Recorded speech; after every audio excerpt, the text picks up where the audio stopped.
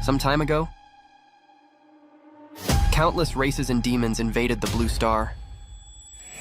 And there became the battlefield of the Super Era. Humans began to awaken abilities. And to ensure survival, several lines of defense were created.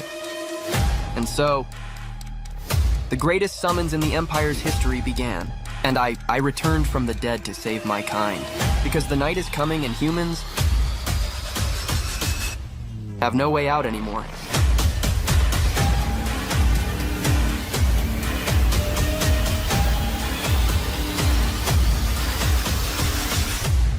I am ready. Even if it means bearing 1,000 curses. After 1,000,000 years, countless races and demons invaded the Blue Star, turning it into the battleground of the Super Era. At the beginning of the war, humans also awakened abilities and attributes. But as they were few in number, they were at a disadvantage. Humans then used bombs and nuclear weapons, managing to build only 10 lines of defense and barely withstood the attacks of the 1,000,000th year. During these 10 years, 2 human defenses had already fallen, and the defeat of the race was getting closer. In a desperate situation, humans could only resist the attacks of the 1,000,000th year with what they had. According to statistics, since the beginning of this war, more than 1,000,000 soldiers from the front line of the AOH, Eastern Human Alliance, had already died. Now, with weapons running out and the increase in attribute carriers, countries are starting to rely on them to support on the battlefield. And so, in the 1,000,000th year, the largest call-up of the Hua Empire began. In the business city of the Eastern Alliance's northern border, we heard about a young man named Chen Guohai, who at just 19 years old was killed on the 10th defense line against the 1,000,000th year. He was a level 2 electrical attribute carrier and died fighting a rotting giant. In addition to him, there were photos of several people, including another young man of 22 named Su Li from the 9th Defense. They had all died fighting the great enemy, and at that moment, all those who had died on the front lines last month were being honored. Speaking was the veteran mayor, and he emphasized in his speech, "These are our comrades and family, our brothers and sisters, and also heroes of our city." The emotion was so great that when mentioning this fact, the mayor kept his eyes full of tears, and his audience was also all crying. It had been several months since the 9th defense line had fallen, and if the 1,000,000th year continues to advance in this way, the business city will be one of the first to suffer, and against that, no one has a way to escape. The mayor, in front of a large audience of young people, informed that the AOH was currently launching a counterattack along with more than 1,000,000 attribute carriers, and then he asked, "What will you, young people of the business city, do?" With tears in their eyes and filled with inspiration, the young people shouted with all their might that they were going to defend their lands, mountains, and rivers, and with that, everyone in that place vibrated with a goal: to enlist. Quickly, a line of young people formed, all of them excited and feeling brave to enlist, to finally put an end to these damn creatures. And in the midst of them, there was our protagonist, a young man who to us is still as mysterious as his expression amidst the chaos of the place. All the young people raised their forms to receive the enlistment stamp, and so, with each name called, the line dwindled until it reached our boy.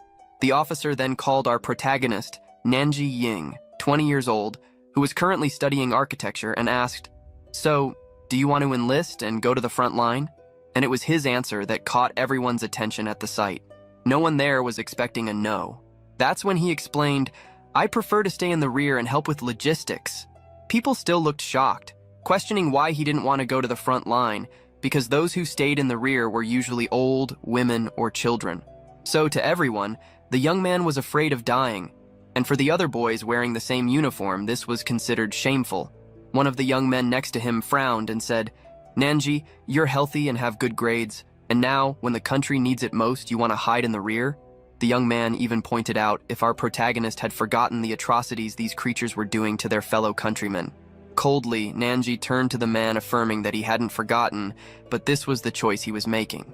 Another student shouted, "Hey, aren't you still the Nanji who saved colleagues during the wave of beasts? Are you afraid to join the fight for the country's survival?" But our boy couldn't take any more comments and put an end to it. The slightly older man suddenly appeared and emphasized that this wasn't something mandatory. It's more a matter of personal will and sense of responsibility. He then took the paper with Nanji's information, stating that he could stay in the rear, but that would be a real shame because the grades were really good. "Take the paper and get out of here," said the man with a suspicious look at the protagonist. And so, he left with several judgmental glares and insults from all the young people at the site. To the students, it was because of people like him that the human race was in this situation. And even leaving them behind, you could still hear them cursing him as a coward. The next day, several helicopters flew overhead in the sky following a convoy of troops on the ground. The soldiers were all excited, shouting war cries and motivational phrases. "Who said we are defenseless? As long as we unite, we will win. Because defending the homeland is what matters." They shouted this, and wherever they went, the bravery and courage of everyone infected the other citizens there. Amidst this chaos, our protagonist was lurking, observing the movement of the population for those who believed they were the true heroes. Then, he sighed heavily as he saw the main news on his phone. One of them spoke of the largest attack in AOH history, but right below was a piece of news about him. The recruit from the business city who refused to enlist. Within these news articles were several comments from various people, and he read each one of them. There wasn't one that didn't call him a coward, but the phrase that hit him the most was, "The real heroes on the front line are carrying the weight for you." Nanji had already thought about this. He agreed that everyone was a hero, but to him, this battle was like a moth heading towards the flame. What good would it do to gather 1,000,000 troops if they still underestimated the enemy? That's when he revealed, "In my past life, just like them, I enlisted early and went to the front line. In the end, I ended up joining the battlefield headquarters and became a respected tactical commander. While humans retreated, I used my life to explore the 5 great talents, and eventually, I put the 5 talents into myself. If the 5 talents reached their maximum level and were combined, our protagonist would change the course of the war." However, before he could finish his plan, humans were defeated, and he died at the hands of the most powerful in the 1,000,000th year. Nanji couldn't accept it, because if he had maximized his talents earlier, he could have protected humans. In the present day, Nanji was sitting on a park bench, surrounded by the heavy snowfall. For him, the reason for his return was due to his determination or just destiny, and the talents he had previously placed in himself were also brought back from the past, exactly as they were. About the 5 talents. The first was the talent of taming beasts. In addition to taming them, he could control blood and increase strength. The second was the elemental talent, which could summon forbidden elements like fire, water, thunder, among others. The more elemental points consumed, the stronger he became. The third was the berserk talent, which reveled in death. The more deaths, the more amplified his madness, becoming a berserk at the extreme of murderous fury. The fourth was the formation talent, where various formations could be used continuously, having infinite power. And lastly, the undead talent, with the power to resurrect and control the dead from the underworld. The greater the consumption, the stronger the invocation. Nanji's biggest problem was that leveling up these trees required a mountain of origin stones and time. However, our protagonist was certain and convinced that if he could maximize the 5 talents and plan this fight from a distance, even if all human defenses fell and he was the only survivor, he would still fight against the 1,000,000th year and thus protect the human race. Therefore, now it would be futile to go to the front line, as he wouldn't be able to do much and wouldn't obtain the necessary resources, so it would just be a waste of talent. Nanji wanted to quickly obtain the origin stones to put his plan into action, so he decided to go to the test arena, as there were many mutant beasts there, and he could get what he needed to improve his talent tree. Our protagonist headed to the test station in the rear of the business city. At the location, some people were working, pushing a dump truck to a truck, commenting on how unexpected it was to prepare the arena for attribute carriers, and since the young ones had already left, no one would be using it at the moment. They removed some bloodied bags from a truck, affirming that killing the bodies of mutant beasts and then using them to supply the soldiers on the front line had been a great idea. One of the women even said that this was a contribution to the country. However, a woman with crutches asked for attention and care so that she wouldn't get hurt, but with a tense smile she affirmed, "Don't worry, these scratches are nothing. The important thing is not to delay the soldiers' supplies this month." Another woman lamented the fact that they were aging and, as a result, could barely hold the knife and steel. The mutant beasts were strong and voracious, which could only be faced one at a time. The girl named Xiao Liu looked at her crutch with a sad expression at that moment.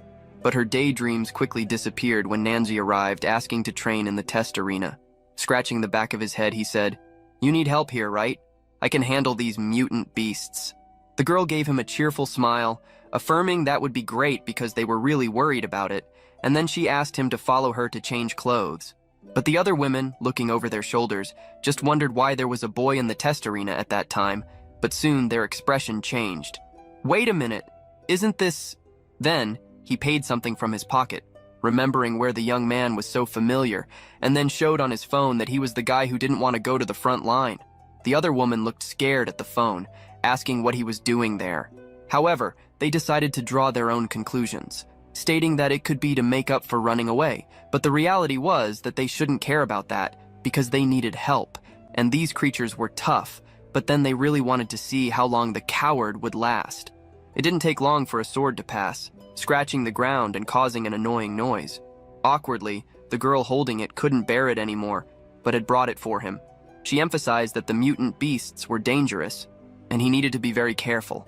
Holding the sword, Nanzi thanked her for her concern and headed towards the gate opening, leaving Xiaoliu a little more at ease as now they could pick up the pace. With a shy face, she admitted that the young boy didn't talk much but was very cute. The old woman, noticing this, asked her to stop sighing, revealing, "He may be cute, but he's still a coward. He's that Nanji who didn't want to go to the front line." But realizing who he was and seeing him move forward, the other woman asserted that he wouldn't have the strength to deal with the beasts and that he would easily give up. When the door opened, plunging everything into darkness, leaving only his shadow visible, the system quickly informed him that he had selected the Class A test and that none of his previous tests had been found. Nevertheless, our protagonist confirmed the start of the test. Then, the room that was dark turned red while the system continued to prompt him to be prepared. Seeing one of the doors open, bringing with it smoke and mutant beasts, he knew that night had fallen, and humans no longer had an escape. Now he needed to be ready to be the shadow of the night defending humanity. The beasts were surrounding our young boy, all with thirst and a desire to devour him, and even if it meant carrying 1,000 curses with him, he was ready. Nanzi closed his eyes, sighed, gathering all his willpower, and when he opened them, he was transformed, resembling a Sharingan. He raised his blade, waiting for them all to come a little closer because there he would begin training the talent of taming the beasts. Nanji had begun his training in the testing area after the invasion of the 10,000 races. Many animals underwent mutations and evolved due to the spiritual influx. In Nanji's past life, besides facing the 10,000 races, he also had to deal with mutant beasts. The avian guard is an example of this. It possessed incredible muscle memory, but its weak point was behind the head. Nanzi began to strike blows, trying to hit exactly where he could easily kill it. In a short time, 2 of them fell, allowing him to extract a source stone. Nanzi recalled the talent enhancement mechanism from his past life, believing it would be the same now.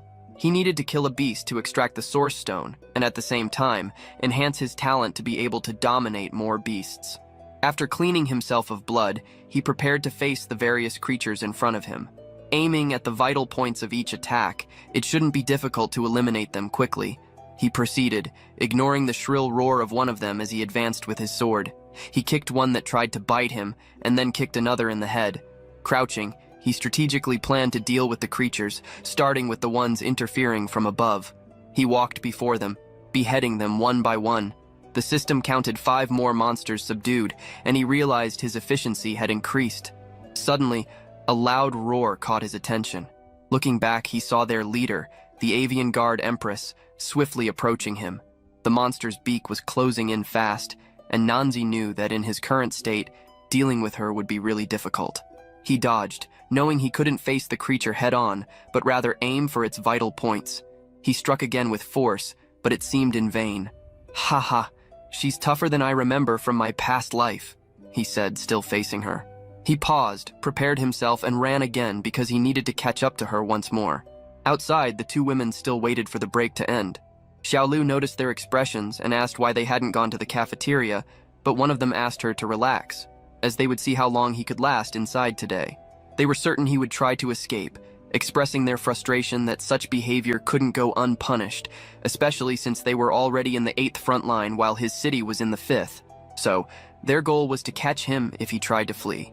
Xiaolu, between the two, knew that the Class A test wasn't easy, but shortly after, the system announced that participant Nanji had won, and the Class A test had been completed.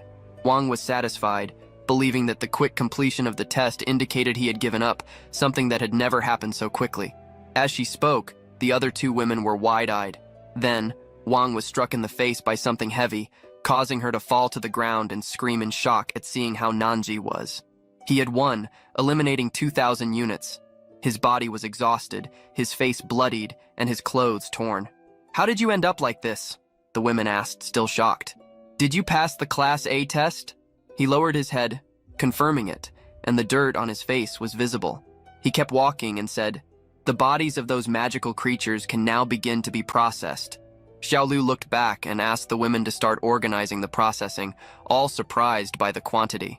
After some time, the sound of the shower was heard, along with Nanji's thoughts aloud. Under the shower, he thought, "The speed is more or less. The experience I need to level up has more than doubled.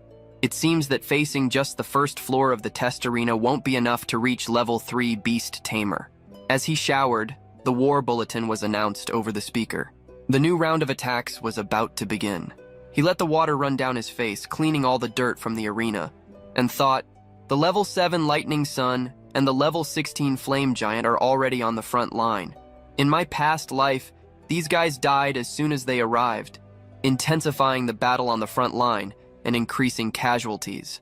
The 8th defense line won't hold for long." Turning off the shower, Nanji knew he needed to pick up the pace because he was now racing against time. He couldn't rest because he needed to go to the second floor of the testing arena right away. Meanwhile, the process of the beasts' bodies was underway in the arena, and Aunt Wang commented on her doubt about Nanji passing the test. "But did you see those injuries? It will take a lifetime to recover," the other woman with her commented. She affirmed that he gave his all and that the Class A test wasn't for just anyone. Annoyed, Wang observed that wanting to do everything at once was pointless and that it was better to take it easy because with so many injuries, no one would know for sure how many days it would take for him to recover. While they were talking, Nanzi appeared again, dressed in new clothes, ready to start another round. The girls were embarrassed and tried to speak more quietly, but Wang shouted, "Hey, haven't you finished the first floor? Why are you here?" He replied about his goal and passed by, leaving Wang intrigued. "Second floor?" The surprise came late. "With such severe injuries, why do you want to go to the second floor? Are you crazy?" He didn't pay attention and continued to follow until he found Xiaolu, who welcomed him and explained that the second floor only had large beasts. She suggested that when he got better, they could find help to defeat them there. However, he took his blade, thanked her again for the concern, and assured that he was used to doing everything alone. Wang didn't miss the chance to shout, "If you're so skilled, why didn't you go to the front line? Why are you hiding here?" To Xiaolu, the young man's behavior now seemed very strange. He always seemed fearless and wasn't the type to flee danger and hide. Thus, Nanji began the Class A test on the second floor. As he opened the doors, the mutant beasts concentrated, ready to attack him. He felt that the floors were quite different and that the pressure on them had increased significantly. Nanzi was so fast in his movements that he left only red trails, but one of the minotaurs hit his back, throwing his skin. Several bloods began to spurt as since the beasts are within my control range, all I have to do is dominate them, and the problem is solved. He walked towards them, activating his tamer talent, and in moments they were all surrounded by the red aura emanating from him. They roared loudly at his command, but soon all the minotaurs enchanted by his power fell to the ground, and he, with his heroic pose, stated, "This time they will behave. Oh yes, they will. And I will keep killing them until I reach level 3. 3 days had passed, and in the training camp, all the people who processed the meat were working hard due to the amount of supplies they had acquired in such a short time. In the distance, looking exhausted, Nanji was sitting, reflecting that everything he had done that day had been enough. He was already at level 6, with a total of 12,000 beasts killed. In just 3 days, he had done much more than the front line. With his talent level increased to 6, Nanji was certain he could go into the jungle that night. There was a place where even a level 5 skill holder couldn't easily escape. The beasts rarely attacked the city directly because of the threat of firearms and super skill holders. But taming those beasts was the key to their strategy against the 10,000 races. An old man approached him and asked, "Do we need to work overtime today to move another batch? We can work overtime anytime to send supplies to the front line." However, Nanji stood up, saying he didn't need to because he needed to leave early today, which was certainly seen by Wang as a sign of giving up. A man at that moment raised his voice and said, "Even though he chose to stay behind, our test tower's progress has increased greatly thanks to him. I think that guy is doing really well." Wang didn't like the man's defensive interference and claimed he wasn't even talking to him, but to Nanji, all that talk made no difference, and nothing affected him. As he was about to leave, Xiaolu called out to him and said, "We've caught up with the test tower delay. You can probably take a break now. You've been working hard lately." He smiled, thanked her, and then informed her that he needed to go. Awkwardly, Xiaolu wished him a good rest and said she wouldn't hold him any longer. After a while, at the large defense walls, several trucks were passing by. A man yelled, "Make way, don't block the road. We have wounded people from the front line and they need medical care." And so some trucks broke through the blockade set up by various people. Our protagonist noticed all the commotion and, seeing the number of wounded being taken to the city of Ye, in the 5th defense line, suggested that the situation at the front line was not good. Two women who were passing by pointed to the sky, all happy, saying, "Look, rockets. Wow, it looks like we're gaining an advantage." In the sky, 2 rockets passed by, and when our protagonist observed this situation, he knew it wasn't a matter of gaining an advantage because the situation was critical and needed long-range support from the rear. He knew that the collapse of the front line was not far off. Some time passed, and our protagonist put on a protective mask, strapped his sword to his back, and equipped himself differently, stating, "There's no time for distractions." Everything indicated that he headed towards a place where snow was falling heavily. Meanwhile, elsewhere in this world, a convoy of trucks was making its way, but one of them had to stop at a very dangerous location due to a breakdown. One of the passengers got down to check and discovered the problem. A woman inside one of the trucks suggested leaving the vehicle there and resuming the journey in the morning since there were many mutant wolves around, and the priority was to ensure safety. The man agreed and mentioned that he would get the gear and pay for the ride with her, but suddenly saw something running towards him from afar.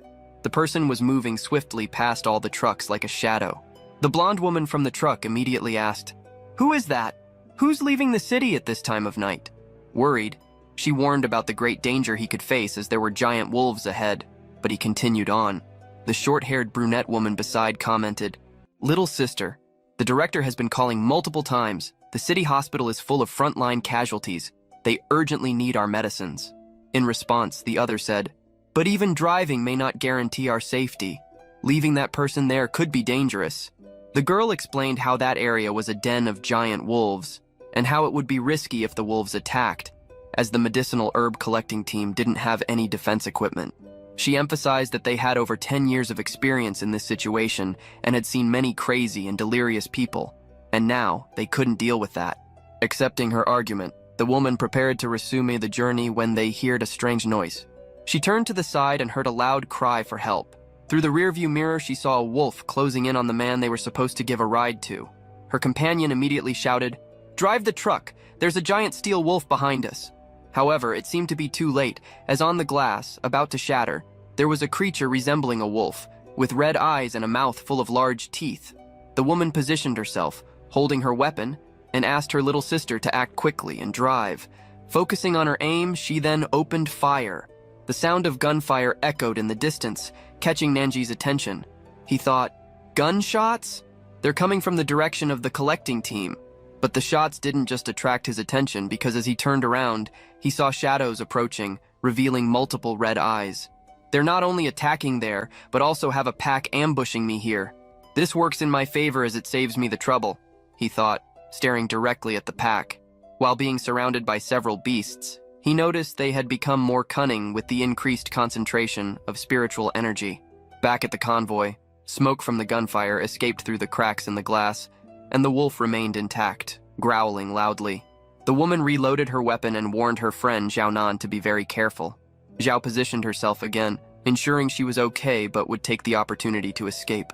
Next to our protagonist, he wielded his sword against the attacking wolves, realizing that the alpha wolf was on his side there. "If I deal with the pack, the medical team can be saved," he thought. The alpha wolf was even more intimidating, with a single horn in the middle of its forehead, even redder eyes and steel teeth, advancing towards Nanji. Bravely, he positioned himself, saying, "Since the boss has shown up, our battle must begin." He activated the beast-taming talent, and a strong blue aura spread throughout the environment, beginning to hypnotize the wolves. The blue aura enveloped the creatures as if disciplining them, but one with still red eyes maintained its own will, growling defiantly. The aura concentrated on a tree in the center of the ice, and the blue light extended like a tunnel towards our protagonist, while the alpha's eyes fixed on him. Nanzi was surrounded by the blue aura as he recited the words, "Shoot the horse before the rider, capture the king to subdue the servants." The blue aura began to intensify, like a rising mountain, throwing debris into the air. Some wolves were thrown as if carried by a wave. Nanji's priority was to tame their leader, who now stared back at him. Gathering energy in his hands, he leaped toward the wolf, exclaiming, "Steel Wolf King, be tamed!"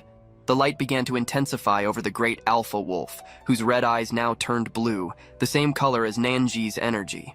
As the alpha was tamed, the other wolves bowed in reverence to their new leader. From afar, it was visible as a complete aura of a tree, commanded by Nanji. Meanwhile, in the convoy, the gunfire didn't stop. The woman urged her friend, "Drive! Quickly, let's go!" As Xiao tried to maintain control of the truck, she pressed the accelerator, but something was wrong.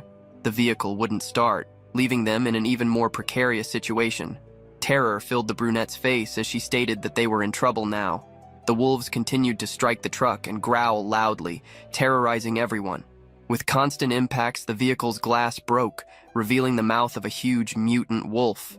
Fearful for their lives, the two women saw the creatures invade the truck.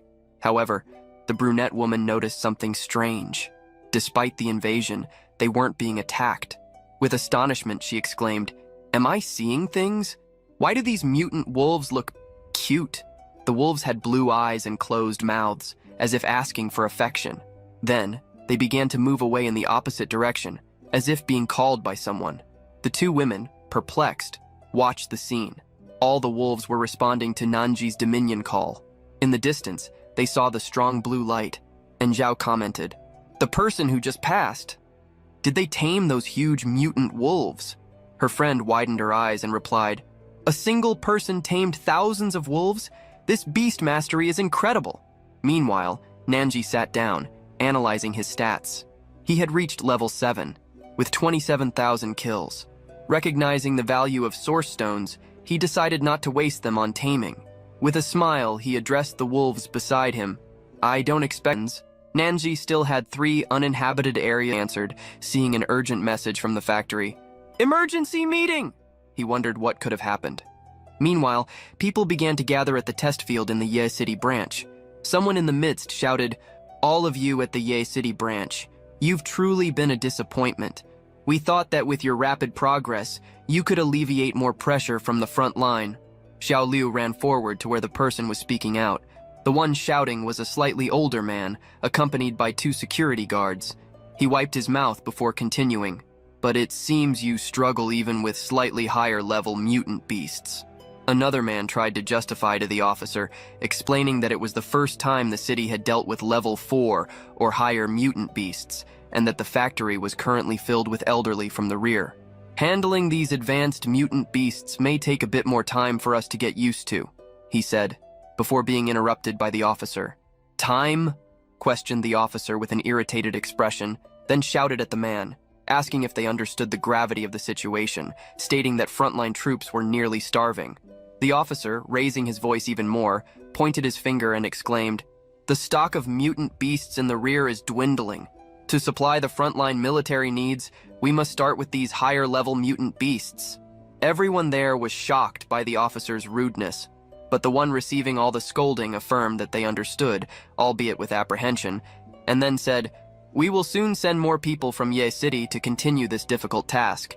However, the officer no longer felt there was a need for this, as he had monitored the Ye City branch for part of the day himself and knew none of them were of any use. It was then that he asked, "Still want to do this?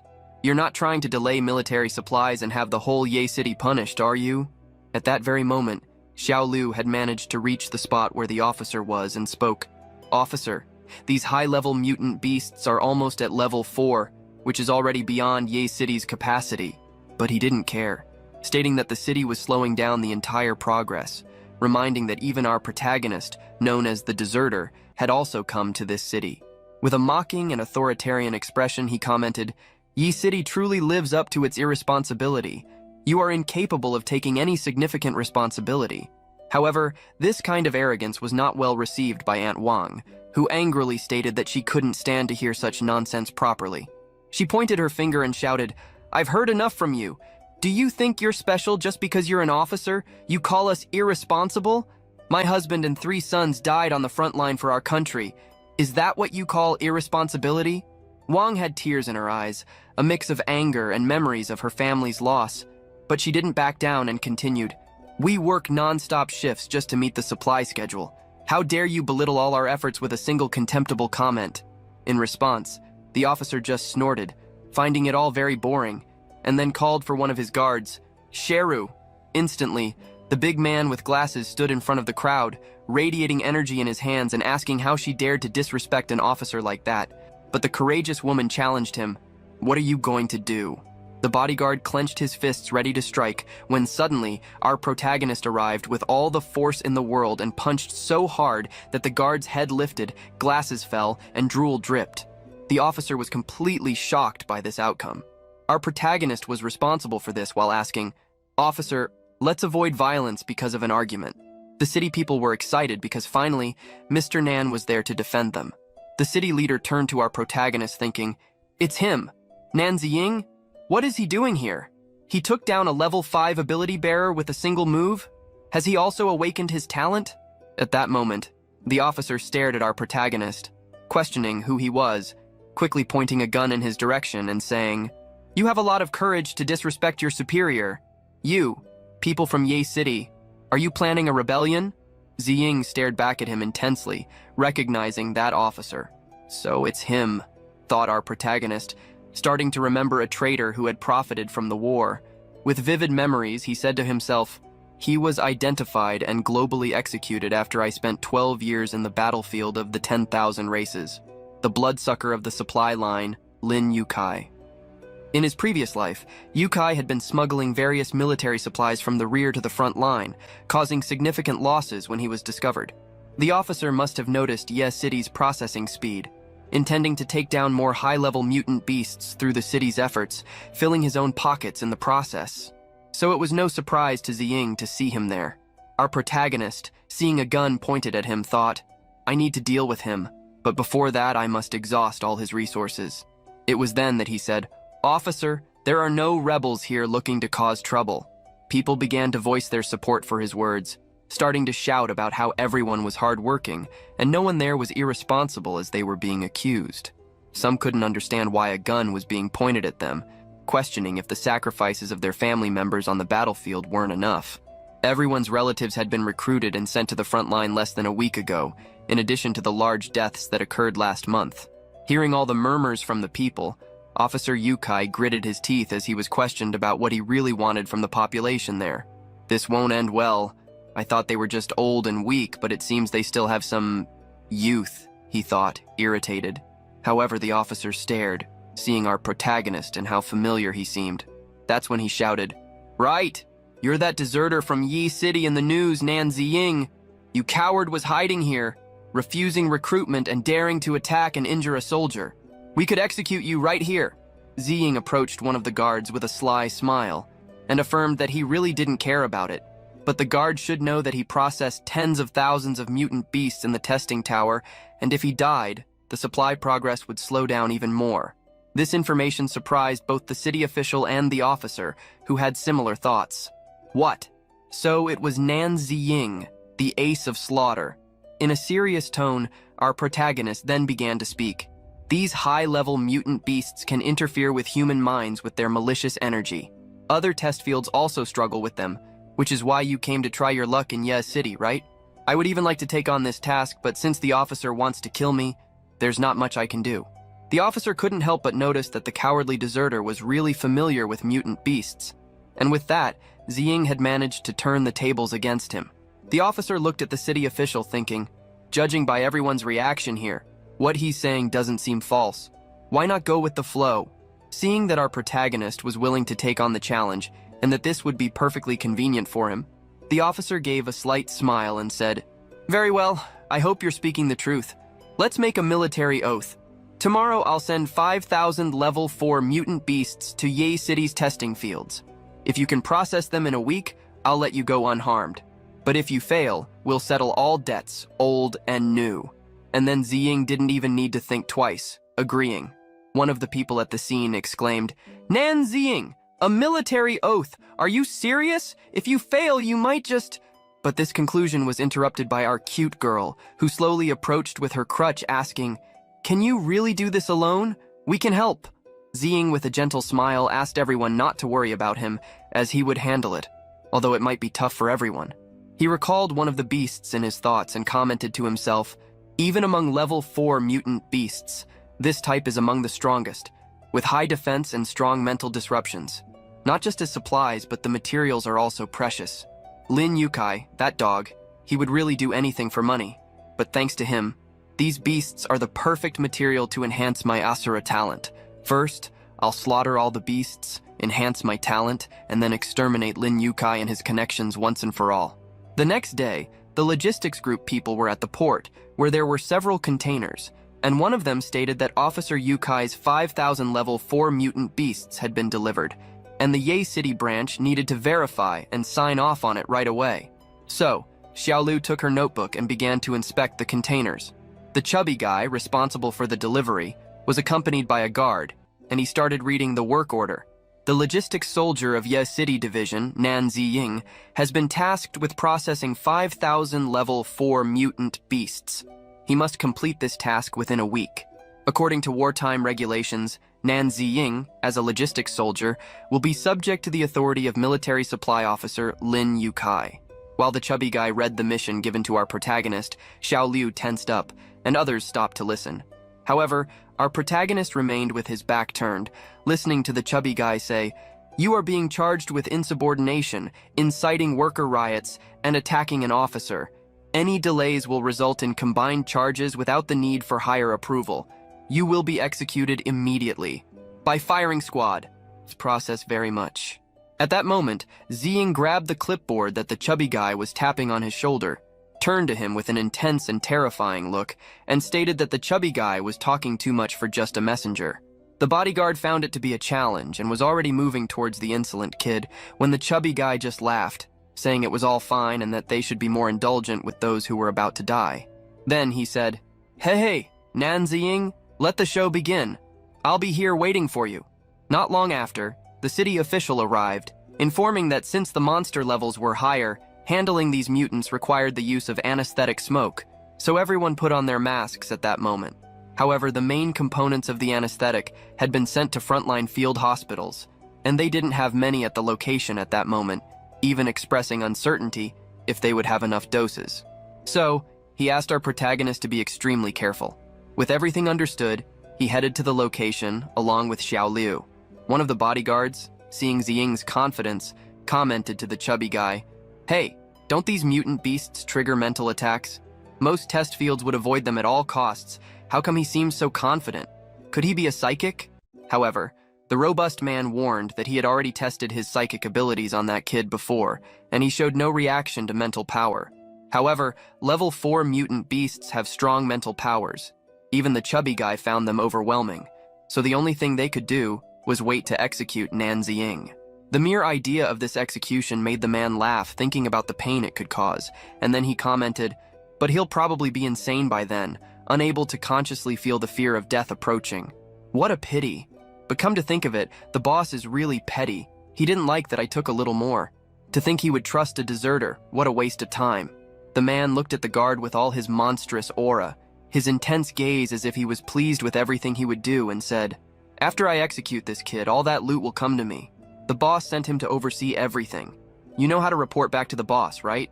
The bodyguard, understanding the whole situation, assured him that he would faithfully report everything that happens there. While this discussion was going on inside, our protagonist was in the testing arena, observing the various red eyes of the monsters, exactly as expected from level 4 mutant beasts. Even when physically immobilized, their mental power was still formidable. He stared at them for a while, until his calm gaze turned surprised, even a hint of tension appearing on his face. Not bad, he thought. He stood before a large skeleton image that was bigger than him, and recognizing that the beasts could conjure such vivid illusions, that image opened its mouth and let out a loud scream that suddenly materialized into a skeleton. It lunged at our protagonist, who instinctively dodged, completely surprising it. That image dissipated into red smoke, revealing the monster responsible for the psychic power. Ziying hurled his sword at the monster, and amidst the illusions, our boy slowly approached the monster.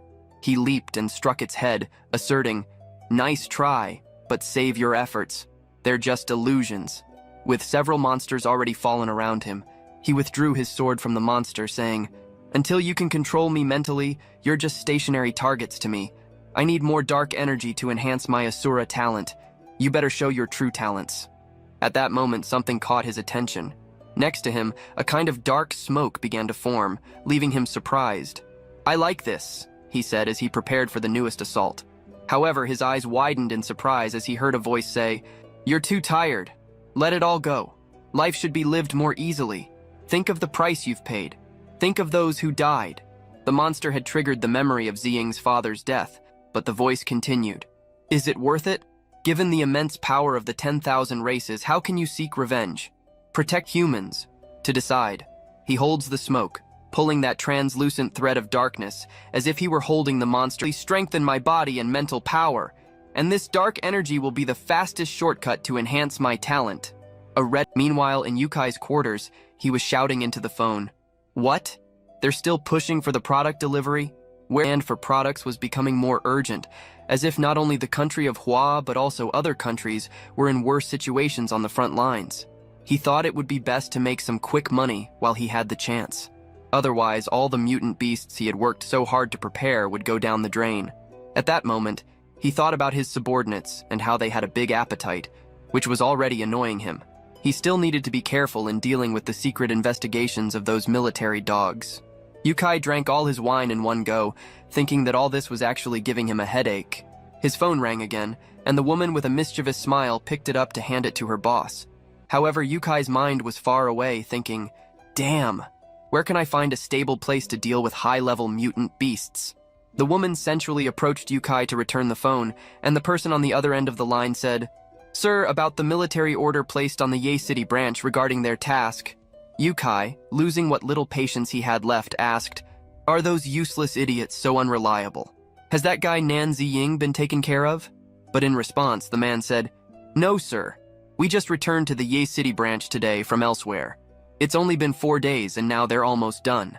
At that moment, Yukai remembered when Xiao Liu had stated that these high-level mutant beasts were almost at level 4, which is already beyond Ye City's capacity.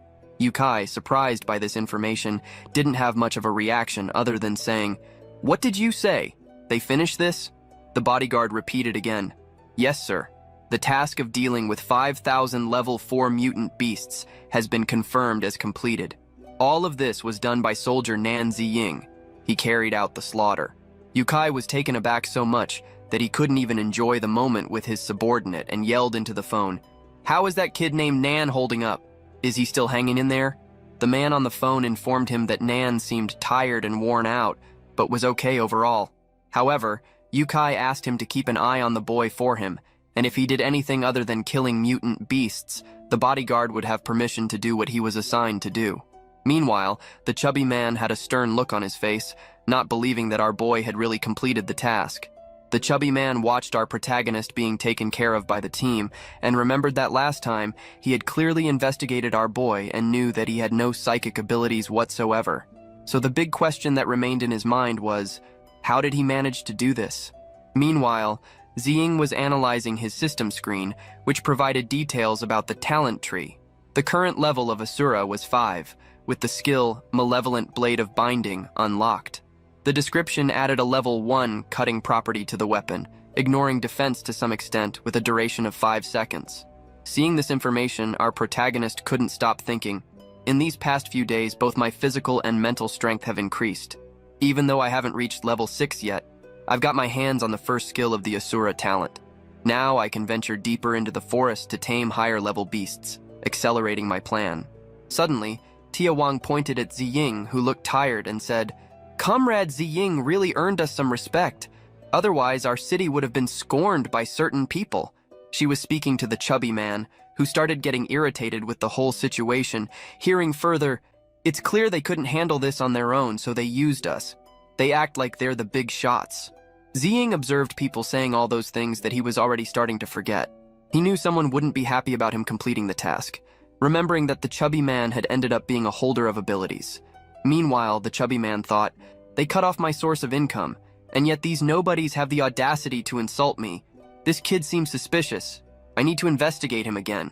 At that moment, the bodyguard touched his shoulder and said, "Hey, you forgot. As long as he can complete his tasks, we don't care about the means. You're going against the boss's rules now. You know the boss's methods. Even if something seems suspicious, we should wait until the boss is done using him before getting rid of him. And there's a lot of residual mental power from the monsters here. You'll be interfered with if you act hastily." Still dissatisfied with it all, the chubby man just ordered to end the nonsense because he would personally report to the boss when the time came. At that moment, the chubby man was so irritated that he started emanating an aura toward our protagonist, who instantly sensed this presence. "It's a trick from the psychic ability. Is he trying to attack my mind? Too bad you miscalculated." Ziying knew this could be the perfect moment to test his Asura abilities. So, he allowed the invasion into his mental system, which left the chubby man completely surprised. He found himself in a dark place, as if there was only water below him. But, what's going on here exactly? He thought as he looked around. After invading someone's mental system, I should be able to see mental entities. Why can't I see anything in this total darkness? It was then that he turned around, seeing something that left him perplexed. A voice was heard calling out, "Hey, over here!" It was like a living flame that formed the face of our protagonist. The flame was much larger than the chubby man, who was astonished when he realized it, saying, "Mental entities condensed from dark energy." Still surprised, he asked if that entity also had psychic abilities and what level of skill it possessed, because he had investigated before. So how could it have increased so much in such a short time? It was then that the man, filled with rage, and shouted, Who the hell are you?" But that fiery figure started laughing, asserting that it didn't matter who he was, and turning the tables, questioned him, "Weren't you the one who wanted to spy on my mental world?" It was then that energies began to emanate from him, and the chubby man realized there was a high level of dark energy in him. Unable to withstand so much power, he begged, No, please spare me. Spare." But our protagonist's mental entity only wanted to put on a good show for him, so it exploded, blood splattering everywhere. Outside, people started to realize that something was spiraling out of control as they heard the chubby man's screams. He kept shouting, "All of this is mine, and the money is all mine too. Don't even think about taking a cent from it." He was truly unhinged, running in circles, saying, "Lin Yu Kai is an idiot. I could have handled all of this by myself. Yes, I could handle it all alone." Tia Wang was confused by the man's actions, thinking, "What's going on? Is the pressure of being a leader that intense? No way. Couldn't he handle just a few sentences? I won't be held responsible, right?" The chubby man was still in a frenzy, shouting in every direction, "Die! Anyone who dares to touch my money dies." It was then that the bodyguard thought he might be influenced by the mental power and had simply gone mad. The man needed to do something, because if he continued like this, he would tarnish the boss's reputation. The bodyguard snapped his fingers, preparing to take action, and then delivered such a strong punch to the man's face that blood immediately spurted out, shocking everyone and leaving them surprised. The bodyguard turned around, blood still dripping from his hands, and said, "Sorry for the disturbance, folks. He was influenced by the mental power of the monsters. He could have hurt all of you, so I had to take him out." The bodyguard approached our protagonist and saw him still unconscious. Analyzing the whole situation, he thought, "He passed out.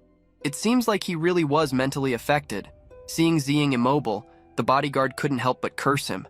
Now he needed to report the chubby man's death, and also inform that this kid couldn't be of any more use. Then he turned, leaving everyone in the testing arena, and said, "Someone will come to sort things out here. Everyone else, keep up the good work." Ziying maintained an unwavering smile in his mind as he looked at his current level of Asura ability. He had just reached the 6th level. Gradually, Ziying began to open his eyes and slowly started to see Aunt Wang and landlady Xiao Liu, along with the others, happy because he had finally woken up. One of the excited women commented, Mr. Nan is awake! Everyone, come quick, he's awake! Ziying got up, still feeling a bit dizzy, and holding his head, wanting to know how long he'd been unconscious. It was then that landlady Xiaolu replied, "You've been asleep for over 2 days." Aunt Wang didn't want to worry him with too much, so she was just happy he had woken up and asked everyone to return to their tasks, or they would never finish things on time. However, Ziying couldn't help but worry and soon asked, "Has Lin Yukai sent more mutants?" Wang, with a downcast expression, affirmed that no, and that half of the branch employees had been withdrawn to help in other factories and in the military needs of the front line had doubled. Ziying was surprised as the woman continued to explain. The battle on the 9th defense line ended, and humanity was pushed back to the 8th, completely defeated. The situation is extremely serious. Whether on the ground or in the air, our troops stand no chance against the mutants of the 10,000 races. The expected leader of level 7 ability holders, the Son of Thunder's punishment, barely survived with a missing arm, and the powerful level 6 ability holder, the Giant of Flames, made the ultimate sacrifice for our country. Ziying seemed surprised. Even knowing that defeat was inevitable, he always hoped that something could happen. He never thought the collapse would come so soon in his life. Wang approached our protagonist, who was still lying down, and said, "Oh yes, Ziying. Regarding the conflict among the officers during the special mission 2 days ago, the superiors have already made their decision. They said the officer who was killed was influenced by a monster's mental manipulation. Our test grounds are completely blameless." But her aura shifted the atmosphere as she, a bit more serious, commented, "Compared to what I just mentioned, what is to come is even more crucial." Surprised, Ziying wanted to know what else could be looming. That moment was interrupted when Xiaolu entered calling for him. She seemed happy, as did the others accompanying her. She held a paper in her hand as she spoke.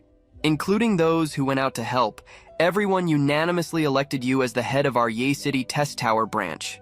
Then, the paper she held in her hand was an appointment letter, and she handed it to him, stating that this was the official appointment from the superiors. This left him a bit flustered, but soon Aunt Wang, with a kind smile, said, "Ziying, this is everyone's recognition for you. Your Aunt Wang here has offended you a lot in the past, so please, you'll have to put up with me from now on." "All right, we can't keep calling you Ziying. We should call you Chief Nan Ziying." No, that's not right. It should be Chief Nan." And so, with shining eyes, Xiaolu called him Chief Nan, as did the others, affirming that everyone would work hard and always give their best. However, Xiaolu approached with a more serene look and informed, "But the leadership tasks are much heavier than before, with our team reduced by half and the need for military supplies doubled. How many of us will be standing after a month without eating, drinking, or sleeping?" It was clear that Miss Xiaolu was concerned about these issues, so she asked, "Chief, you decide. How should we handle this workload?" Ziying remained seated, still analyzing his talent tree and thinking, "Our workers' efficiency won't change much, so it's all on me now. With mastery of level 7 beast control, level 6 Asura talent, and proper use of beast taming abilities, along with some attribute cutting techniques, efficiency can be doubled. This way, even with regular shifts, the new tasks won't affect the schedule. And with this chief position, dealing with Lin Yukai after draining his resources just became much easier." His reverie was interrupted by Xiaolu's complaint, who indignantly said, "The task is completely unfair. We have to appeal to the leadership." However, Ziying asked her not to worry too much because he had already come up with a solution, which surprised everyone. Then, he began to try to get up, prompting Xiaolu to approach and say, "Chief, I know the pressure has been immense since you took office, but your body has just recovered. You can't be as reckless as before." But these warnings were of no use. His 2 feet firmly stepped on the ground, and he stood up, saying, "I know everyone is concerned about my health, but trust me, we can complete this task." This attitude filled everyone with hope and confidence. Everyone believed in Ziying's leadership. It was then that everyone encouraged each other to get back to work and make up for lost time. But just as everyone was supported outside the hospital, wondering where they had gone, without waiting, Ziying felt the pressure of a gun pointed at his head and a woman saying, "Bold of you to chase after me. You really have a lot of courage." The situation was a bit complicated for him. The woman was blonde and was threatening him. "From now on, don't take another step. I asked Lin Yukai and his gang that question." But the woman continued to insist, "You're not an accomplice? Cooperating with them? Answer my question seriously."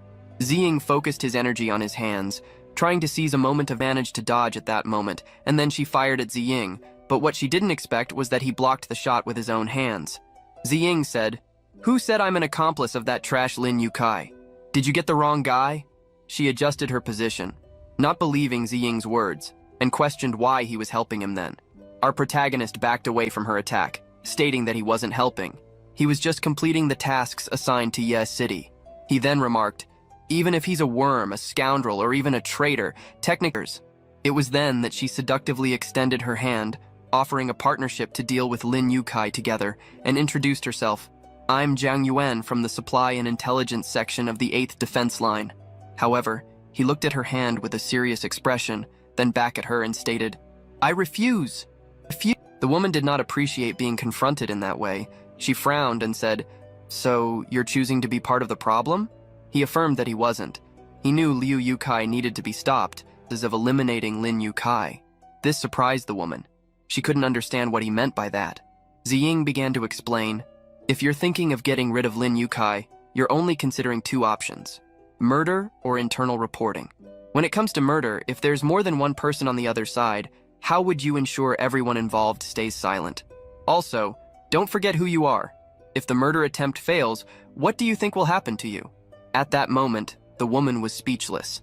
All she could do was watch. And humanity has just suffered a new defeat. If rumors of fights over supplies leak out, outsiders will interpret it as discord within our ranks. This will inevitably trigger a chain reaction, throwing the entire rear into chaos. In Ziying's mind, he could vividly see people trying to flee with their belongings. The woman placed her hand on her waist, took a deep breath, and sighed. She didn't want to say anything, and only grumbled a bit. Then she looked at him and asked, "What do you think we should do?" It was then that Ziying affirmed that he would take care of it. Of course, the woman was astonished. "What? You?" Then she approached Ziying, touched him with her finger and said, "Rest a bit, okay? Don't think I don't know who you are. You're just a deserter, and I can't even deal with them. Yet you..." Not wanting to take this insult lightly, Ziying interrupted the woman by activating his aura in his hands. Then, his eyes turned black, and his body emitted a reddish glow as he said, "Are we not fighting right now? Maybe I didn't say much a week ago, but now, what are your chances of defeating me?" She looked at him, startled by how unusual his reaction had been at that moment. It was then that she thought, "A week ago? Hold on." Zhang Yuan began to recall the information she had about him, from the moment of his desertion and choice to stay in the logistical rear, to the time he was in military supply dealing with mutants. That's when an idea clicked. Could it be he has the ability to continuously strengthen himself? Then, Ziying noticed her immersion and interrupted her. "All right, I've said all I can. You're a smart girl, so don't act rashly." He looked at her intensely and asserted, "That trash Lin Yukai, I will take care of him." Zhang Yuan looked at him and laughed, saying, "Since you're so insistent, I'll reluctantly agree to your request. But in this matter, success is the only option, understood?" And there they made an agreement, with Ziying affirming that he would keep his word. Then he said, "But once I deal with Lin Yukai, I'll depend on you for the mutants we need." She was surprised. "What? You need more? How many mutants do you really need? Your current strength wouldn't be considered weak even on the battlefield. Continuously strengthening yourself but staying hidden. Are you planning something against humanity?" At this moment, she even suspected which side he might possibly be on. However, our protagonist said she was overthinking things, as it was obvious he was on humanity's side, but to drive out the 10,000 races, he wasn't strong enough yet. He turned to her before bidding goodbye and then waved, giving a farewell. She stood still, feeling the wind in her hair. She found our protagonist a very unsettling figure, but his eyes didn't seem like those of a liar, so she felt she could trust him. A few days later, their group was walking among the containers with the bodyguard and Officer Yukai. Xiao Liu and Aunt Wang were talking about how Chief Ziying had managed to complete the last mission without any problems. They were going to assign a new task to Ye City and hoped for their good work again. Holding the information sheet, Xiao Liu stated that last time, they were all level 4 mutants, but this time they were almost at level 5. Wang emphasized that they had increased the difficulty level again. Then Landlady Xiao approached our guy and said, "Chief, last time dealing with level 4 mutants left you quite injured. What are we going to do this time?" However, our protagonist affirmed that it was fine. He could handle this task without any problem. The officer had stopped to listen to their conversation, and then started laughing, affirming that Ziying was always so straightforward. But then he stopped and thought, this Ziying guy isn't just more competent than that dead fatso, he's also crucial because he doesn't take bribes. And those thorns from the supply immobilization group have been behaving well lately. It's great not to have people causing trouble everywhere. His mind wandered about how much money he could make, imagining a rain of money as he said to himself, with the war going badly, military supply orders have doubled compared to before. It's a divine opportunity to make a fortune, haha. He then put his hand on Ziying's shoulder and said, work hard, and if you need anything, just ask. If you perform well in these upcoming batches of tasks, I, Lin Yukai, will be willing to personally award medals to Chief Nan and his team. Then, Ziying raised his hand and shouted, Aunt Wang, everyone to your stations, let's work! And so everyone followed as Ziying instructed. This batch here, send it to the first floor of the Judgment Tower. Hey, pay attention, these are level 5 mutants. Send them to the second floor. Observing this, the officer noted that the working atmosphere in Ye City was very comforting, but soon assured that he wouldn't bother them anymore, seeing everyone getting busy, and then bid farewell. Ziying, seeing him off, smiled, thinking, Lin Yukai, all these things you've been hoarding, they're all nourishment for my talent upgrades. Ziying was already within the testing area, and his whole body enveloped in a crimson aura, with his eyes modified and his whole demeanor different. He activated Evil Blade Alloy. Taking his sword and heading towards various monsters, he swung his sword and then activated the ability, starting the process of increasing his capabilities with each kill. While our protagonist battled monsters in the arena, news reached him every day he entered that room. On March 20th, at the 8th line of defense in Eagle Land, there was a brutal battle that lasted 4 hours. Over 800,000 soldiers fell, 50,000 died, resulting in the collapse of the defense line. On March 22nd, the 8th line of defense on the northern glacier crumbled, and the 10,000 races invaded the homeland, resulting in the death of 600 soldiers. On March 24th, the 8th line of defense on the southern glacier faced the Steel Massacre race, and in just 1 hour, 500,000 soldiers were completely annihilated. On March 26th, the 8th lines of defense in France and the nation of Kawasaki collapsed completely in just half an hour. But no one could think of anything other than annihilating the 10,000 races. After all these events, his moment arrived. His crimson aura still circulated through his body and sword, like a mere spark about to unleash all its power. It was after defeating numerous monsters that he was finally able to release the full strength of Asura Returns. His max-level ability granted him a new appearance. It seemed like fire had consumed part of his clothes, leaving some parts of his body exposed and his hair completely spiked. The energy was so intense that everything around exuded this power, with the wind swirling and blending with the red and black of the environment. This was the hell on earth mode. There were still some creatures that dared to face him. Wolves that growled and drooled with the sole purpose of tearing a piece from that human. With eyes turned black and pupils glowing red, that moment was perfect for testing the wolves. Our protagonist pointed his sword at the creatures, seeing the number of glowing eyes on the horizon increasing. The tip of his blade glowed with flames, and it didn't take long for a massive strike to emerge from it, hitting a vast area and raising debris all around. From the small mountain where Nan Ziying stood, the damage caused was visible along the path. At that moment, he realized the power he had upon reaching the maximum level of this ability. It's exponentially different from the previous level, he said. Satisfied, he deactivated his ability, making his altered appearance disappear. In the now empty place, only a few spheres glowed in the atmosphere. He murmured, "The source stones harvested these days can now be used to tame beasts. As for Lin Yukai, he will be rich, but without a life to spend it. Currently, only the Eastern Alliance, the United States, and Mao's country still desperately resisted. The Eastern Alliance issued another call for recruits, lowering the minimum age to 16. This information left everyone apprehensive, and our protagonist, already present at the scene, could only think about how the collapse happened too quickly. Even with his powerful Asura talent, he was just one person and knew he needed to plan something quickly. Aunt Wang was startled by Ziying's presence and the fact that he had finished so quickly. It wasn't just her who noticed this, but also Yukai, who arrived at the scene saying, "Chief Nan's efficiency has improved again. I am very satisfied. Tell me, what official position would you like?"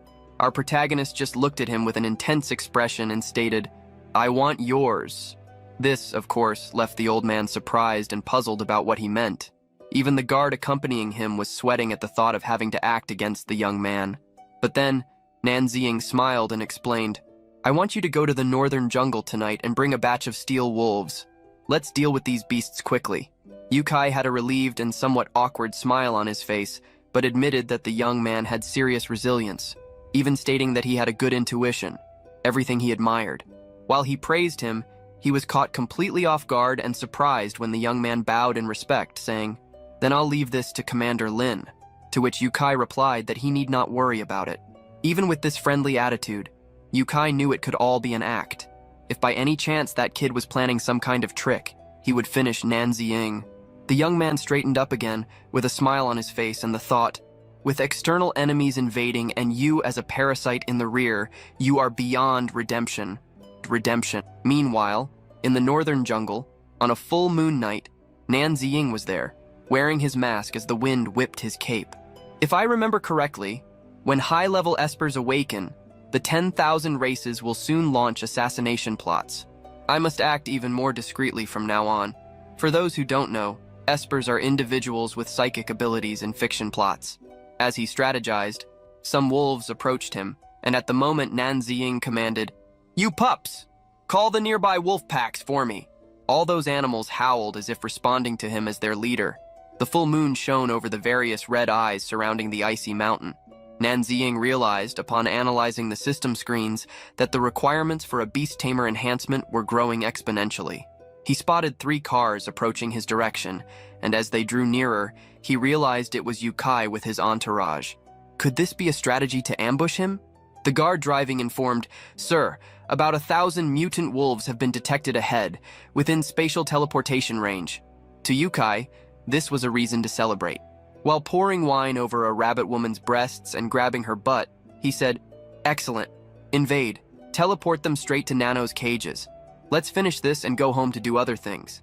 Not long after, a noise caught everyone's attention, putting Yukai on alert and the woman accompanying him scared. "What was that noise?" she asked the guard, who immediately put his head out of the car and was stunned by what he saw. All those wolves surrounded the 3 cars, making the guard shout, "They're steel wolves, an entire pack!" Desperate, Yukai clung to the window, screaming, "How can this happen?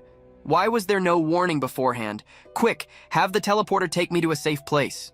However, they faced a problem. The teleporter could only operate within 1 kilometer, while the beast wave spanned at least 10 kilometers. Their only option was to advance forcefully and break through the wolf pack ahead, hoping to find an exit. The guard shifted the car into gear, ready to put his plan into action, and sped off as the wolves pursued them. From a distance, Nan Ziying observed that this was the perfect moment. He looked at the moon, affirming that it would assist them. Then, he leaped and positioned himself in front of the cars, declaring, "Let's tame some wolves and exterminate the pests all at once." Letting a powerful energy flow through his hands to the ground and beginning to alter his appearance, Ziying activated his beast-taming talent and let out a strong shout, "Tame!" All the creatures present were enveloped by this energy, causing them to obey the command of our protagonist. At that moment, the guard inside the car noticed that the wolf pack had stopped and that there was possibly a beast tamer ahead. Yukai soon became excited, thinking this was great. Could he be there to protect them? However, his guard reminded him, "But we've never heard of such a powerful beast tamer emerging from Ye City." Even so, this did not diminish the man's hopes, as he stated it could be a hidden master. He needed to go there and meet him. Perhaps he could even be useful to them. Ziying was still standing in front of the 3 cars. He had just commanded over 100,000 giant steel wolves. The wolves began to howl, displaying their large red eyes and sharp teeth, while Ziying instructed them, "Tear this convoy apart, leave no one behind." And so, the stealthy wolves began to position themselves, causing panic in the guard, who shouted, "Sir, it seems the beast tamer has failed. We are surrounded by the beast wave." Realizing this could be true, Yukai immediately ordered everyone to hurry and unleash all their firepower. The soldiers in the other convoys grabbed their weapons and began firing at all the creatures that were increasingly surrounding them. However, stating, "Too bad you won't have the chance." He grabbed Yukai by the neck, who, unable to breathe properly, tried to call for his guard. The guard promptly told him not to worry, stretching out his hands and generating his purple aura again, intending to teleport him instantly. Nan Ziying, however, was enveloped by his crimson energy and activated Asura Dragon Hunter. This ability was a lethal strike that condensed the essence of Asura, transforming the killing intent into a dragon. In his defense, it manipulated all lower-level mental and spatial beings. The clash of abilities became visible that they had done very well again. As a reward, he gave each of them a pat on the head, saying, "Good boy." They all wagged their tails happily, knowing it was a reward even for their good behavior. After greeting each one individually, he jumped onto one of the cars, announcing that there was a new task for all of them. He turned to his followers and said, "Head to the northern jungle and hunt down some origin stones for me." The pack then howled at the moon, promptly accepting their leader's command.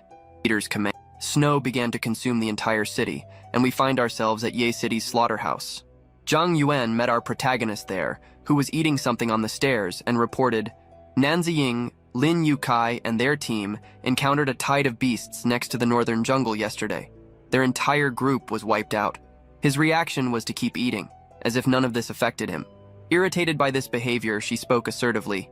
"Did you do this?" Nan Ziying continued eating, but still replied, "Well, I did tell him I wanted some mutant wolves." Zhang Yuan put her hand on her hip, suspicious that he might have another ability, and asked, "Don't tell me you can control beasts too?" Our protagonist put a finger to his lips in a shushing gesture and commented, "Shh, some secrets shouldn't be revealed." This statement left the woman stunned for a moment. However, she turned to the side, closing her eyes, and informed him, "All right. By the way, I've already submitted evidence of Lin Yukai's embezzlement this morning. His assets should be seized soon." Ziying stood up, finding that to be music to his ears. As he was about to leave, she turned to him and with a smile commented, "Anyway, I owe you a lot. How about I buy you a drink tonight?" However, he turned down the offer, using the excuse of the nation's impending crisis, saying he wasn't in the mood for normal activities and continued walking. However, he abruptly stopped and turned to the woman, saying, "But if you really want to thank me, there's another way." The woman was completely embarrassed by this approach, but still asked what the way would be. Our protagonist gave a nod of approval and replied, "I would like to turn this place into the largest slaughterhouse in Ye City, receiving 10 to 100 times more mutant animals than other slaughterhouses." This wouldn't be a problem for her to make a reality, because given the scarcity of frontline supplies, such a request would make the superiors adore her, and then he could certainly count on her. The next day, at Workshop 4 of the slaughterhouse, Ziying was facing several animals. The place seemed flooded. He had crossed with his Asura ability activated, thinking that this idea had indeed been ingenious, because once that place became one of the largest slaughterhouses, he could harvest origin stones from mutant animals much more easily. With the capture of the giant steel wolves, he should be able to organize 1 million mutant animals soon. 2 days had passed, and the system reported that his beast tamer ability status was at level 7. Additionally, other information was provided. He had mastered 100,000 level 5 steel wolves and collected 1,900,000 indomitable origin stones. To reach the next level, he needed 17 out of 270,000 points. In the northern jungle, he activated his beast control ability again, and as his aura completely enveloped them, he instructed them to continue fighting, knowing that the fate of our world rested on his shoulders. Facing his wolves, he summoned them.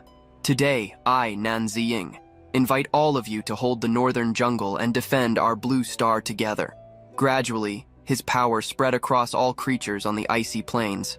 Our protagonist raised his hands, emitting a kind of magical circle, as he said, "Level 6 blazing steel yaks! Tame!" His power extended to all creatures. Nan Ziying was still with his hands outstretched when a type of mutant buffalo surrendered to its master. He said, "You will hold the plains of the white bone and gather origin stones. Do not harm humans, do not attack cities, and await further orders." Thus, rising on 2 legs, he affirmed the given command. In the rift gorge that potentially devastating attack and commanded, "Tame!" causing his aura to penetrate that monkey, which instantly fell to the ground, while Nan Ziying said, "Luckily, they're still within the taming range." But things weren't over yet. Several monkeys began leaping at him, and upon realizing this, Nan Ziying kept a close watch, hearing a loud roar coming from somewhere as some of them approached. He turned in all directions, hearing one of them roar loudly with that huge mouth screaming, and knew that the worst could have happened. Did the taming fail? he thought. At that moment, he had no other choice. He activated his Asura ability, knowing that he would have to defeat all of you until submission before taming them completely. Nan Ziying delivered a strong kick to one of the monkeys, destroying one of its armors, which instantly crumbled, causing it to fall brutally to the ground. The impact raised smoke and debris. He was at level 8 of Beast Domination ability, so he focused his power on his hands, ready to be unleashed. However, once again, he heard the roar coming from a corner of the forest, breaking his enchantment.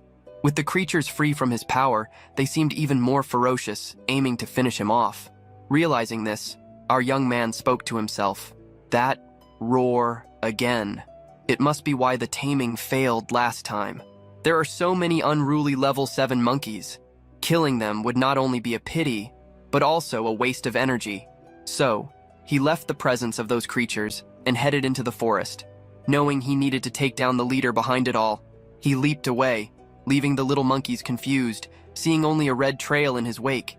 In his jump, he managed to reach one of the vines in the area, holding onto it and moving like one of them, recognizing that they had impressive combat power, but unfortunately, not much intelligence. The two monkeys chasing him collided with each other, once again leaving Nan Ziying free. Enraged, one of them grabbed the vine he was on and, biting it, split it into two ends. Falling, Nan Ziying recognized that it was indeed a good reactive move, but one thing these creatures couldn't do was underestimate their new master. He landed on top of the monkeys' heads, making them roar, and then leaped again to a flatter spot, managing to land right at the cave where the boss was. Nan Ziying commanded, "Come out now," and facing an imposing figure, stated that it was time for a change in leadership there. As the creature began to move out, Nan Ziying started to realize how impressive its size was and commented, "Overwhelming pressure. I'd be on my knees in seconds if it weren't for my Asura ability. This Monkey King must have been at least level 9, or perhaps even higher."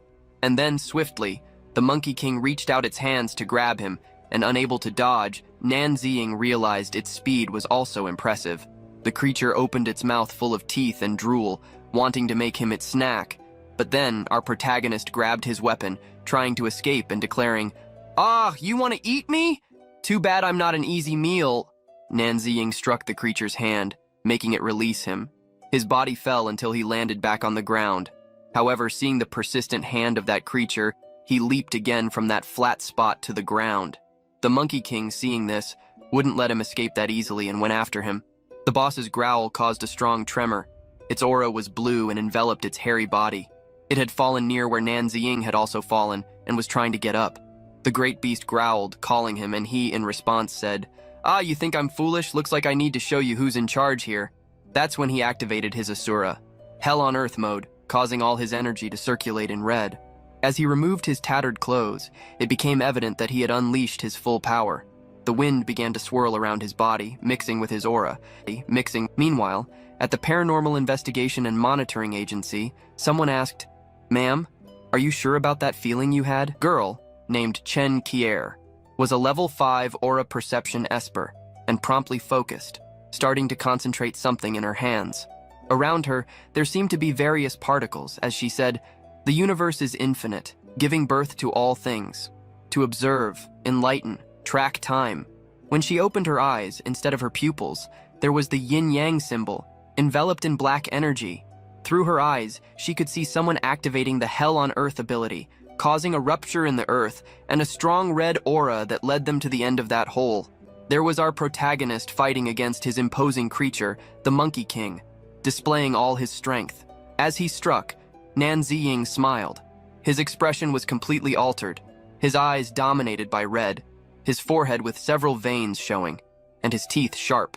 Chen Kier, upon seeing his expression, instantly lost contact, falling to the ground. Sue approached worried and began calling her, asking her to wake up and say what she had seen. The girl trembled in fear, tears streaming from her eyes as she said, "So terrifying. He's an Asura demon." Meanwhile, our protagonist was completely transformed. His entire body was enveloped in an intense crimson aura, and his eyes displayed a unique color. Staring intently, he said, "Have you had enough fun?" The Monkey King remained silent, with a panicked expression, immobile and sitting amidst the rubble. The smoke intensified the drama of the scene. Placing his sword by his side, our protagonist added, If not, get up and fight. But I can't promise I'll go easy on you if you do." The little monkey turned to the side, letting the bloody saliva drip to the ground as he prepared to get up. Noticing this, Nan Ziying recognized that there was still a bit of fighting spirit within him. It would be a shame if he died without exhausting all his strength. So, he said something that caught the Monkey King's attention. "How about joining my ranks? Let's face these 10,000 races together." The king remained silent, observing the courageous and valiant young man who was making the proposal. The protagonist stared at him as well, not knowing what the response would be. Suddenly, the creature clenched his fists and directed a punch at Ziying, but the blow abruptly stopped. With a good boy, our protagonist smiled, sealing a partnership. Subsequently, Ziying deactivated his Asura mode, returning to his normal appearance. He sheathed his sword and turned to the small monkeys around him. "Listen to my orders, you unruly millions of monkeys. From today, you will be under the command of the unruly monkey." But unfortunately, the girl soon interrupted, completing her sentence. "Unfortunately, I can only use my rewind ability once every 24 hours for only 3 seconds. Sue looked at her with an "you're talking nonsense" expression and said, "You know that's not what I meant. I'm just thinking, what if those two powerful energy signatures belong to the same person?" The girl's eyes widened, completely astonished. "Is that even possible? We've been monitoring these Eastern Espers for a long time, and the top 10 spots in the Eastern Esper rankings have been left empty for some of these mysterious families. They've never been publicly announced. But this Ashura, he instantly secured at least the 10th place. That's an insane level of individual power." Sue put her hand on her head, throwing herself back on the sofa, and replied, "True, maybe I'm overthinking it. Let's go ahead and announce the rankings." And so they did, announcing the rankings from 1 to 9, and then the 10th, informing that it was a mysterious man dressed in black with an unknown level ability. The 11th place was occupied by Lan Bingning, with an 8th rank elemental ability, and finally the 12th place by Chu Tian, with an 8th rank spatial ability. The next day, a post was published. A mysterious black-clad figure appears in the Rift Canyon of Yi City. With his destructive power, he has secured the 10th place in the Eastern Alliance Esper rankings. This caused an uproar on the internet, generating various comments. One commented that they had finally released the top 10 rankings. Another revealed that an Asura Esper had appeared in the West, and that now they could hardly believe there was one in the East too. 10 years of drinking ice would be something to be proud of if it were another type of Esper, but an Asura, exclaimed another comment. Another explained, "The power of an Asura Esper comes from the will to kill, and they usually end up being consumed by it, turning into soulless killing machines." Another comment said, "Look, all I'm saying is, I hope this guy isn't from Ye City. All the men are already on the front lines." That's when they remembered that our protagonist, labeled as a coward, was still in the rear, and when mentioned, the comments ceased with, "Don't talk to me about Nan Ziying." Meanwhile, Xiaoli was with our young man. She hands him a towel while saying, "Chief Nan, clean your face first. Your phone hasn't stopped ringing." Then he picked up the phone and saw a news that said, "The MI country, the MAO country, and the 8th defense line have fallen. To protect our homeland, the Eastern Alliance has fully activated the policy of recalling veterans to the 5th defense line." He had a tense expression as he was still drying himself, stating that they were not only losing faster this time, but the recall of veterans was also happening much earlier. Suddenly, his cell phone rang, and this caught his attention, as it was none other than his father, sending a message. "Hey brat, if you have time tonight, come home for dinner. Your mother and sister miss you." This was something neither you nor I expected, but our protagonist came from somewhere, didn't he?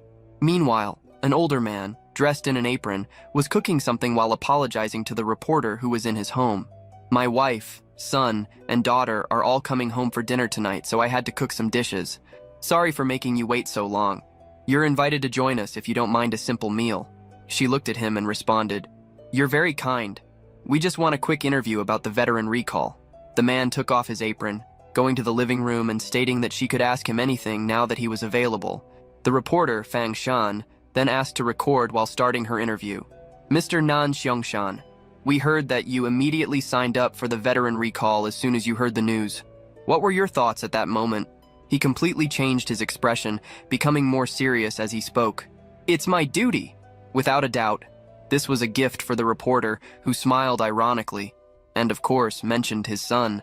"Your son, Nan Ziying became famous for refusing to enlist when he reached the appropriate age.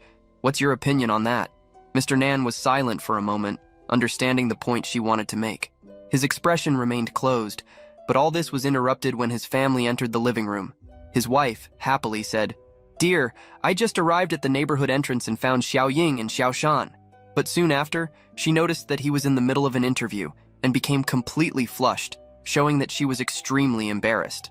Mr. Nan got up, receiving his wife, and asked everyone to make themselves comfortable, saying that as soon as he finished, he would join them. Then he turned to the reporter, still looking proudly at his family and mentioning that, as she could see, this was his family, and they were rarely all together like this.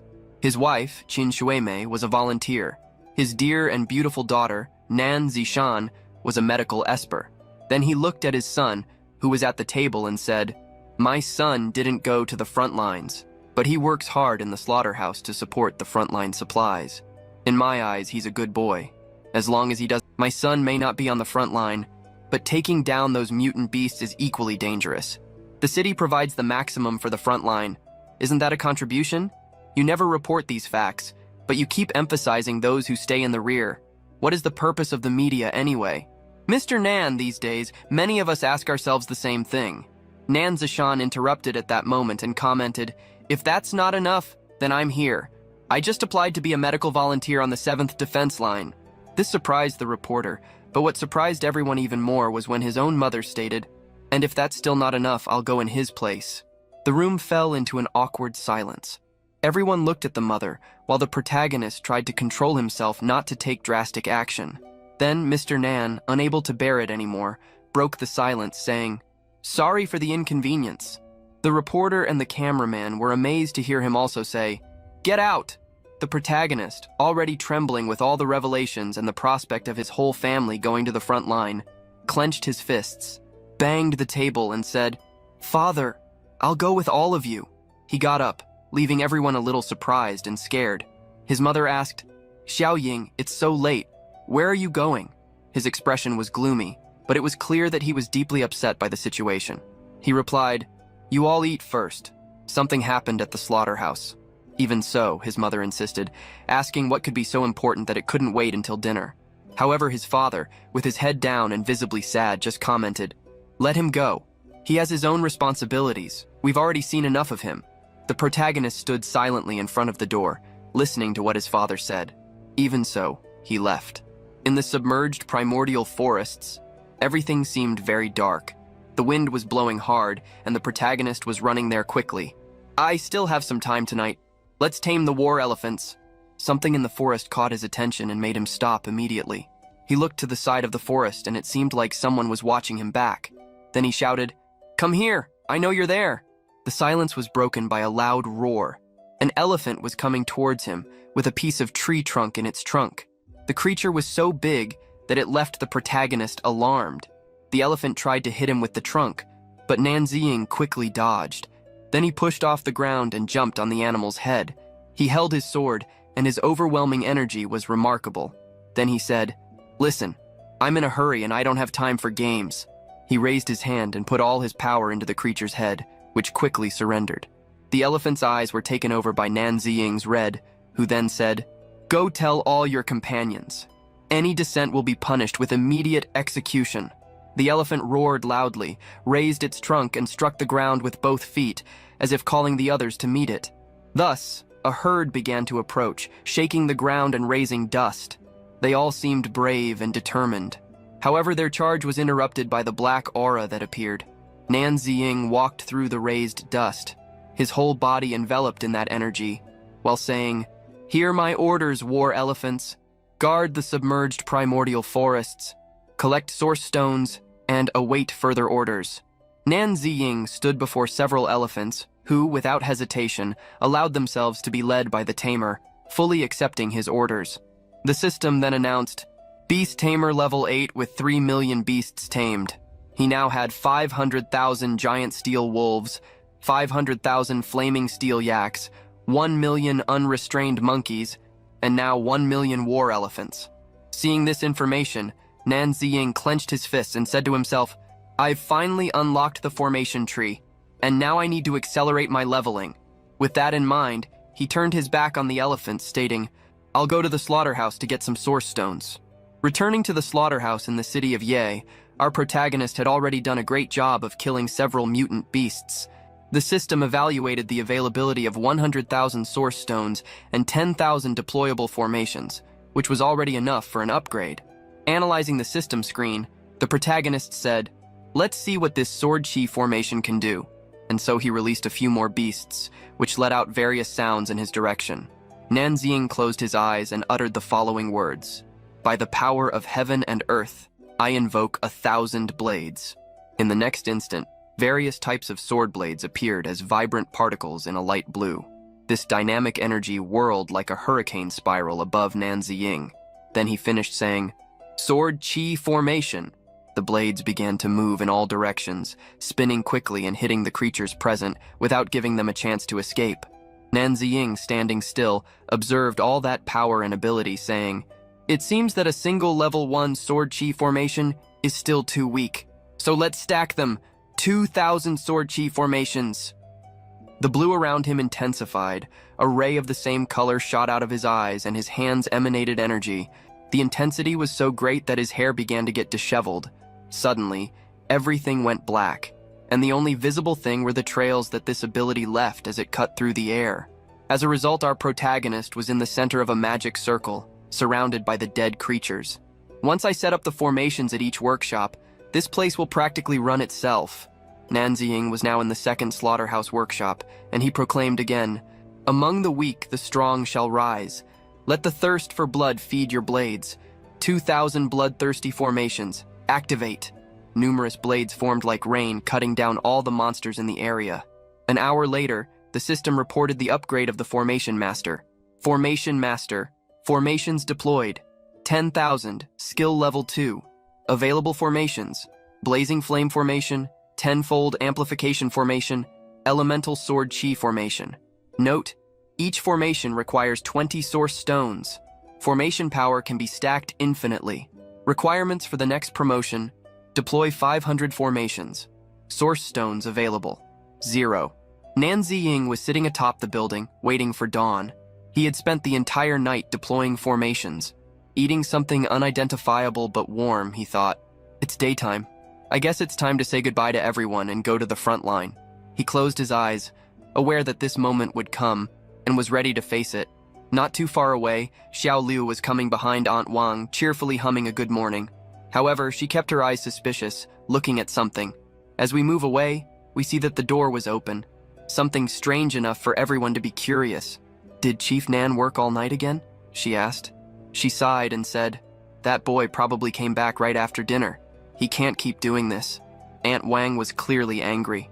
"All because of those damn reporters. They are the culprits," she said, as the two wondered. "What reporters?" Aunt Wang turned around, showing the phone, and asked, "Didn't you see the news? I spent the whole night fighting trolls in the comments." She then showed a news article. Nan Ziying's father answers the veterans' call, heading to the 7th Defense Line. The funniest news she found had a total of 4,509 likes. Breezy Day said, "In ancient times, Mulan went to war for her father. Now we have a father going to war for his son." Aunt Wang, furious, replied that her boy was slaying monsters by the thousands every day. So, what had that boy in the comment done besides digging up shit with that keyboard? Another user, don't like it. Fight Me, said, "I can't stand that spineless coward Nan Ziying. If I were him, I'd rather die in battle." Aunt Wang, the aunt of creative comments, replied, "Huh, so why aren't you dead yet and are still babbling here? Go get a life." These comments are the best. Another comment from Rational Hot Blood said, "It's all clear now. They've spoiled him too much. A cowardly son with a heroic father." With that, the aunt attacked again. "At least he has a loving family, unlike some people here." The irritation infected Xiao Liu, who quickly grabbed the phone, shouting, "Those idiots! They've gone too far!" But all this was interrupted when Aunt Wang exclaimed, "Chief!" The three turned around surprised, seeing our protagonist arriving, all in black and with a more serious expression than usual. Then he began to speak. "Ah, you're all here. Just in time. I need to hand some things over to you." Xiao Liu, embarrassed, repeated, "Hand things over?" For a moment, everyone was silent until she completed, "Chief, Don't tell me you're going to... Suddenly, a slightly older man entered the location, informing our protagonist that his father had asked him to deliver something. That moment froze Ziying, who thought, "Old man, you really..." The man handed over a letter, which he immediately took and read. The content was, "My dear Ziying, son, by the time you read this, your sister and I will be on the battlefield. I know that saying none of this is your fault would only make you feel worse and question everything. So I'll say this. We share the burden of honor and disgrace, whether it's a small family, a great nation, or all of humanity. Your old man may be a kitchen god, but I'm also a soldier. Never forget that, boy. Your sister feels the same. I may not know exactly what you're planning, what you're enduring, but I know it's something big. You've never shied away from a challenge. Just like me, ha ha ha ha ha. You rascal. You can't fool your old man with that mask, you know? That mysterious Asura on the ranking board. It's you, isn't it? You thought you could hide that from me? All this time you've stood firm. Don't let it be us who break you now, son. Don't listen to the whispers. Most people are full of contradictions anyway. Remember, boy, a rising tide lifts all boats, and a falling tide sinks all ships. You're doing something important, Ziying. Don't let them make you think otherwise. Oh, and take care of your mother for me. She's still in the city. With love and respect, Nan Ziying." Our protagonist, almost crumpling the paper, remained silent. It was truly a great family support. Then Xiao Liu asked him not to stress too much about it, and the woman next to him said the same. "Yeah, you're already carrying the weight of those other cities with the whole beast slaughter process. They wouldn't last a week without you. They need those supplies on the front line. If we collapse, everyone collapses." Ziying just turned around, letting them talk, still in silence. Aunt Wang, irritated, turned to Liu and, "Don't worry, I won't let this delay the slaughter work." In front of a statue, several convocations were being assembled. Trucks and a crowd of people were there. Ziying, mixed in with that crowd, wore a hood while thinking about his father and how he was willing to take his words seriously. Immersed in his thoughts, he commented to himself, "You're right. Going to the battlefield now would be good for nothing but killing a few more monsters. It wouldn't change anything, and I'd be disappointing you and my little sister, leaving Mom unprotected.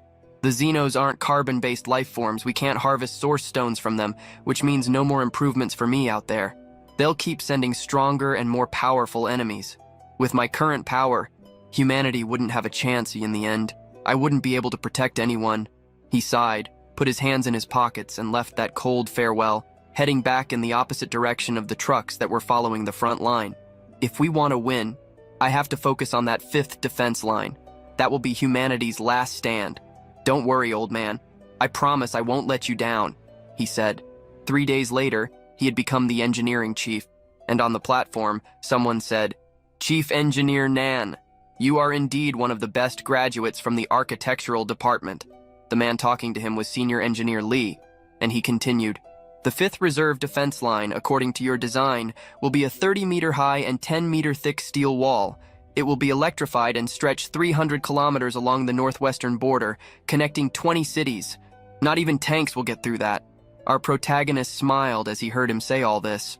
As he walked through various stairs with the constructions and platforms, he reflected that all this was only possible thanks to him and his construction team, and then mentioned, "Unfortunately, an electrified steel wall is just a smokescreen. It won't hold those monsters. The real defense is in the formations." The wind takes us to a frozen place, where our protagonist was in the center of a location surrounded by various flat mountains. There, he said, the formations require a lot of source stones.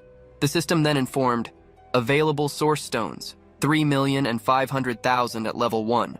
Available formations, 175,000 at level 2, 350,000 at level 1. The area between Ye City and the 5th defense line was uninhabited, making it the perfect place for the formations he wanted to create. Ziying opened his hand, conjuring a red sphere, and declared, "By the fury of heaven and earth, by the power of the sun, blazing flame formation, 50,000 formations per kilometer. Unlock!" At various points of the location, bands of lights appeared, creating red magic circles on the ground. He continued, saying, "By the light of the sun and moon, by the duality of creation and destruction, elemental sword chi formation, 50,000 formations per kilometer, unlock." Ziying, with his eyes closed and his red aura circulating through his body, commanded, "Stack 50,000 blazing flame formations per kilometer. Stack 50,000 elemental sword chi formations per kilometer. Stack 50,000 blazing flame formations per kilometer. Stack 50,000 elemental sword chi formations per kilometer." The system then reported, "More than 500 formations have been unlocked. Your skill level has risen to 3, and new formations are available. Earth Spike Formation, Frost Formation, Amplification Formation. Each formation unlock costs 30 source stones, and formations can be stacked indefinitely." Observing the system, Ziying reflected out loud. 10 kilometers in layers with level 2 stacked formations should delay any low-level Xeno. There's no need to spend source stones on level 3 formations here and delay evolution. Let's save them for the second layer. Tonight, I'll complete the first layer of defense formations around the city of Ye for 35 kilometers, with 1,025,000 stacked level 2 formations. The next day, at the construction site, Senior Engineer Li rushed to find our protagonist, visibly concerned. He showed a cell phone to Ziying, displaying an alarming news headline. Trending news. The newly initiated 5th Defensive Line Reserve Plan in the city of Ye has been proven ineffective on the western battlefield. Commentary. Nan Ziying is wasting time and money. Shut it down before it's too late. The best defense is a good offense. We are marching to the city hall. Let's destroy this thing. With a desperate look, Mr. Li stated that the public was in an uproar. However, Ziying placed his hand on the man's arm and asked him to calm down, saying, "Don't worry. Continue the construction as planned. I'll think of a new improvement plan." Ziying looked at the site, deep in thought. He reflected to himself that this defensive line was never meant to be the true barrier. The goal was to deceive the Xenos, lulling them into lowering their guard before reaching the main formations. He watched the men working, his mind racing. Besides deceiving the enemy, how can this defensive line be more practical? His eyes widened with a sudden idea. Without saying anything, he took Mr. Li's clipboard, surprising him, and began to write as he thought, "My elemental command rune ability is not yet unlocked, but that doesn't mean I can't prepare the ground for its unlocking in case I need it."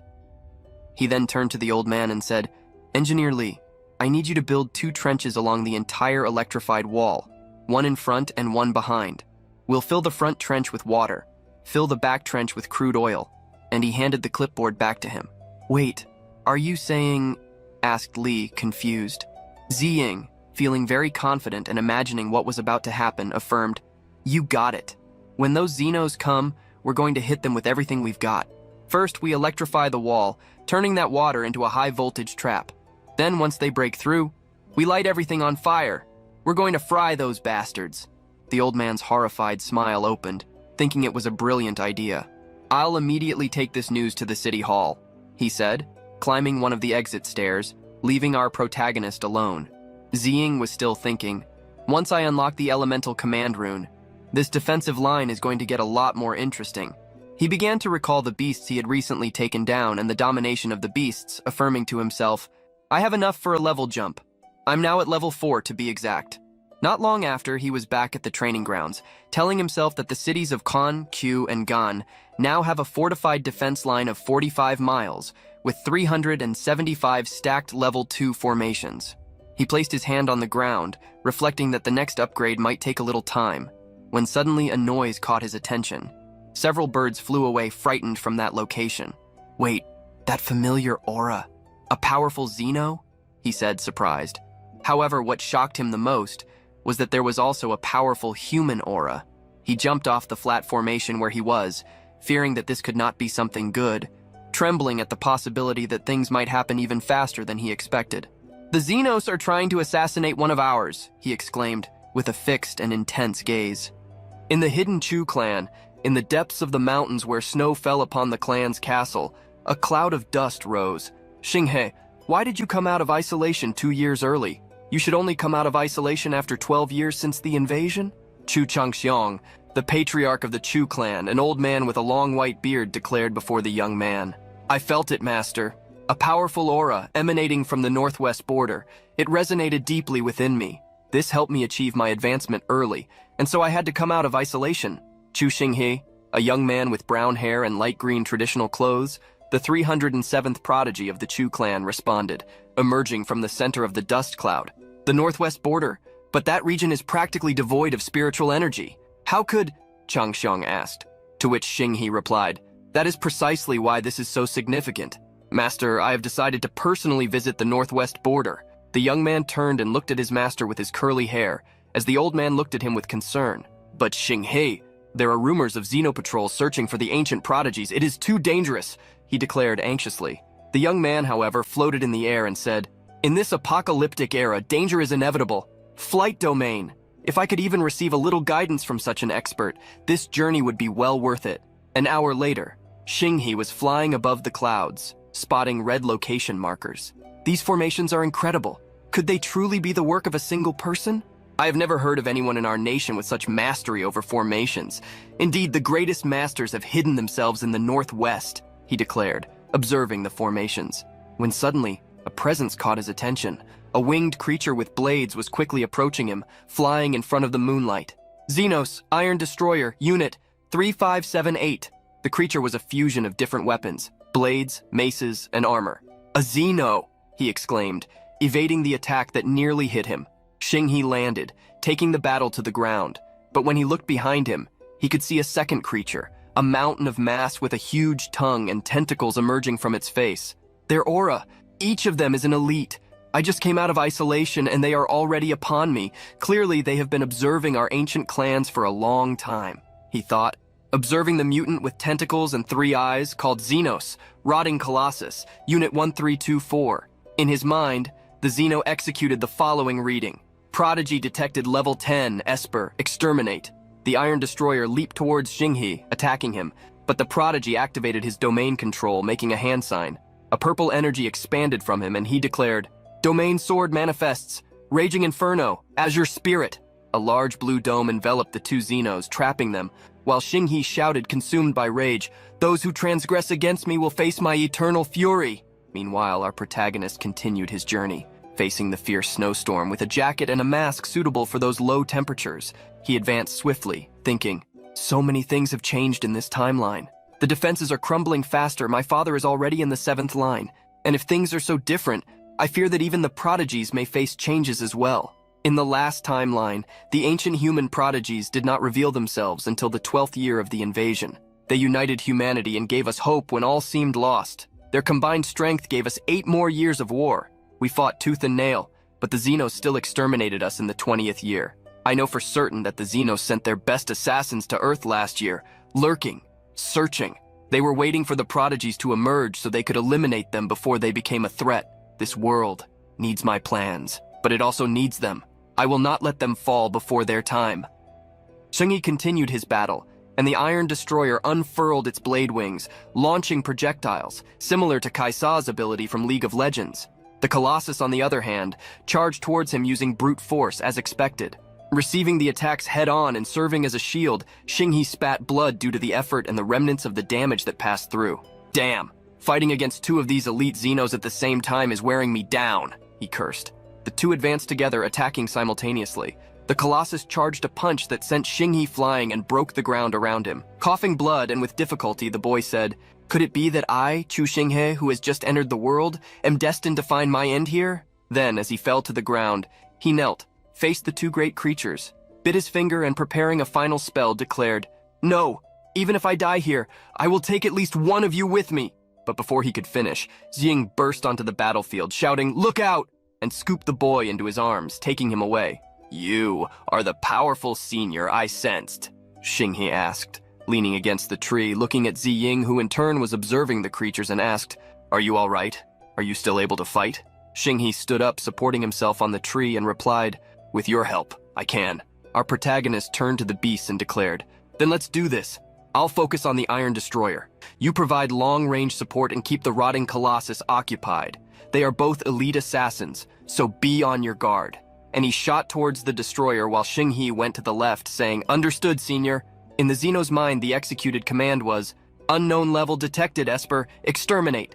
Ziying quickly approached the beast with his crimson eyes glowing and his hands joined with the active energy, shining with a red aura, while thinking, it's been a long time, Iron Destroyer. You're just in time for me to use you in my formation.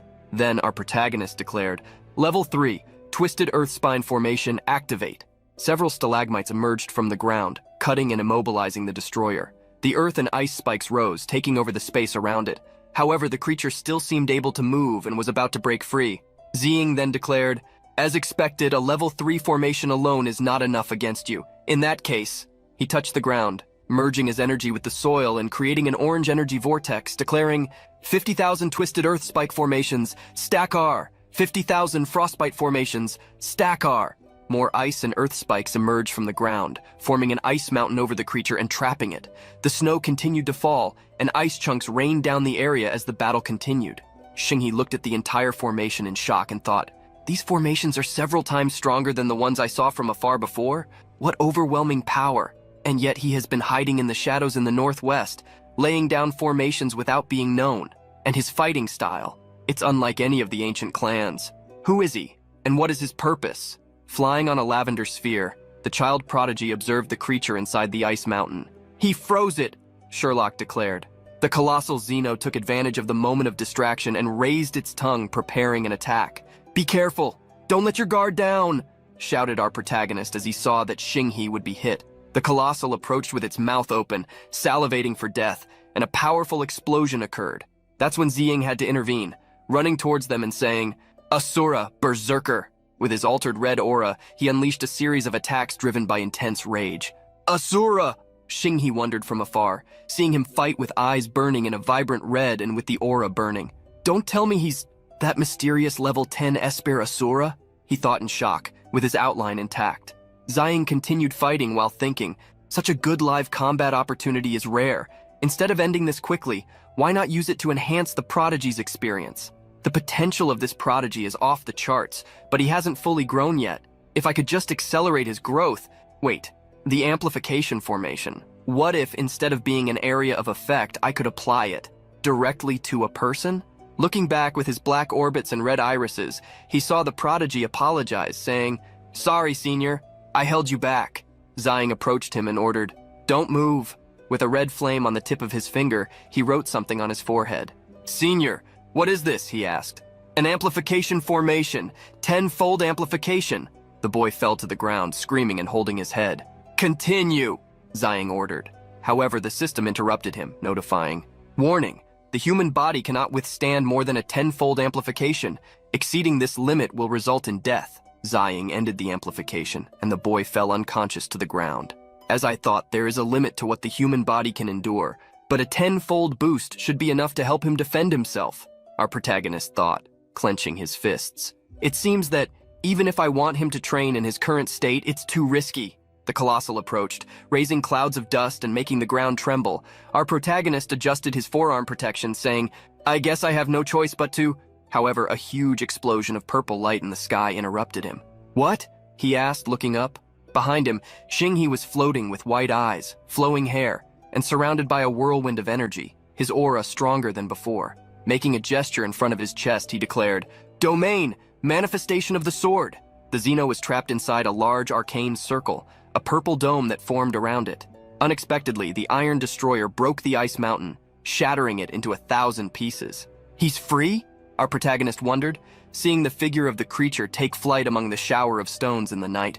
Still in active berserker mode, with black eyes and red irises, Ziying signaled in front of his chest and declared, "All right, level 4, lightning burst formation, 50,000 times overcharge." An overload of lightning fell from the sky, pouring over the Xeno. Blue lightning formed an energy pillar that discharged while the destroyer was electrocuted, and Ziying shouted, "Destroy that monster!" The colossal was dissipated by the overwhelming and amplified power of Xinghe, and our protagonist said, "Now that's what I call combat power." Xinghe approached him and knelt by his side with his head bowed, saying, "Senior, thank you. You saved my life. You opened my eyes. From now on, the entire Chu clan is in your debt. We await your command."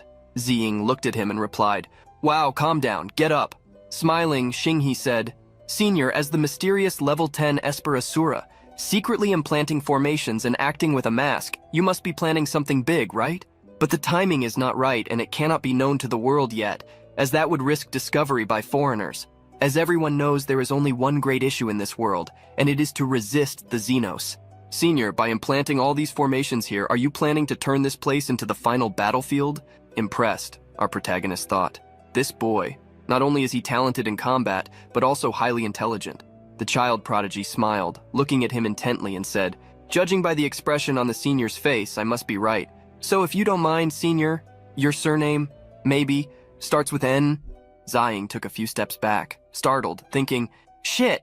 The child prodigy gave a little smile and closed his eyes, saying, "Considering the unusual behavior of someone frequently in the news, and looking at the scope of the actions, it's not difficult to guess.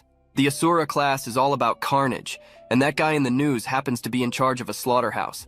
The formations are close to the 5th defense line, and he volunteered there a few days ago. To avoid detection, I won't say anything else, senior. Of course, everything I said is just my intuition and wild guesses, haha. Please don't blame me, senior, if I'm wrong." Our protagonist narrowed his eyes, suspicious, and thought, "This boy has a camera on me or something, and he's so perceptive. Where did he learn to speak like this? Prodigies shouldn't be out in the open before they emerge, right? How does he know so much?"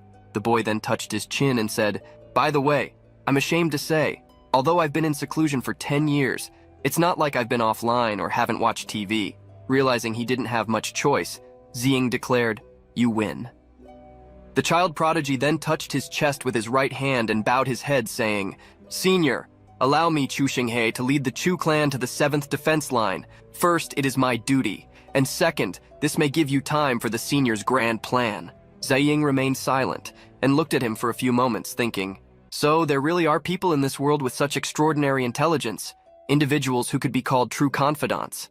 He then touched the boy's shoulders and said, "Thank you, Xinghe. I need time, but the front line is much more dangerous than this. Promise you'll survive.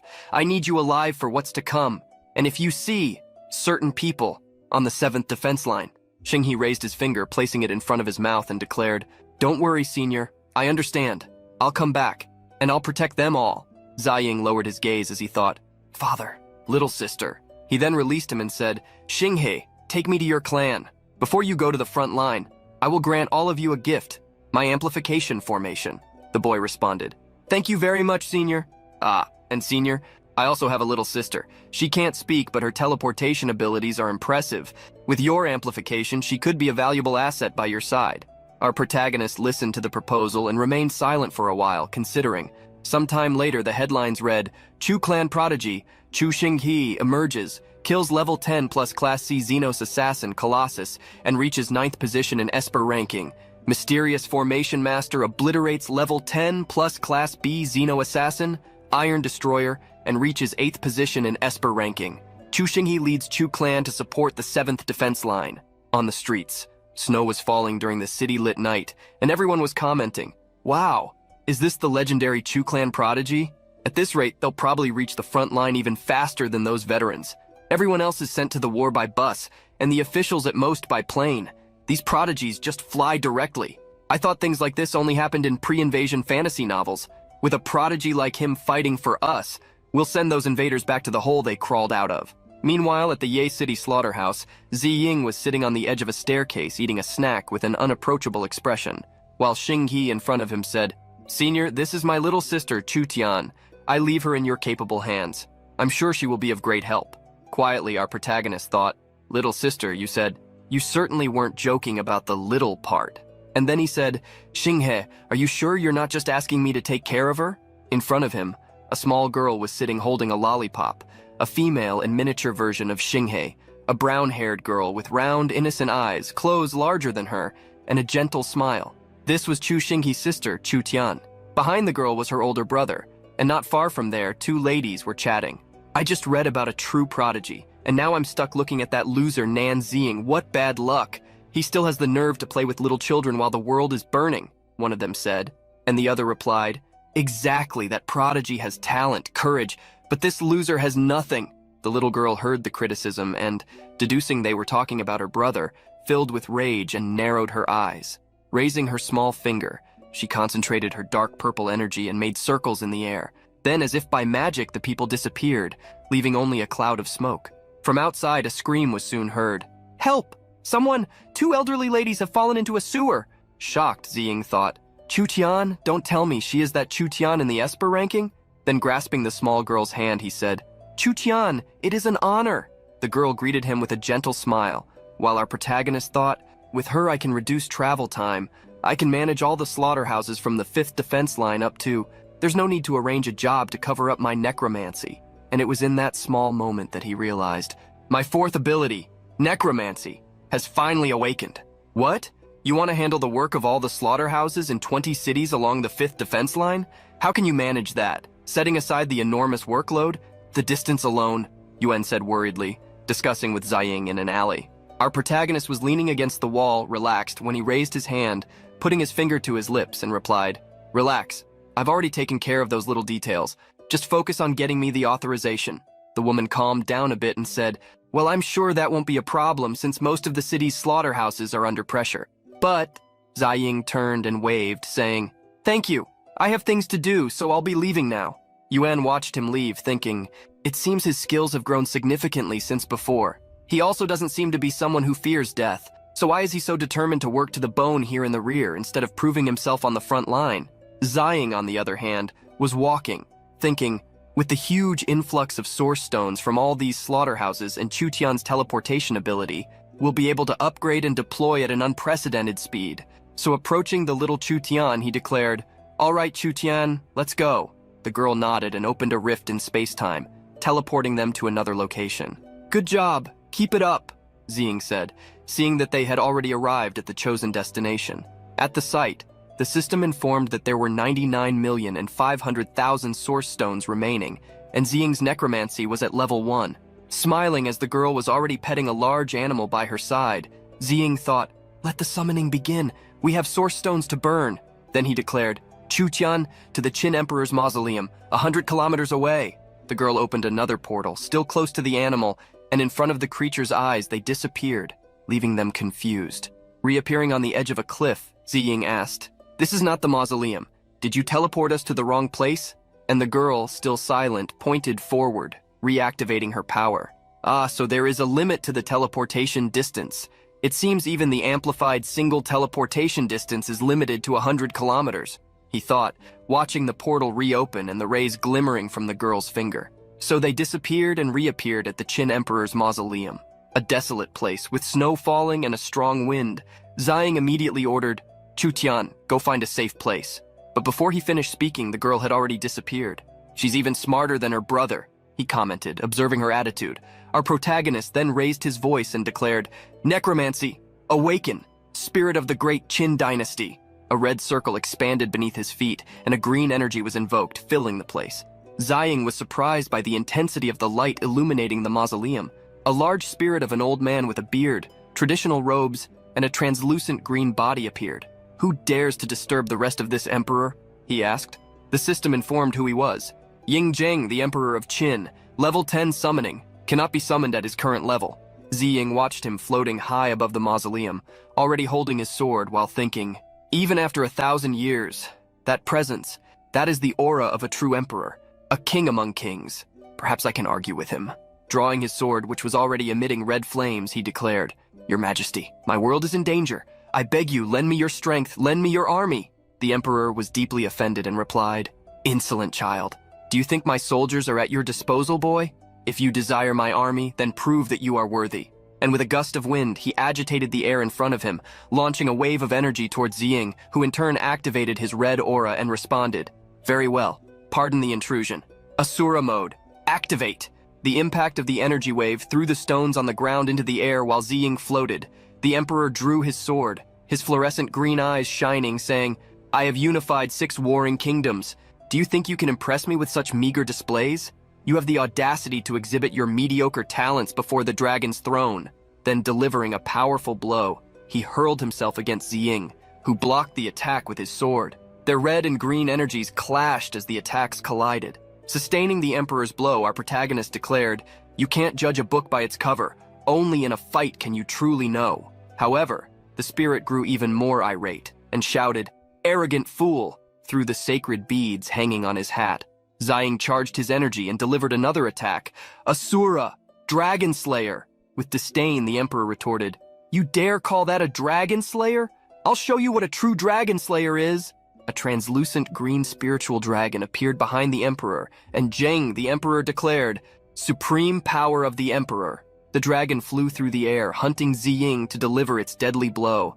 Our protagonist retaliated with Asura Demon Exterminator. summoning a large gorilla enveloped in red energy. With his hair flowing in berserker mode, black eyes, and a red aura, Ziying observed the great creatures fighting and said, "As expected of an emperor-level spirit, Asura, ultimate power, hell on earth." A large skeleton appeared, enveloped in a red aura, ready to consume the dragon. The stones flew, and the environment around the two was destroyed by the battle of giants. The emperor observed their movements and said, "Merely performances, nothing more." With a smug smile, Ziying replied, "Oh, is that so?" And unexpectedly, the skeleton broke the dragon in half, forming a cloud of blood. "How is this possible?" the emperor asked in shock. Continuing with his attacks, our protagonist raised his sword and said, "Forgive me, your majesty." The emperor saw defeat approaching, the blade of the sword ever closer to his face, and in a precise strike, Ziying cut the beads hanging from his hat. It was then, in the face of Ziying's display of power, that Zheng declared, "Enough! Enough! Enough, you reckless boy! One more blow and you will bring down this entire mausoleum on our heads." Our protagonist lowered his weapon and declared, "Thank you, your majesty." The emperor then stood before him and said, "All right, you've won, but I've been dormant for years. Before lending you my army, tell me the whole story first."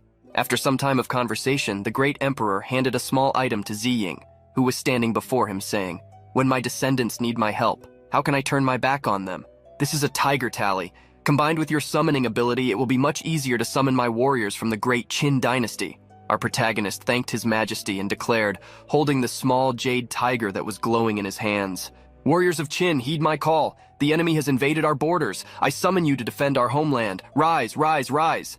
At the sound of his voice, green rays extended from the jade, traversing the entire mausoleum. An army of combatants appeared, translucent spirits emerged, and the system informed, "Necromancy, skill level 3, current summons 10 million Qin soldiers. Trait, unwavering loyalty, undead. The warriors will continuously regenerate unless specific conditions for their destruction are met." Around him, a spirit appeared while various symbols and spheres rotated around him. The tree of forbidden elemental spell skills has finally been unlocked. A new notification appeared saying, "Caster of forbidden elemental spells, current level 1. Skill, to conjure 10 devastating forbidden elemental spells. Their power increases with each level. Harness the power of heaven and earth to amplify your power." Something gathered on the horizon of the sky, catching Ziying's attention, who quickly turned and said, "This is not good. I feel the presence of Xenos assassins. They are targeting 2 of the ancient prodigies at once, and from opposite directions. I cannot save both alone."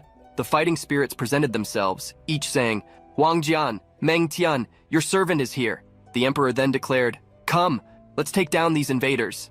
Ziying, however, turned to Zheng and asked, "Your Majesty, please go east. I will deal with the ones to the west." Then raising his voice, he said, "Chu Tian, teleport us." The girl fulfilled her role, and our protagonist reappeared 20 kilometers east of the Qin mausoleum, in the so-called barren desert. At the site, a horde of creatures was attacking a boy who was floating in the air, with red lines coming from his hands. "What the hell?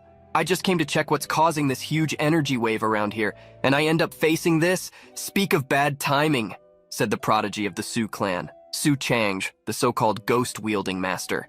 Making the creatures collide, enveloped by his red threads, Chang cut them, saying, "Collision of 100 bound ghosts. Die, you bastards."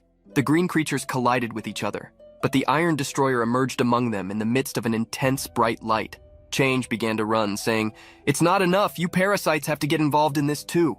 His red threads bound one of the creatures and immobilized it, throwing it in front of him. "Don't worry, he's your companion, he wouldn't hurt you, would he?" he said mockingly at the creature, which found itself vulnerable to the Destroyer's attack. The Xeno advanced, delivering a blow and tearing the creature apart. "Get up, damn it! These aliens have no limits. They don't hesitate. They have no mercy, not even for their own allies," he said, seeing the veracity with which it attacked.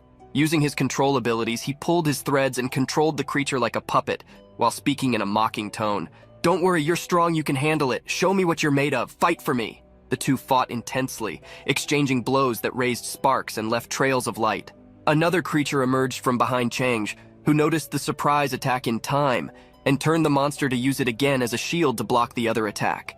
Seeing the strong impact of the collision between the two creatures that collided, he declared, "Damn it, you're like a pack of rabid dogs when you attack like that. If I fall, I'll take all of you with me. You won't get out of here alive, alien scum." But at that moment, just as had happened with his other familiar, a friendly sword appeared. "Huh? What's this?" he asked, hearing the sound of the blades colliding. Fear not, young man. I have come to offer my aid in the name of another, Emperor Zheng declared, appearing before him. The boy, disbelieving, exclaimed, Qin Shi Huang, which was another name by which the emperor was known. Let's go. There's no time to waste. Let's finish this right now, the emperor replied. I'm still not sure what's going on, but thank you, your majesty, Chang said, hesitating. The creatures leaped towards the emperor, who raised his gaze and his sword, saying, So these are the invaders who dare to threaten my descendants and their homeland. Show them no mercy. Leave no one alive.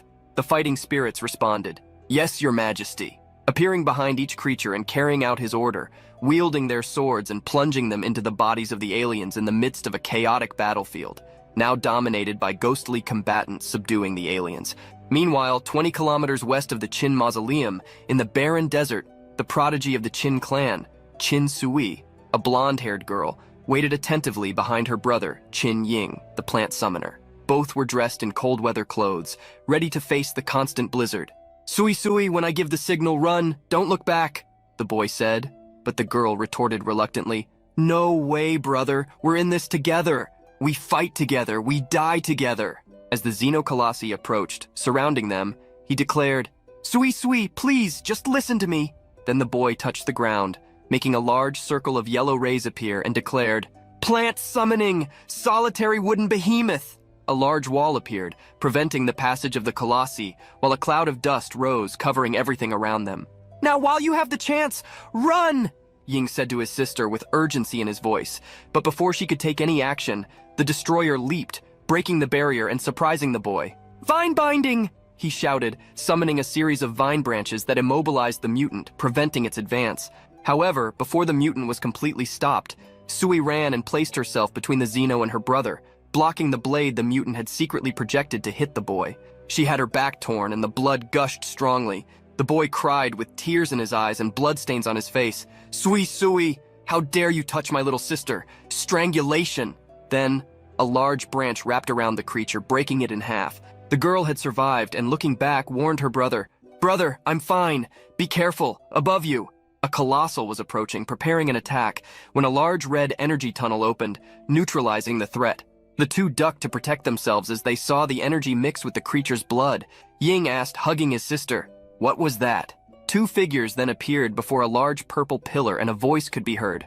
Chu Tian, teleport all those damned Xenos a kilometer south, now! Ziying and Tian appeared in front of the two. Confused, the boy asked, What? Our protagonist, leaning on his sword, replied, Don't move, don't speak. First, I'm going to amplify you tenfold. Then, extending his hand, he touched their foreheads. Initially reluctant, they soon surrendered. Green rays surrounded them, and as the Xenos approached, Ziying declared while carrying a large concentrated green energy sphere in his hands.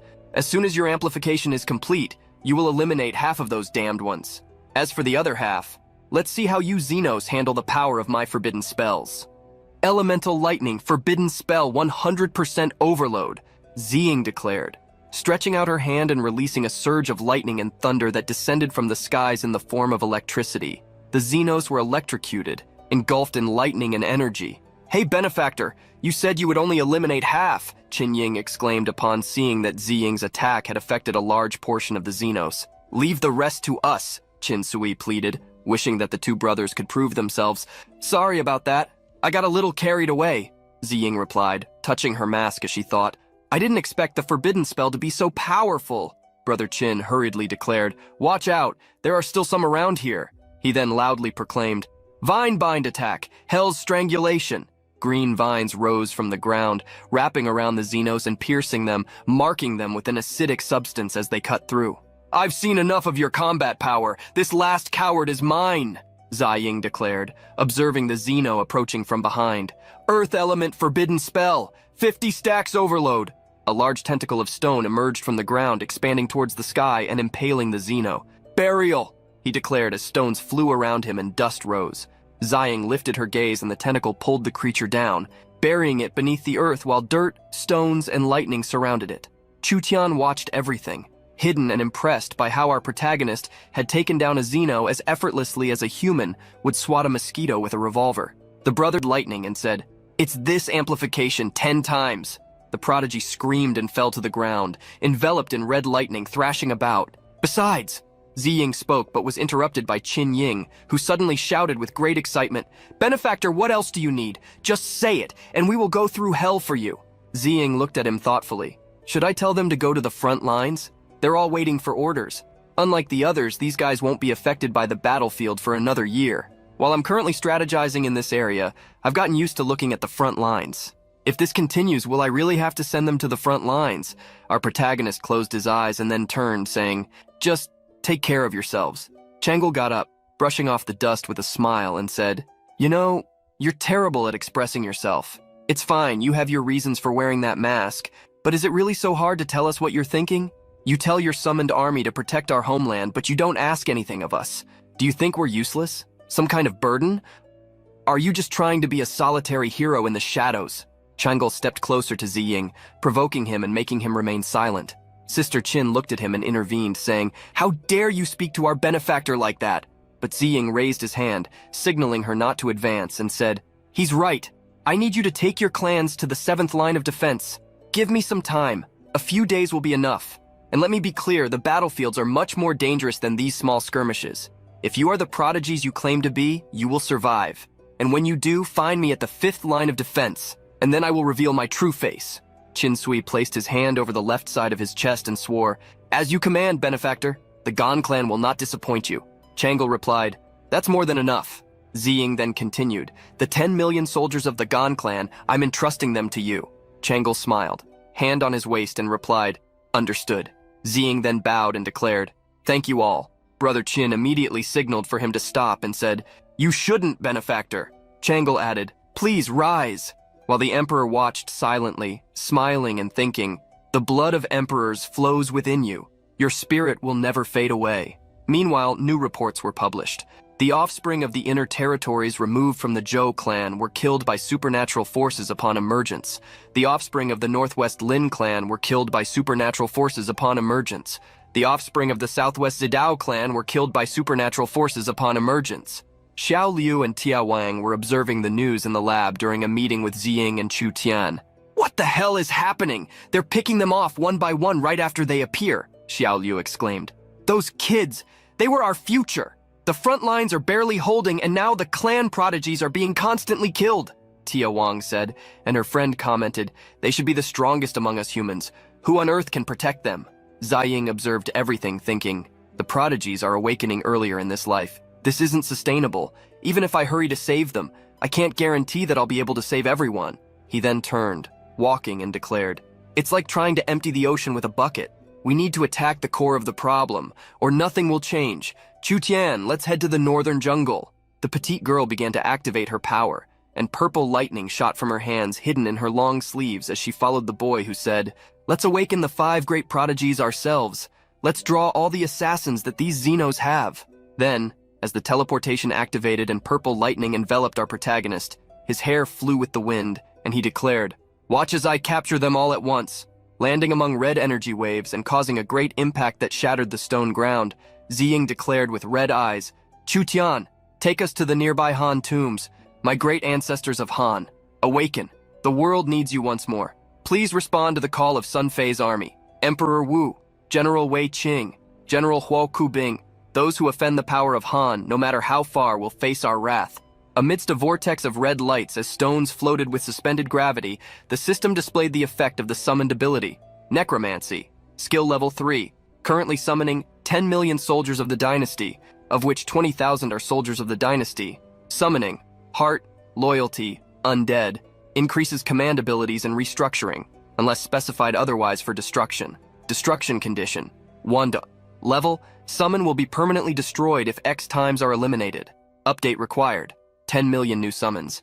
Available resources, 105.3 million. Ziying stood up and declared, 20 million warriors of the Han dynasty, I command you, march upon the northern jungle and destroy the invaders.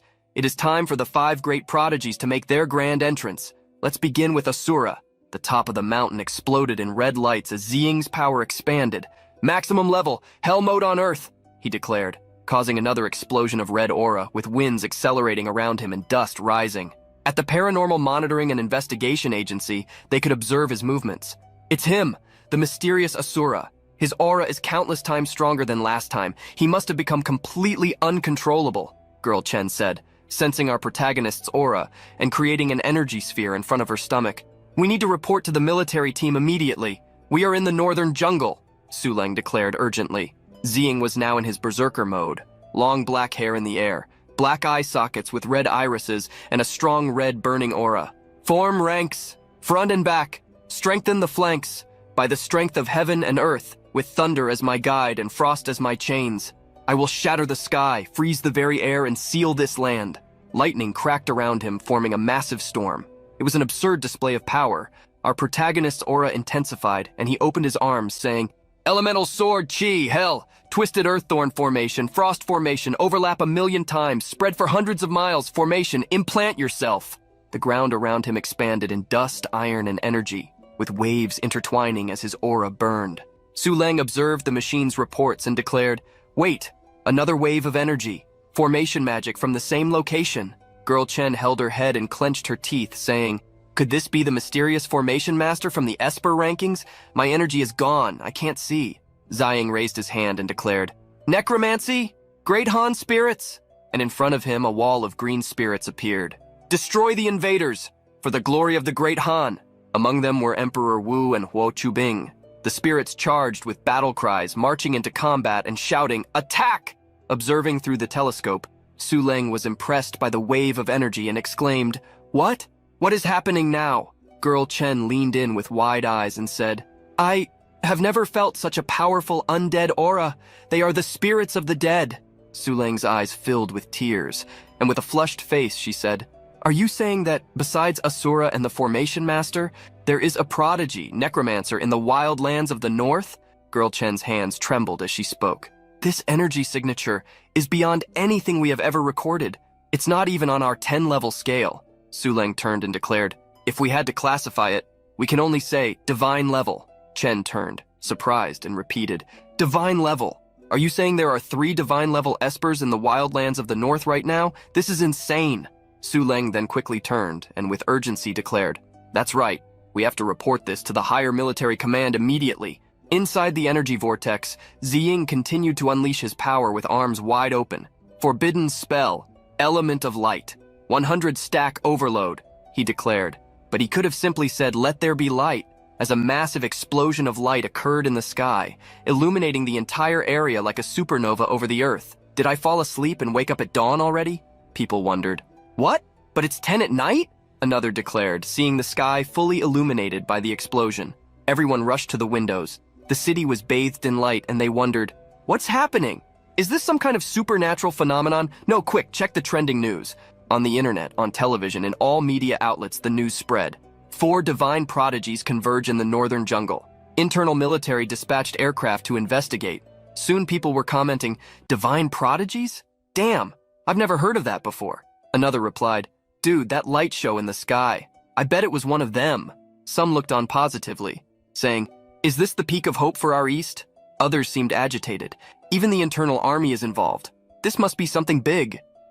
As everything unfolded in the interior command center, military helicopters flew across the battlefield. Go! Take me to the northern jungle, northwest border, now! One of the superiors shouted inside the vehicle. Sir, even at maximum speed, it will take over an hour to reach the area, the pilot replied. Less talk, more flying. Get us there as fast as you can, the leader responded. Meanwhile, our protagonist continued his mission to unleash every ounce of power he could muster. The red aura expanded as he declared, 500,000 steel wolves, 500,000 flaming steel yaks, 1 million rampaging monkeys, 1 million war elephants, gather! A group of ferocious beasts appeared, roaring in the region with red eyes. News alert. 4 massive beasts detected in the north, converging in the northern jungle. Beast specialist suspects involvement.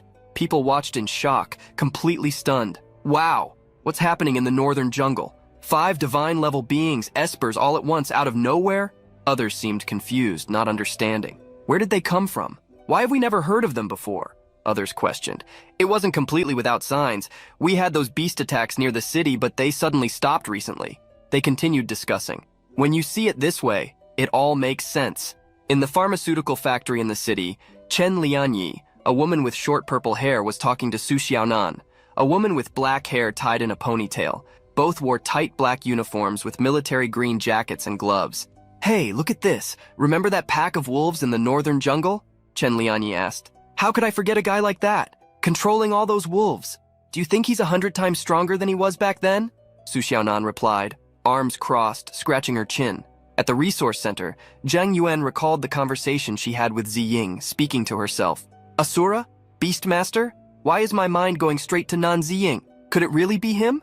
Meanwhile, in the East Sea, in the territory of the Lan clan, the sea roiled under the sky illuminated by the supernova. The prodigy of the Lan clan, Chang Kong, a muscular man with a thick beard and huge brown hair, was surfing on a whale. Chang Kong looked up and said, "A beast tamer of this caliber. I need to meet this person." Inside, at the Zhuge clan's farm, the prodigy Zhuge Yuan sped towards a massive stone creature. Wearing a black hoodie and gray pants, he smiled and said, "Forbidden elemental magic, mastered by someone who seems to be much more powerful than the northern jungle. This could be a golden opportunity for our Zhuge clan."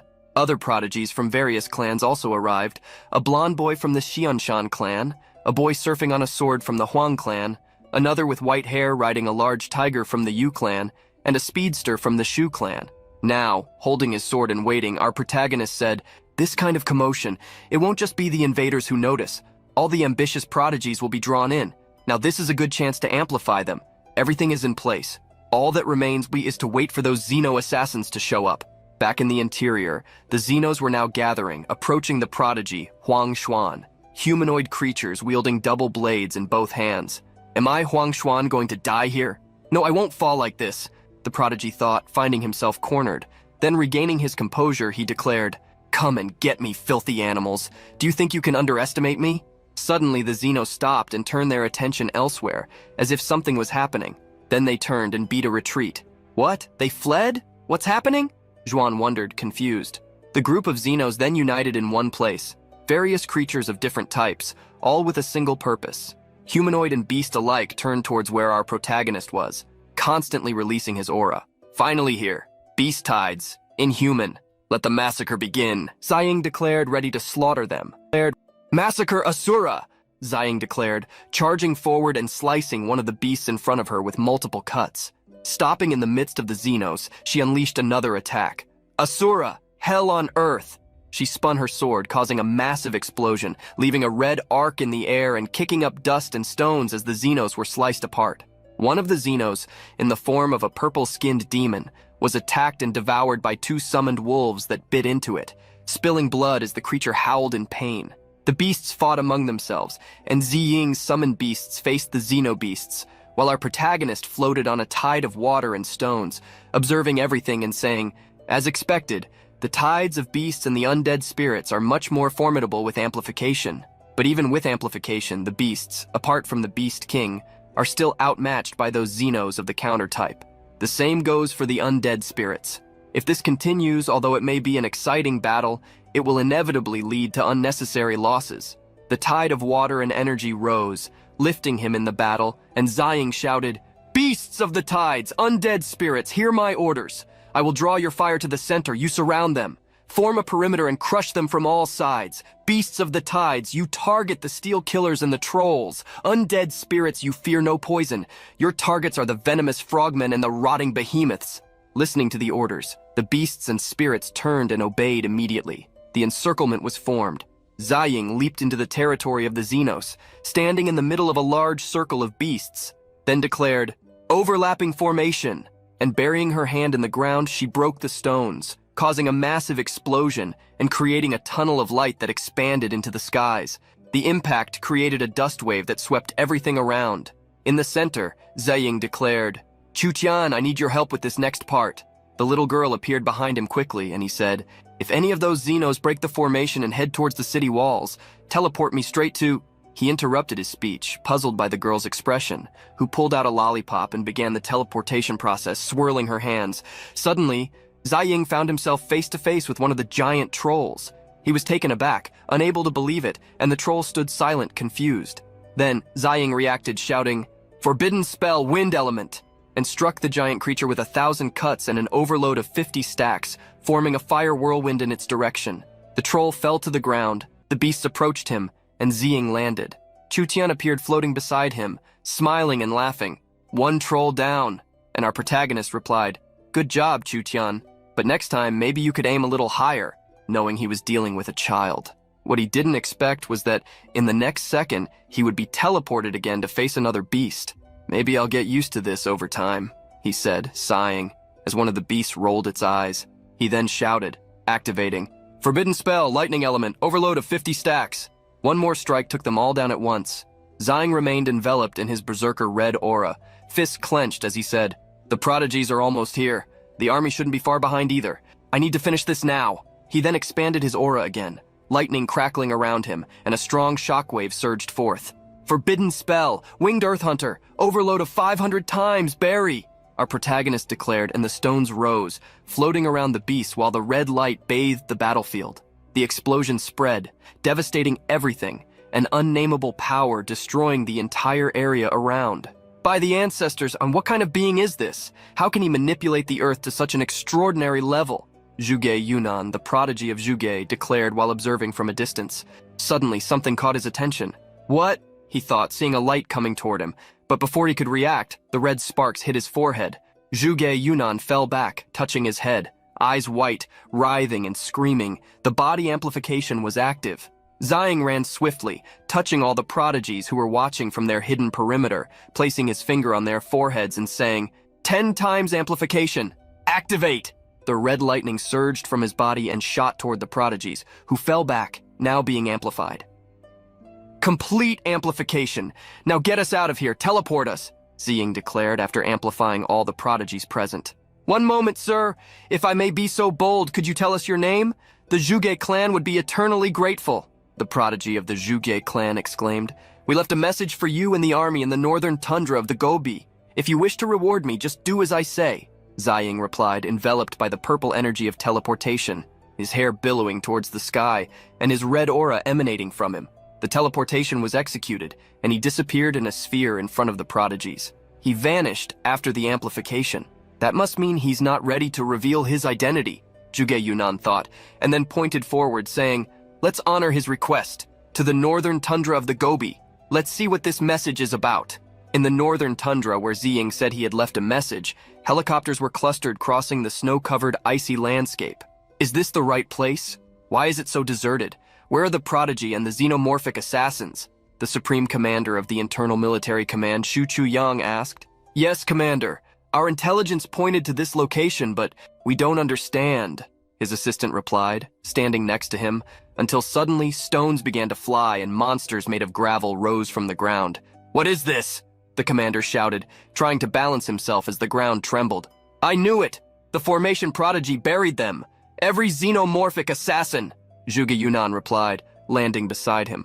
"I see," the commander responded. "So you're telling me that you really found the 5 mystical prodigies?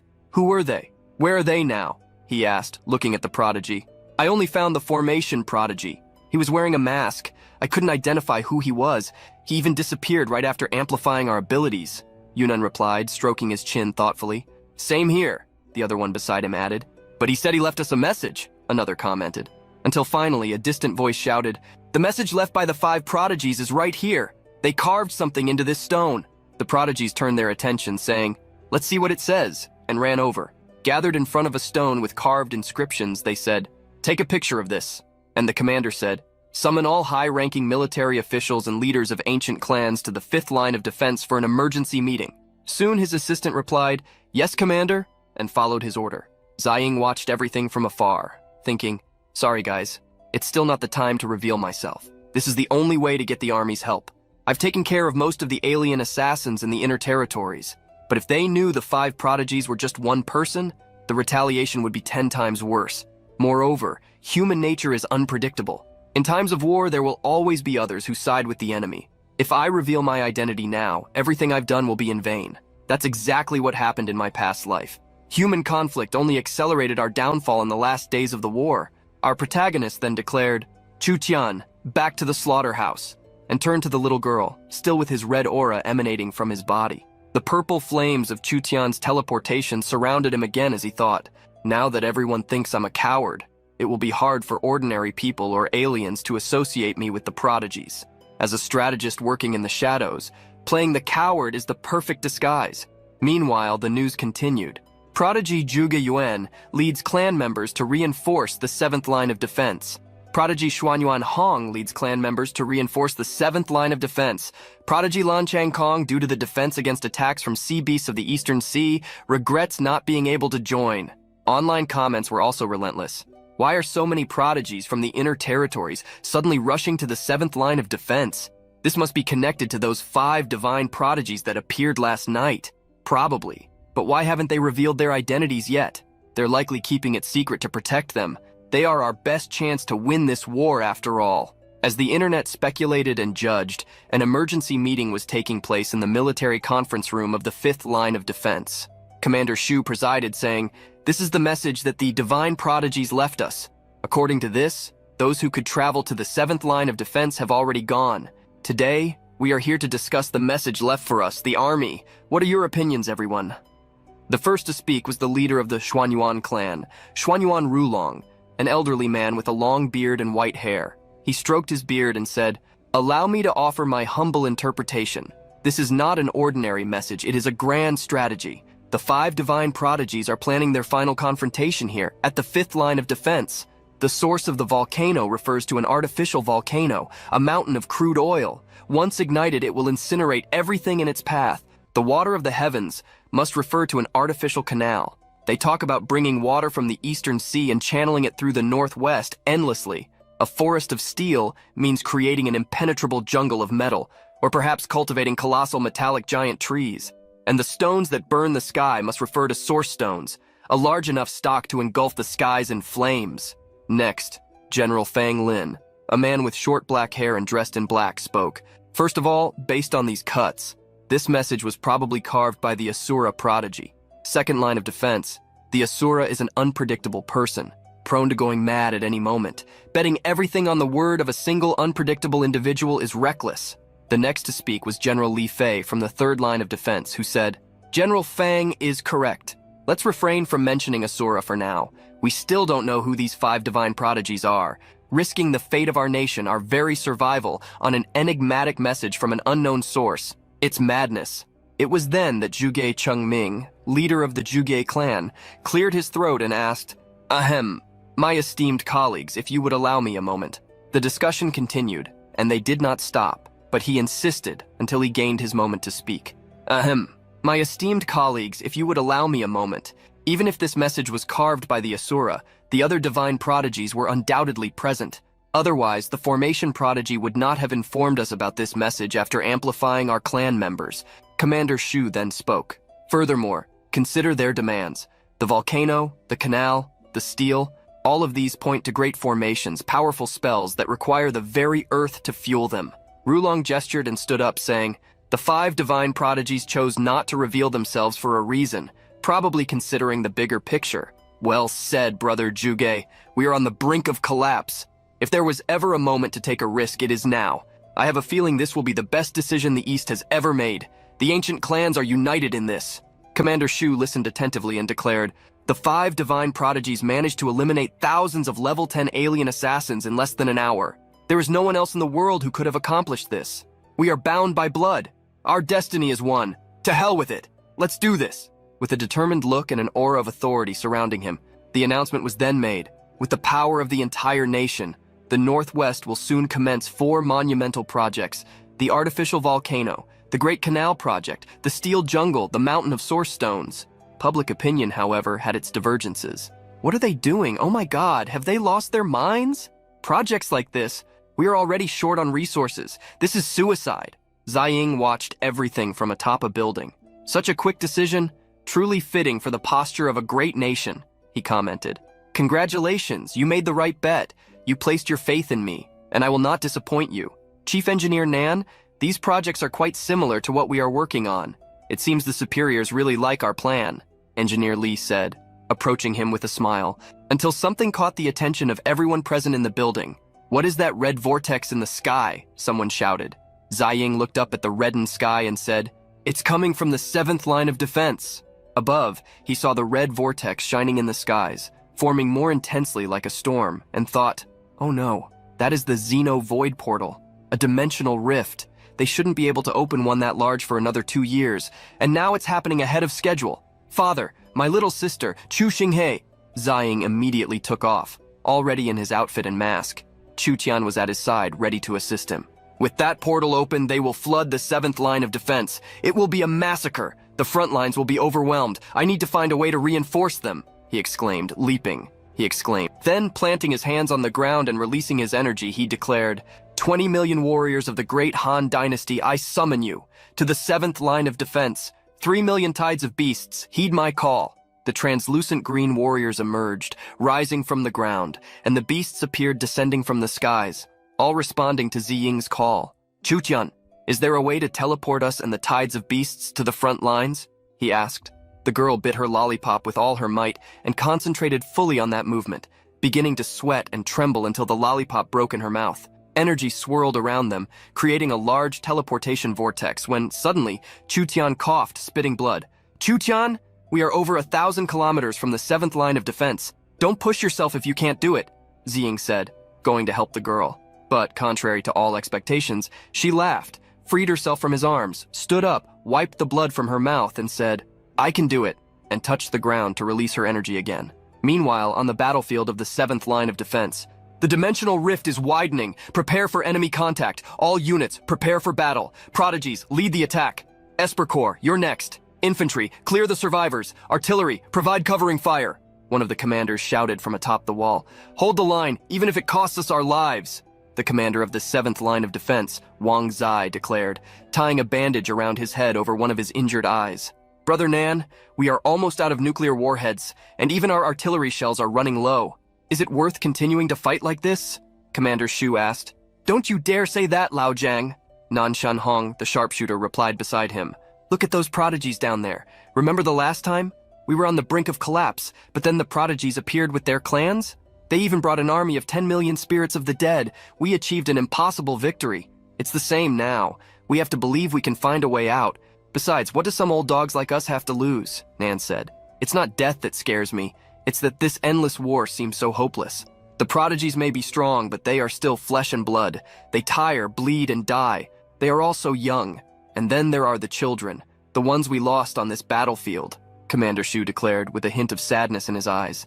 Nan remained silent for a few moments, as if unsure how to respond. Then he touched his friend's shoulder and said, That's even more reason for us to give it our all. Let's protect them with every last shot we have. Even if it comes to that, we will die for them. Commander Shu looked at him with a determined gaze and replied, You're right. He raised his voice, ordering, Everyone, attack! The espers launched themselves against the vortex, filling the red sky with all their might, filled with determination. Advance! Twin Army, come with me. Let's paint this battlefield red with their blood, the commander shouted, and the Green Army rose, marching onto the battlefield. Manifestation of the Sword of Dominion, Xinghe declared, floating in the skies enveloped by blue energy tendrils. An explosion occurred beneath him, and the arc of energy extended to the zeniths on the ground, causing portals to open above each of them. Swords emerged from the portals, heading towards the Xenos, and he shouted, Jungle of the heart-seeking sword! The creatures were sliced by the swords, and the blue energy consumed them. At another point, Su Changje manipulated the Xenos with his red thread, saying, That's right! Rise, alien scum! It's time for us to fight among ourselves! The Emperor commanded his troops into battle, ordering, The power of the Great Qin cannot be profaned! Encouraging his soldiers to advance. The two prodigy brothers cast their spells in unison. By the strength of the wind I launch, by the strength of the wind I launch, the grip of hell, strike of the vine alloy, summoning a wall of roots around them. 2 hours, 3,375 meters, fire, Nan announced loudly, spotting the Xenos approaching one of the prodigies. The battlefield was filled with constant explosions and fire. 10 hours, 2,978 meters, fire, hold the line against the new wave, fire. Enemy trying to flank on the left, eliminate them, the commander ordered as the bombardment continued. Then a giant appeared, a Xeno different from the others, standing out in the crowd. What is that thing? I've never seen a Xeno like that before, Wang Zai exclaimed, astonished, watching the creature approach. It was a giant Xeno with horns and chains crossed over its chest, holding a sword in its hands. Holy hell, what the hell is that? That thing is the size of the damn city walls, one of the prodigies shouted, riding. The giant Xeno attacked, swinging its sword and cutting through the area in front of it. The smaller Xenos were struck by the arc of the blade and sent flying, while the Emperor shouted, "Call Bai Qi, protect Su Chang'e." Seeing the imminent threat of the giant, the soldiers promptly responded, "Yes, Your Highness," and departed. However, Su Chang'e had already jumped away from the creature's attack line and replied, "I'm fine. This creature is not a common enemy. Go help Your Majesty." The Emperor then stopped in front of his soldiers and announced, "All soldiers fight with me. Let's take down that thing." The soldiers began to run towards the giant, but before they could act, the giant started slicing with its sword, attacking the area in front of it. The Emperor realized and declared, "Damn, it noticed us. Then we fight it face to face." Seeing the enormous Xenos surrounded by his army of green soldier spirits, the Emperor raised his voice and declared, "We are the warriors of Qin. We have faced countless enemies and died glorious deaths on countless battlefields. Now that we are alive again, what is there to fear? For the great Qin." The army attacked with all their might, charging against the giant horned Xeno. "Esper Corps, hold the remaining enemy forces with everything you have," one of the commanders declared. "Infantry, face the smaller aliens," Wang Zai said, running while holding his flaming blue sword with a bandage over his bleeding eye. "Yes, sir," the soldiers shouted, leaping from the wall and charging into the battlefield. "All prodigies, come with me. Let's capture their leader together," Wang Zai ordered, leading the prodigies in resisting the Xenos assault. The Green Army held back the Xenos, while the giant trampled everyone who approached. 200 kilometers from the 7th line of defense, a lightning bolt struck in the middle of the snow, and Ziying appeared carrying Chu Tian on his back. "Chu Tian, can you keep going?" he asked, concerned. "Just 200 kilometers left, my brother is out there," she replied, blood trickling from her mouth due to the effort, but with a look full of determination to save her brother. "Your Highness, take the army of the dead and hold off the other aliens. Leave this big guy to us," Su Chang shouted on the battlefield with his red threads stretched out. "Do as Su Chang says, warriors, follow me," the Emperor commanded. Su Chang then leaped, stretching his threads to the corpses of the Xenos, saying, "It's time to shine, dead Xenos." He used them as puppets, tying them by the arms and neck. "Try to give me a firm grip on his head for 30 seconds, alien scum," Su Chang shouted. Xinghe then appeared in front of the giant Xeno and declared, "Manifestation of the domain expansion sword," and launched an attack that made 1,000 swords explode against the giant, cutting it and leaving only blue traces as they hurled toward him. Then, the Prodigy brothers approached, declaring, "Vines of alloy, bind, block those aliens, banyan grip, one tree forest, surround them." The roots emerged, obeying their commands and breaking through the ground. Meanwhile, Wang Zai floated in front of the giant Xeno and declared, "Qilin flames," launching an incendiary attack against the creature, which began to be consumed by the flames and had to split its sword in two to defend itself. "It may be strong, but even so, it cannot resist the combined power of our 5 espers," Wang Zai said, landing as the others continued their relentless assault. The giant raised its swords and plunged them into the ground, extinguishing the flames with the dust raised from the impact. "Sui Sui, don't get distracted, keep attacking!" they shouted as Wang Zai was thrown back by the creature's attack, along with 2 other espers. The giant continued slicing in front of it, maintaining a rapid pace of cuts, a frantic sequence of attacks that was hard to follow. One of the helicopters monitoring the situation in the air announced, "Everyone back! I'm gonna blow this thing to pieces!" Xinghe then lifted his gaze amid the chaos of battle, thinking, "Wait, isn't that the voice of Senior Nan Shanxiang?" With wide eyes. 3 minutes earlier, a crucial dialogue was taking place between Nan and Shu. "Lao Jiang, maneuver the artillery, provide fire support," Nan declared. "I'm already doing that. Where are you going?" Shu asked. "This alien is not a common enemy. We have a small ship loaded with a mini-nuclear bomb in the arsenal. Just in case, we need to be ready if the prodigies fall," Nan replied. "Lao Nan, this is suicide. This should only be done if we have absolutely no other choice," Shu responded. "There is no other choice. We are disposable. But if the prodigy team falls, it's the end for all of us," Nan replied. The two exchanged glances with the understanding that 2 military partners during war can have. And then, with tears in his eyes, Zhu replied, "I will follow your lead," and turned to carry out the order. Now, flying close to the giant Xeno, Nan declared over the megaphone, "All right, you gigantic monster. Let's see how you like the taste of human explosions. I hope you brought your appetite for fireworks." The ship began firing at him, and Xinghe knew what that meant. In desperation, he shouted, "No, stop!"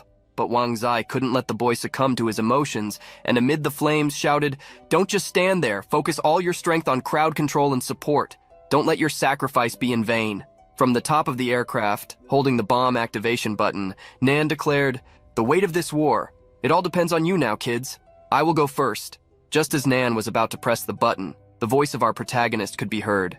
Forbidden spell. Wood element. A massive root emerged, cracking the ground and wrapping around the helicopter. "Pull that helicopter back," he ordered with Chu Tian in his arms. "Be careful, take it easy," Ziying said, guiding the root. Inside the helicopter, Commander Nan heard and thought, "That is the voice of my son," with an incredulous expression as sweat trickled down his face. Everyone watched in awe, saying to themselves, "What was that? He came. Benefactor, wow, what an entrance." Ziying then threw Chu Tian to his brother and said, "Chu Xinghe, take care of Chu Tian, now! Then shut down all satellite communication devices." The boy took his unconscious sister, but feeling calm, knowing he had fulfilled his duty, in his arms and replied, "Yes, sir." Wang Zai didn't understand what was happening and questioned, "Who is that man? And why does he want us to shut down the satellites?" Xinghe looked worried at his sister, who still had blood on her mouth, and replied, "Just do what he says, Commander. You'll understand soon." At the command center of the Internal Territories Defense Line, those responsible for communication were trying to understand what was happening. "We've lost contact with the 7th Defense Line. Send a reconnaissance team immediately," the commander informed. "Yes, sir," the soldiers present replied, departing. "Just now that giant alien raised a tornado. We fear the prodigies may be in serious danger." "Don't tell me the 7th Defense Line has already fallen so quickly," the commander said, worried. Back on the battlefield, Ziying was still falling through the air in front of the giant when his transformation began. Eyes with black orbits and red irises took over him. "Asura mode, full power!" he declared, crashing to the ground and causing a massive explosion that caught everyone's attention. The espers present were astonished by the amount of energy released. When the Xeno struck forward, burying its sword, Ziying stopped the blow with his raised forearm. Well, look who we have here. The Xenoblade Titan of Bloodline A. Long time no see, you bitch, our protagonist said with red lightning being released around his body. Could that be the mysterious Asura everyone is talking about? No, it can't be. He just used forbidden spells. Could he be one of those rare dual-class Aspirs? Wang Zai wondered, completely stunned by Ziying's powers. Dual class? That guy is on a totally different level, Su Changjia replied, smiling beside him. What do you mean by that? Wang Zai asked, turning to him. An explosion then drew his attention back to the battlefield. The Xeno-Titan roared as Ziying struck him repeatedly. Is this? Wang Zai wondered, observing the imposing aura that our protagonist emanated, matching that of the entire army and the Xeno-Titan. I understand. So this is what you want, Wang Zai declared. Army of the Han Dynasty, advance with me, Army of the Qin Dynasty. Fight with all your might. Don't let the Han army outdo you, the Emperor ordered. Ziying then leaped and said, all soldiers and prodigies, take this chance to heal and catch your breath. We will handle this wave. Fall back. Xinghe turned with his sister in his arms and said, let's retreat for now. I'm sure he can handle this. It was then that the Xeno-Titan, now with small purple wounds opened on its body, declared, an exceptional talent. I must not underestimate. I cannot show any mercy. Ziying dodged one of its attacks, letting the blade pass over him, and activated Asura Berserker. With a mischievous smile on his face and his clothes torn, exposing his chest, Ziying charged at the Titan, cutting into it. Asura, Dragon Slayer, was the next form activated. He circled the Titan, creating red bonds around it, and activated Asura, Demon Slayer. Then with a spiral cut that pierced the Titan, he declared his final attack, Hell on Earth. The Titan fell to the ground, raising a cloud of dust. He took down the Blade Titan like that? The five of us could barely scratch that thing. Although he is powerful, the Blade Titan shouldn't have been so easy to defeat, commented one of the espers atop the wall. But it didn't take long for the Titan to start moving slowly, and the pieces that had been sliced began to rejoin. The Blade Titan is transforming? They exclaimed. Ziying watched calmly, still with his Asura activated, observing the transformation. Is this a spherical form? The espers exclaimed. The Titan had transformed into a giant slimy ball with blades embedded around it and eyes scattered on the surface. Ziying, however, smiled maliciously and said, finally revealing your final form, huh? Now your weak point will be much easier to find. The final form may be the strongest, but with all your energy concentrated in the center, you can't move easily. He turned for a moment, and the Titan took the opportunity to spin one of its blades in his direction. Boy, watch out! His father shouted. A blue tornado rose into the sky, enveloping the Titan. Forbidden spell, wind element, 50 stacks, tornado, forbidden spell, lightning element, 50 stacks, Ziying declared, turning and running toward the creature with lightning coursing through his body. Using the Asura Demon Blade ability, he surrounded the creature with his cuts and then sliced it in half. The creature's core leaped out, a small purple jelly connected with black tendrils. "Where do you think you're going?" Ziying said while still in the air, landing near the core. He brought his fingers close to his face and made the activation sign, saying, "Forbidden spell, wood element." 3 large red roots burst from the ground, shooting toward the core in the sky.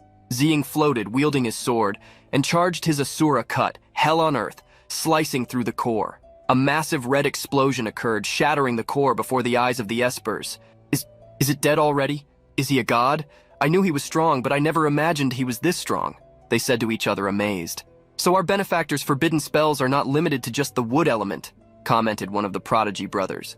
Ziying's father watched everything in disbelief, saying to himself, "My son is truly terrifying." However, Ziying's movements were not yet finished. He walked forward, declaring, "Spirits of the dead, advance! Leave a path 1 kilometer wide and 30 kilometers long in the center. Beast tides, form a circle." Ziying touched the ground, and red waves emanated from his hand, creating red pathways that emerged near the wall. Stones began to rise. Gravity had been altered around him. "It's time to set up some formations. 1.5 million elemental sword chi formations. 30-kilometer radius. Deploy. Beast tides. Tighten the circle. 1.5 million twisted earth spur formations. 30-kilometer radius. Deploy. 1.5 million frostbite formations. 30-kilometer radius. Deploy. 1.5 million lightning barrage formations. 30-kilometer radius. Deploy," he declared as a massive boulder began to float beneath him, rising from the ground. "Forbidden spell, earth element, rise! From the primordial chaos of heaven and earth, the ancients shall rise again. 3 million undead amplification formations, 300-kilometer radius. Activate!" Ziying began to float with his arms wide open as a great stone beast emerged behind him. The emperor was astonished by such a display of power and raised his voice, saying, "There's no holding back now. This is our chance. Advance. Advance with unstoppable force. Unleash the power of Yan and Huang." He led his army, which spread across the battlefield, along with the extension of Ziying's waves of energy. Our protagonist saw a status window appear before him saying, "Formation Master, skill level 5. Requirements for the next level, deploy 50 million formations." He then smiled and said, "Just in time, 3 million colossal beast slayer formations. Activate." But to his surprise, the system showed a message in a red window saying, "Insufficient source stones to meet the formation requirements. Remaining source stones, 36 million. With a frustrated expression, Ziying wondered, "Insufficient source stones? Was I accelerating too much after all?" "It's better for me to conserve my resources then," Ziying declared, smiling mischievously with her crimson flaming eyes. 3 million beast tides, 10 times single target amplification formation. Activate! A red lightning bolt descended from the heavens, pouring beasts onto the battlefield among stones and debris. 6 million remaining source stones, more than enough to set up amplification formations along the entire city wall. The final trump card, 50 times amplification formation, overload of 100,000 stacks, extend 30 kilometers along the city wall. Ziying touched the wall, and red lightning spread across it, creating a massive barrier throughout its length. Our benefactor set up extremely powerful amplification formations all over the city wall. I can feel the energy rising, an Esper declared, amazed. He's leaving us a trump card for the 7th line of defense, Su Changje commented, watching the red defense symbols form above the wall. Now I finally know who he is, and I also understand why he wanted to shut down satellite communications. A god with 5 abilities in one body. Humans would consider him an anomaly, let alone the aliens. Wang Zai replied, "Isn't it ironic? Humans are strange like that, always expecting a god to save them. But when a true god appears, they are easily consumed by fear and the will to destroy." Su Change commented, lowering his gaze. The Prodigy brothers approached and said, "The benefactor didn't hold back this time, not just because the situation is urgent, but also because we are on the front lines. He trusts us more than he trusted the inner territories." Su Chang looked at them and said, "He told us to leave this to him, so let's do just that. There are 3 hours until dawn. We should use this time to heal and rest. We can't waste his kindness." He turned to the horizon where the glow of Ziying's explosions was visible. Our protagonist stood up, a large crack growing from where he touched the wall, leaving his mark. "No source stones, but I still have some strength within me. Even if it's just Asura, I will eliminate those aliens," he declared with a mischievous smile and advanced, cutting down the Xenos using his Asura Berserker abilities. "Child, I'm so proud of you," Nan declared, watching from above, where he saw a large pool of vibrating red energy. "You should be. After all, he saved your life. But isn't it a bit much to keep calling him child? Given that he's a divine-level prodigy? Commander Shu commented. And what else should I call him, Daddy? Nan joked. I guess not, Zhu replied, laughing, as a red rose of energy formed over the battlefield. She's just exhausted, but her life isn't in danger. I'm here and my brother is out there. Well, he's literally out there. You don't need to worry. Dawn is almost here. Rest. You've been awake for 2 straight days. Zishan, Ziying's sister, spoke, standing next to Xinghe, who was sitting by his sister's stretcher. I know, and I'm glad he's here, but he shouldn't waste time and energy on this. In the end, it's because we're too weak, he replied, with his arms resting on the stretcher. Zishan then touched him on the shoulder and said, well, you know there's a saying, smart minds often meet an early end. Have you heard it? Never mind, I know I can't convince you. Do what you think is best. I'll take care of the other injured. And she turned away, putting her hands in her pockets. You can go. Xinghe, finally, this wave is almost over and it's about time. I've been at this all night, Ziying said, panting and sweating. Tian'er is awake, you can go out, Xinghe said, appearing behind our protagonist. Chu Xinghe? Ziying asked, surprised. Annihilation formations in front, spirits of the dead and beast tides behind. You organized everything well, but there's nothing here that you need. So get back quickly to your battlefield. That's where the future of humanity lies. We'll give you as much time as possible and do our best to stay alive to reunite with you. The amplification formation on the city wall is the final trump card, right? If it falls, we'll retreat. Zations to harvest source stones is too slow. I need to tame the next beast tide quickly, Ziying declared inside the slaughterhouse, and then began to think. Moreover, the spirits of the dead summoned earlier are all on the front lines now, so I need to replenish them quickly. I've already reinforced the front, but the Xenos will retaliate with even more force. I doubt they can hold out much longer. The 6th line of defense is practically useless.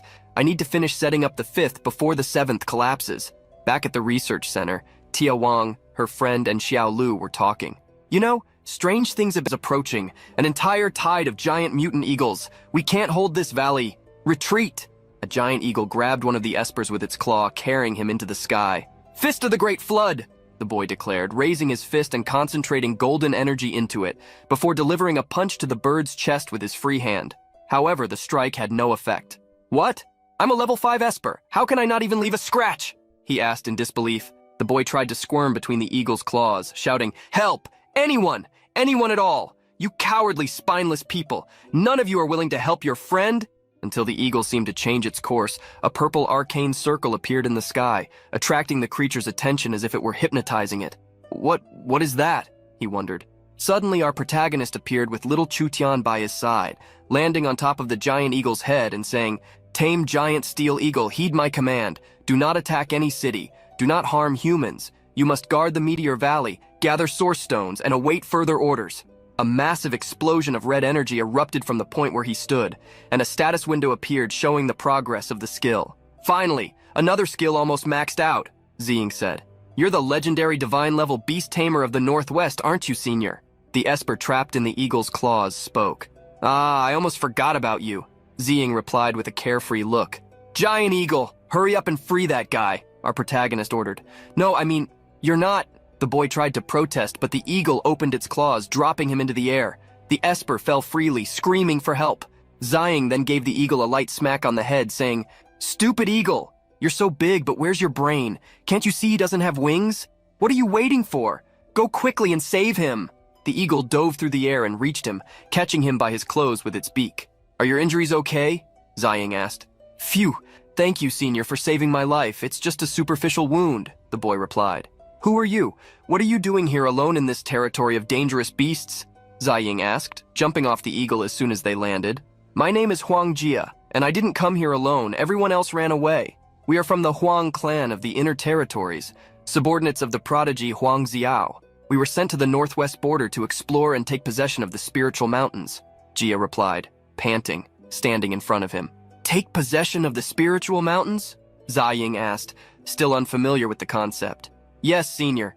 You may not know, but the spiritual energy in several large mountains in the northwest border has suddenly increased in the last 2 days. Prodigies from various families in the interior are rushing to the northwest to claim these spiritual mountains for their cultivation, Jia explained. Ziying then looked up, thinking, this sudden increase in energy must be due to the Void Gate, the dimensional rift opened by the Xenos. After this, I will be able to elevate 1,000,000 people in the northwest to divinity. If I summon another wave of spirits of the dead tonight, I should be able to use the spiritual mountains to activate the resonance mode of the spirits of the dead throughout the northwest. Our protagonist then spoke. Go back and tell the Huang clan that I have great use for all the spiritual mountains in the northwest and no one is allowed to take them for themselves. If anyone disobeys, no matter which clan the prodigies belong to, they will be killed without mercy. The eagles took flight, and Jia bowed, saying, Yes, I will deliver the message immediately. Suddenly, a piercing scream caught Ziying's attention, and he turned and asked, Huh? What was that sound coming from the mountains? Could it be Huang Jia's companions who escaped earlier? Giant eagle, go, let's check it out. He mounted his eagle, soaring toward the source of the horrifying scream. A massive green beast was walking through the valley. A mutated venomous lizard? Perfect! Let's tame another wave of beasts, Ziying said, guiding his eagle toward it. He jumped, declaring, The Xenos have their decaying behemoths, and now we have venomous lizards to balance the forces. He then struck the top of the creature with a wave of red energy. Scarlet pathways emerged through the valley, and he declared, Tamed beasts, 10 million level 7 giant steel eagles, 10 million level 8 mutated venomous lizards. Mutated venomous lizards, heed my command.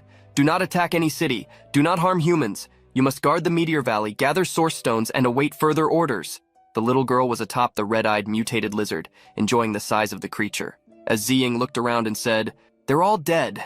Well, those guys were disloyal and cowardly. They wouldn't have been much help if they were alive. Chu Tian, let's go to the Tang Dynasty tombs. The girl quickly replied, All right, and obeyed the order. Arriving at the Tang Dynasty tombs, scarlet stars descended from the sky, forming a crimson rain throughout the valley as the army of spirits made their presence known in that place. Ziying declared loudly, The Tang Empire, an empire that shook the world. Nations bowed before them, their armies were unstoppable. Together we will repel the enemies. Emperors and generals of the Tang Dynasty, I humbly summon you. One by one, they began to respond. Li Yuan, the founding emperor of the Tang Dynasty, answers your call. Li Shimin of the Zhenguan era answers your call. Wu Zetian, the reigning empress, answers your call. Ziying, now standing at the center of a source of red energy, declared, By the spirit occupies them first, owns them. Huang Ziao, prodigy of the Huang clan, shouted, making a commotion with the news brought by Jia. But he is a divine-level beast tamer, young master. For safety, let's leave the northwest. The boy pleaded, clearly frightened. Ha, divine-level prodigy, what nonsense. Pure media pressure. I am Huang Ziao, a level 10 lightning prodigy, chosen by the heavens themselves. Others may fear him, but I do not, Ziao replied with an intimidating look. At night on Tang Modao Mountain, Ziao said, walking and leading the Huang. Red lightning from our protagonist spread towards him, surprising him, and he wondered, Lightning? Shouldn't you be a beast tamer? How can you use lightning? Ziying swung his sword and commanded, Enough talk. Lightning blade. Jia sensed the danger and tried to warn his young master. But before he could finish speaking, Ziao lifted him with one hand and placed his body in front of him, using him as a shield against Ziying's attack. Our protagonist watched Jia fall and in disgust asked, What kind of trash prodigy are you? You are worse than an animal. Ziao dropped Jia's lifeless body and replied, Servants are nothing but pawns, sacrifices to protect me. So what if you know some lightning techniques? I'll show you what real lightning is. Celestial lightning strike. He formed a sphere of golden lightning in front of his body and, with a manic smile, asked, Are you scared now? Want to beg for your life? Too late. Ziying maintained his stance, holding his sword as the red lightning surrounded him, and replied, I won't use my blade because I don't want to be accused of intimidating you. Do you think you're better than everyone else, you despicable arrogant? Today I'll show you what it means to give someone a taste of their own poison. He expanded the red lightning around him, intensifying his power. Ziao surrounded himself with lightning, saying, I am the embodiment of lightning. Your pathetic tricks are nothing to me. And our protagonist mocked, Oh, really? Forbidden spell. Lightning element, double overload. Ziao raised the sphere of golden lightning, using it as a shield while feeling surprised. Ziying's attack pierced through the sphere, hitting him squarely in the stomach as he screamed, unable to believe it was possible. Ziying walked up to him saying, You will learn what it means to be on the other side, trash, no matter how high and powerful you think you are. Level 10, half-sovereign king, you are nothing compared to my level 2 power. And he stepped on Ziao's face as he tried to deny the situation. Suddenly an earthquake struck them, and a voice emerged declaring, I am Huang Jutian, patriarch of the Huang family. Who dares to cause trouble in the spiritual mountains of the Huang family? Our protagonist looked up thinking, Another one? Does the Huang family want to see their lineage exterminated like this? Jushian raised his voice and said, Xiao, inform your father and the rest of our people to move here was supposed to be a blessing. However, I never imagined that you, the prodigy of the Huang family, would bring trouble. He then turned to Ziying and asked, Who are you? What humanity? All the spiritual mountains in the northwest must be handed over to the 5 of us. They cannot be claimed privately. I warned your prodigy, but he refused to back down, driven only by his selfish motives, ruining our grand plan. The patriarch looked at him seriously and replied, He did that? So Xiao was really in the wrong. Xiao's father activated the lightning in his hands and impatiently shouted, Patriarch, is everyone just afraid of his title? You may fear him, but I do not. Even if I die today, I will avenge my son. I will avenge. Judian slapped the man on the back, reprimanding him. Impudent. Xiao's actions show that you spoiled him too much. Immediately. On Hua Mountain, the same was happening. They informed, those who disregard the greater good and refuse to listen will be killed without mercy. On Kunlun Mountain, the army contemplated the writings on a stone, saying, Truly worthy, our descendants are wise and just, living up to great expectations. Well said, Di Qing. Well said. Finally, at the summit of Tangmodao Mountain, Ziying raised his voice, declaring, It's time! And he spread his hand on the ground, causing red waves of energy to spread in all directions as he chanted, Resonance of Dead Spirits Level 6, activate. Through the 4 seas, the Emperor's wind blows. A defense line, the workers commented, Is it just me, or have I suddenly awakened some kind of superpower? Me too. Earlier I struggled to lift steel beams with help, and now I can carry them like toys. And Ziying finished her chant. The new era of the Holy Emperor inaugurates a glorious sight as loyal servants behold his grand vision slaughterhouse. But look at the land, where war has relinquished its hold. See, an era of peace, a calm autumn unfolds. Inside the research laboratory, they exclaimed, It's real! We really awaken powers. Xiao Liu lifted a mutant bird crossbow with one hand and said, Now I can lift this alloy blade, and I feel to investigate. The area is highly dangerous, and the public is strongly advised not to enter recklessly. From the top of a mountain, Ziying was talking to Tian, who said, Brother Nan, you are amazing. Did you orchestrate the mutation in the ancient forests too? Our protagonist turned to her and replied, Actually, no. This mutation is probably linked to the dimensional rifts that the Xenos have opened. Things are getting worse in the 7th defense line. We need to act fast. Since there has been a significant change in the ancient forests, let's go there. She agreed and activated her teleportation. In the ancient forests at dawn, a group encountered giant trees with glowing eyes on their trunks. A man stepped forward in the group, shouting, Not before we understand their combat strength and tactics. Greedy vine, binding roots. It was Lily, the wood elemental. The vines rushed toward the tree but failed to wrap around its trunk. Lily was astonished, realizing it was futile. He couldn't control them. The trees approached, wrapping their roots around them and surrounding the group. He then understood that they not only had consciousness, but were trunks, and their eyes had turned crimson. From the top of a mountain came a great red glow and a voice echoing, saying, Ironwood Giant, obey my command. Do not attack cities, do not harm humans. They realized the trees were bowing to the light as the voice continued to speak. Your duty is to protect the ancient forests. Gather source stones and await further orders. Amidst the crimson light and the arcane circles extending from its arm, Ziying's system showed her updates.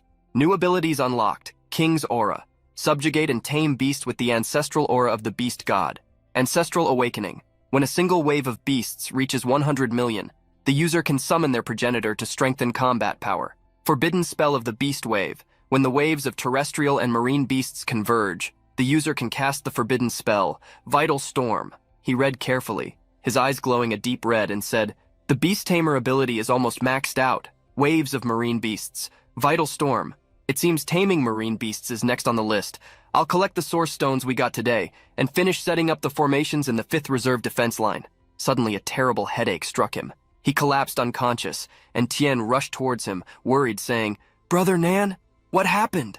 The little girl touched him with a concerned look and activated the teleport back to the slaughterhouse dormitory.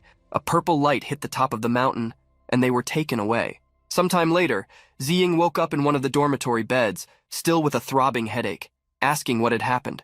Tian, in another bed beside him, replied, worried, Brother Nan, you're awake. You fainted back in the ancient forests. You scared me to death. He looked at her and said, Damn, I was out for a whole day. At a time like this, Tian looked at him with concern and declared, Don't blame yourself for this, Brother Nan. Among the front lines, summoning undead spirits and taming all those beasts, you didn't sleep a second. No matter how strong you are, you're still human. Ziying sat up in bed facing her and replied, "Yes.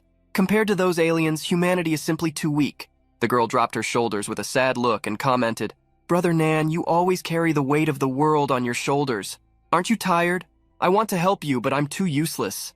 Our protagonist stood up and walked over to her, stroking her head and saying, "I'm sorry for that. I didn't mean to worry our little chief. I'm not alone, you know? I have you, my family, your brother, and millions of others by our side. Besides, you've helped me more than you realize. I wouldn't have come this far without you." She closed her eyes, trying to dismiss it, and replied, "If you're going to call me chief, then this chief will stop overthinking. I don't need you comforting me like a child, too. We're going to the 5th defense line next, right? This chief will take you there." Without giving much time to rest, they headed to the 5th defense line. Already at night, he positioned himself in the snow, creating red circles and activating his ability, spreading the fiery formations that extended for several kilometers. Green lights floated around him and he declared, "I teleported all the source stones we collected from the slaughterhouse, the meteor valley, and the ancient forests."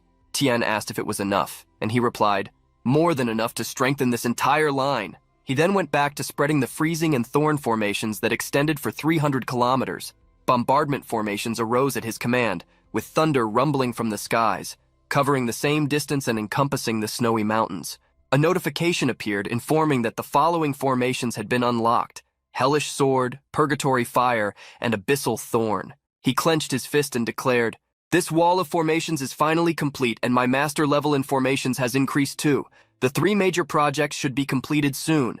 Then, we can use their power to deploy high-level formations and forbidden spells. As for the mountain of source stones provided by the nation, I'll save those for when the 5th defense line is under attack." In the broadcasts, breaking news emerged. After the mass awakening, infrastructure development in the Northwest has accelerated. The Grand Canal project, stretching 1,000 kilometers and drawing water from the Eastern Sea to irrigate 10 cities in the Northwest, is finally complete. Comments began to spread. At a time like this, they're still working on a canal project? What's the purpose? The awakened citizens of the Northwest should be sent to reinforce the front lines. What a waste of resources. Are there no prodigies from the interior who can put an end to this nonsense? What is the Northwest thinking? Meanwhile, a group of men commented, "I can't believe the first thing the Zhao family sees after coming out of isolation is these ridiculous 3 major projects. The Northwest is corrupt, and the people are restless. I, Qianbing, can't stand by any longer. I, Sun Li, am with you. Let's destroy these 3 major projects together." One of them turned and said, "Brother Qian, Brother Sun, how about we broadcast everything live this time and let the whole nation witness our righteous act?" The other replied, "Brilliant idea, Brother Zhao." The 3 boys set off, and a photo of them flying through the skies made the breaking news. Comments immediately began. Finally, some prodigies from the interior are stepping up to question the projects of the Northwest. Amazing. But what level are these prodigies? They claim to be at the Sovereign King level. Those fools in the Northwest will be in for a surprise when the Sovereign Kings arrive. By the sea, Ziying watched the waves with his arms raised, saying, "As expected from the great nation, it's time to seize this opportunity and cast a forbidden spell. This will be the most terrifying killing field humanity has ever witnessed." He then extended his hands, creating a concentration of red energy and saying, "Level 5 forbidden water spell, Water Dragon Charge, activate." A red lightning bolt struck the waves as the command was given, launching the waters upward. Then a dragon made of water emerged before him, fangs bared as the sea roiled. The dragon stood before him waiting for his command. He extended his hand and ordered it to attack.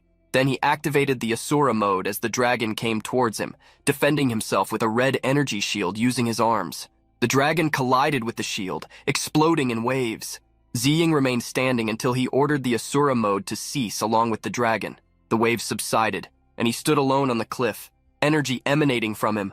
Blood dripped from his arms and his sleeves had been torn. He looked at his hands, still emanating energy, and said, "Not bad. A single level 5 forbidden spell managed to push the defenses of the Asura form this far. If I stack and combine this with the power of the Great Canal, it could turn the tide." He then activated the forbidden spell Water Dragon Charge with a 5,000 overload. Seeing the red areas in the water before him, indicating that the spell was active along with the system notification, he commented, "The Forbidden Sorcerer has reached level 6. It shouldn't take long to reach the maximum level." Meanwhile, Zhao and the other 2 were live streaming. "Ladies and gentlemen, we are now live over the Great Canal, one of the 3 great projects. Time to destroy it and give the people what they want." The comments on the stream. Wait, comments? Did you leave a comment asking for the next part here in the video? Next part here. Did you subscribe to the channel? Well, if you made it this far in the video, it's because you're enjoying it. So let's subscribe, give that like, and comment to cheer up our team. Okay, back to the story. The comments on the stream were flooding the screen saying, "That's it. This is the kind of hero we need today. The three sovereigns are truly amazing. Decisive action. This is leadership. This is so exciting. Teach a lesson to those bastards from the Northwest. Give a warning to the whole country. That's right. The war is already hard enough. We can't waste precious resources like this."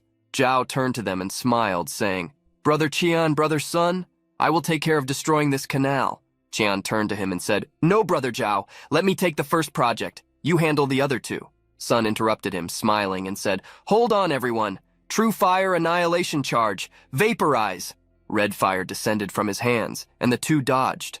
Zhao asked what that was, but Qian was quick enough to realize that Sun wanted to play dirty and said, "Well, if everyone wants to join in, let's do this together." The two attacked, using the skills Breaker Army / Chain Reversal and Earth Divider Mountain. A giant crystalline sword plunged into the ground, surrounded by red lightning, bringing thunder and stirring the waves of the sea. More comments flooded in as people watched the stream. "Wow, this is epic. No wonder they are Sovereign King level prodigies. Is this what peak human strength looks like? I'm about to cry. Is it just me or does this seem exaggerated? It's almost like one canal isn't enough for the three of them." Meanwhile, on Tangmodao Mountain, Ziying observed the night with Tian as he said, "As expected, with the power of the spiritual mountains, the energy of the dead spirits is growing." Snow fell from the sky and Tian approached, saying, "Brother Nan, the people in the city who are awakening, their abilities will also get stronger, right?" Ziying replied, "Yes," pointing to stars on the horizon, saying, "Were those 4 shooting stars curving in the air?" Ziying looked at the star with concern and said, "This is bad. That familiar feeling, it must be an A-class Xeno. Don't tell me they sent more assassins." The headache returned, but he couldn't stop questioning. "And the water spells from the canal are out of control? Did those aliens find out what I planned? Are they trying to attack us first? If they came all the way here, there's no reason to hide." Our protagonist activated the forbidden spell of the canal and ordered the water dragon to attack. Back at the Great Canal, the three boys floated above the churning water. Sun complained, "This insignificant canal, whether we evaporate, repress, or completely bury it, it's child's play for us." Qian then commented, "Such a simple task. It's no fun at all. Wait," until something caught their attention and they exclaimed, "Are you seeing this? The water is changing. What is that?" The water stirred, waves crashed against each other, and the water dragon danced in the air towards them, this time accompanied by 2 more. The 3 watched the dragons approach and shouted, "A forbidden spell! Run!" Through the stream, people watched as the waves engulfed the 3 and continued commenting. "The 3 sovereigns were swallowed by a water beast? Does the Northwest Project really hold some hidden power? Did anyone else hear something about a spell just now? My screen went black. Was the live stream cut off? What the hell just happened?" The 3 hit the ground with water droplets falling on them. When they looked up, they could see the dragon watching them with a murderous gaze. They began to crawl, trying to escape while calling for help.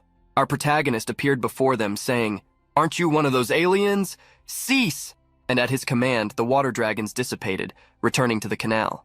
Ziying asked who they were and why they were causing so much destruction. Zhao turned to him and replied, "We are the prodigies of the 3 great families from the interior. We are here to—" Ziying interrupted him with a judging look, saying, "Ah, I see. Ignorant fools." The 3 stood up, facing Ziying, and Zhao declared, "Indeed. But seeing you here, senior, we finally understand." Ziying thought, "Those 3 are Sovereign King-level prodigies, just out of isolation. The alien assassins must be heading to their headquarters." He then declared, "Take me to your clans now." The 3 looked at him confused, but Ziying surprised them by saying, "Unless you want to see your clans exterminated, you better hurry." They became anxious upon hearing the word exterminated, and obeyed. Upon arriving at Skycrest Mountain that same night, what they found was a place engulfed in flames. Zhao fell to his knees on the ground, lamenting, "Father, clan leader, second uncle." Qian looked around and said, "The Zhao family was annihilated? What's happening?" Ziying remained calm and said, "This is exactly what I feared. The work of an A-class Xeno. Now is not the time to mourn. If you want revenge, come with me, Chu Tian, to the Qian family estate." Tian led them to the Qian family estate in the Phoenix mountain range. There they found the same thing, flames and destruction. Ziying ordered Tian to take them to the Sun family. Upon arriving at Jadapass Mountain, the Sun family estate, they encountered a large blackbird that spat fire, destroying everything. It was the A-class Xenoblazing Sky Eagle. A man jumped on the bird. his body emanating flames. His hair transformed into fire and burning intensely. He grabbed the bird and shouted, "You exterminated my family. I will take you down with me. Let's go to hell together, you damn alien. Extreme fire self-detonation." Sun Li cried out in despair, watching the scene. "Clan leader, damn alien, you won't get away with this." The bird turned towards them, unscathed even after the explosion, and said with a tone of disdain, "Humans are small, weak, and powerless creatures. You are nothing but corpses waiting to happen." Our protagonist drew his sword and leaped towards the Xeno with a sharp gaze, saying, "Oh really? Then today I will show you what humans are truly capable of." The three prodigies, Zhao, Qian, and Sun, advanced with determination, each invoking their abilities. Army-breaking slash, earth-splitting mountain, true annihilating fire. The red flames danced in the air. A long sword of fire descended from the sky, while the stones of the mountains fragmented under the force of the attack. The bird, with its enormous wings, struck the air forcefully, sending feathers toward the flames and hurling the youths away. They fell, rolling on the ground, and Ziying shouted, "You three are injured. Stand aside for now and just watch." In the next moment, a red lightning bolt cut through the sky and struck the bird. Ziying activated the ability Asura's Deathfall and followed with Asura's Berserker, delivering a powerful punch to the creature that pushed it to the ground. The prodigies watched, perplexed, and exclaimed, "What a potent Asura's killing aura! He must be the Asura of the Northwest, not a forbidden sorcerer." The bird, enraged, exhaled fire, concentrating all its breath and launching a tunnel of flames towards Ziying. However, Tian, quick and alert, touched him and activated her teleportation ability, taking him to a safe spot. Ziying turned to her, smiling. "Good job, boss." However, the bird was now focusing its fierce gaze in his direction. It drew its sword, the blade shining brightly in a crimson hue, and activated the ability Asura, Demon Slayer, attacking the bird with a flaming slash. The Xeno turned to him disdainful. "Not bad. You are worthy, not of death but of slavery." Ziying, filled with hatred, retorted, "Slavery? I'll make you swallow those words." With determination, Ziying activated Asura, Dragon Slayer. A colossal red dragon emerged above him, diving toward the bird as Ziying brandished his sword and said, "Do you think you can heal from anything? Let's see if you can test your healing powers when you're in pieces." The dragon collided with the bird, but the creature closed itself into a sphere, declaring, "Humans, ignorant, arrogant, die." Ziying, without hesitation, approached and shouted, "Enough of this nonsense, Asura! Hell on earth!" He pierced the bird with a crimson slash. The bird, wounded, mocked, "Useless, as long as the spark remains." But Ziying didn't let it finish and shouted, "Freezing formation! 50,000 overload, damn your spark!" Red arcane circles spread across the sky, and the bird became frozen in the air, causing astonishment among the prodigies watching from the ground. The flame eagle of the sky was frozen in pieces. This Asura knows formations too? Ziying turned to them and, using amplification, unleashed his power on their foreheads. The prodigies screamed, falling to their knees. As ice fragments fell from the sky, Ziying floated above them. "You have seen your combat power, your strengths and weaknesses. This ice will only hold it for a while. Now is your chance. Avenge yourselves with your own hands." Zhao stood up, ready to speak, but Ziying landed and turned to Tian. "Don't ask. After you avenge your clans, head to the 5th line of defense and prepare for war. A greater enemy awaits you there, an enemy of all humanity." Immediately, a news report spread. 4 Class A Xeno assassins have been sighted in the inner territories. The ancient and prestigious clans Zhao, Qian, Sun Sen, and Wang have been exterminated. Zhao Yang, Qian Bing, and Sun Li, with the help of the Asura, took down the flame eagle of the sky. In the city, the citizens stirred. "Those damn aliens! They are not satisfied with fighting on the front lines. Now they attack our promising youths in the rear. We need the divine-level prodigies of the Northwest to deal with them soon." Ziying, watching the city from the top of a mountain with Tian, declared, "Chutian, let's gather a batch of source stones and head to the Eastern Sea. Let's tame some beasts and eliminate these assassins once and for all." She agreed and teleported him to a point above the Eastern Sea. Floating in the air with a crimson circle opened, he declared, "To the east I gaze upon the height of Jishi, where the endless ocean meets my sight. Sun and moon, your journeys begin. As if from the depths they emerge and then depart. Starry skies above, a brilliant arrangement seeming to rise from the deep tide of the ocean where secrets are hidden. Powerful sea beasts, heed my decree. You will all bow and serve only me." The beasts emerged from the tumultuous sea, leaping toward him. Ziying continued, "With a sound that shakes the heavens and a force that eclipses the moon, I summon your sharpening stones." A colossal tornado descended from the heavens, striking the water and growing to great proportions. He observed the tornado spinning and commented, "Even I might not escape this easily." Tien, by his side, said, "I'm sure Brother Nan can handle it. Now we just need to see if these assassins dare to come." At another point, a bearded man with long brown hair, Lan Chengkong, a prodigy of the Lan family from the Eastern Sea, watched the scene with a coconut in hand, astonished. "Is that a fury of sea beasts in the distance? I've never seen so many beasts like this. Alert the whole clan. Prepare for battle. I will scout ahead. Wait for my signal." The clan members rushed to obey his command. Chengkong then invoked the water control technique, Dragon March, summoning a water dragon that carried him toward the tornado. As he approached, he commented, "The Lan family has guarded the Eastern Sea for generations. I will not let these sea beasts run wild." Observing the water closely, he realized, "Is that an alliance of tides of beasts from different species? How is this possible? They should be enemies. No, something is wrong. The way they are surrounding me, it looks more like an army." The beast began to advance toward the prodigy, and Ziying, noticing the movement, exclaimed, "You idiots, you've got the wrong guy." Tien, always attentive, reminded him, "Brother Nan, you forgot to tell them don't attack cities, don't harm humans." And our protagonist then raised his voice to make his usual declaration. "Don't attack cities, don't harm humans, kill the alien invaders." Chengkong noticed the change in the beast's course and commented, "Huh? The killing aura of the tide of beasts suddenly disappeared? Could it be? The beast-taming prodigy from the northwest?" But before he could feel relieved, something behind him caught his attention. 3 large beings were rapidly approaching him, mutant beasts flying through the air, proclaiming, "Master of the sea, if it's not slavery, then it's death. Sea beasts, your sharpening stones have arrived." Seeing the approach, Chengkong commented, "Wow, those assassins are all after me?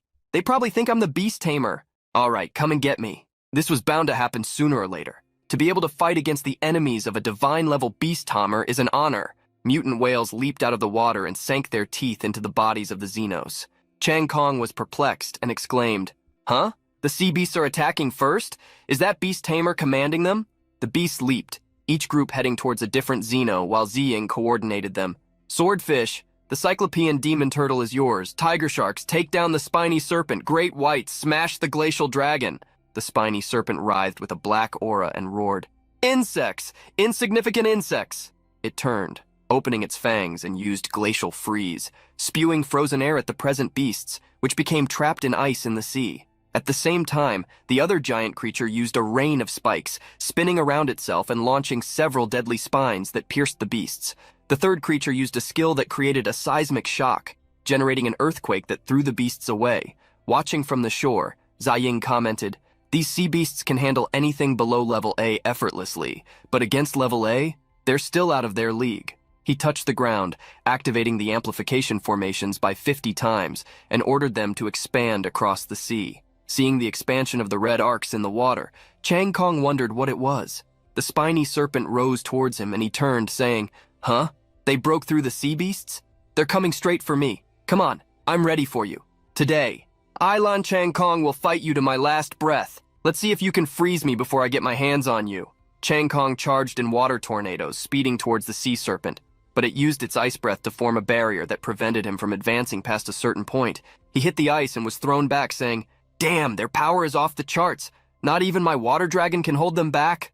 Chengkong fell as he was struck by the ice in an intense attack. The creature rushed towards him as he fell into the water, but before he perished, Ziying's red circles spread, and more tamed beasts rushed to his aid, biting the serpent Xeno. A red lightning bolt struck Chengkong's forehead as he stood on a wave while the beasts held the Xeno for a moment. He regained his composure and looked at his hands, seeing energy flowing. "This is an amplification formation? Water control technique? Endless ocean!" The waves surged towards the alien beast, which thrashed, saying, "This cannot be. Insects." Being hit by the waves and cuts of flames, it was torn apart. The spiny serpent and the Cyclopean demon turtle had been neutralized by the explosion of water and flames. Ziying watched with his hands in his pockets and said, "Now the battle strength is almost certain. Forget about level A aliens. Even if a level S alien comes to this part of the sea, it will be skinned alive. Chu Tian, bring Lan Chengkong here. I have something to say to him." The girl smiled and replied, "I know what you want to tell him." On top of a small mound of water, surrounded by beasts and stones, Chengkong raised his voice. "Beast Tamer, Master of Formations, I am deeply grateful for the grace of life saved today. Could you reveal yourself so that this apprentice can thank you personally?" However, in front of him, who appeared was Tian, emerging from one of his portals. He was surprised. Huh? The legendary senior is a child? Tian smiled, deceiving him, and pulled him by the collar of his shirt. The girl teleported him back to the shore, where our protagonist was, and he fell to his knees, saying, "May I know who you are, senior?" Ziying gestured for him to be silent and said, "Don't ask, just listen. Lan Changkong, if you use the East Sea as bait to lure and eliminate the alien assassins behind this, could you take on that responsibility?" Changkong replied, "If it's for the good of our world, I will give my life without hesitation." Ziying then concentrated his energy in his finger, positioned it on his forehead, releasing a great crimson aura and saying, "Very well, then I grant you the power of the internal amplification formation of 10 times. From today on, you are the master of the East Sea. 100 million sea beasts are now under your command. If those alien assassins dare to appear on the continent again, you will lead the waves of beasts to lure and annihilate them." The man shouted in agreement, as his potential was unleashed and amplified. He fell to the ground recovering, but what would come next was more concerning. Tian turned, seeing a black cloud spreading in the sky, and anxiously said, "Look, a void portal. The 7th line of defense may not hold. Oh no, my brother, everyone!"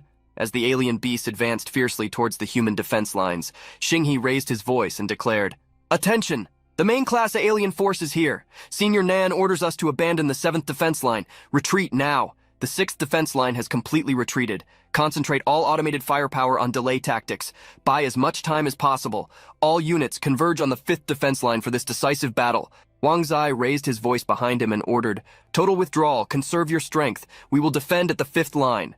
Xinghe gritted his teeth, starting to concentrate his energy, and declared, "Commander Wang, you lead the main force back. We will hold the line and buy time for you. Supreme Amplification Formation, activate. We must hold out long enough for the main force to retreat." The Cayenne energy circle expanded in front of them, blocking the Xenos and shining brightly. The Jade Army positioned themselves at the front and said, "You kids should go too. The 5th defense line still needs you. Leave the rear defense to us veterans." As he said, "We swear that even if only one soldier remains, we will not let these aliens pass."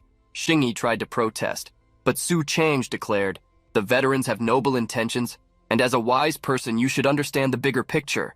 The tamed beasts appeared around them, and Xinghe commented, "For the sacrifices our ancestors and the waves of beasts are willing to make, we will not falter in this battle for our survival." Su Chang'e looked up at the soldiers of the Jade Army and said, "This young man bids farewell to our ancestors and the noble spirits of the waves of beasts."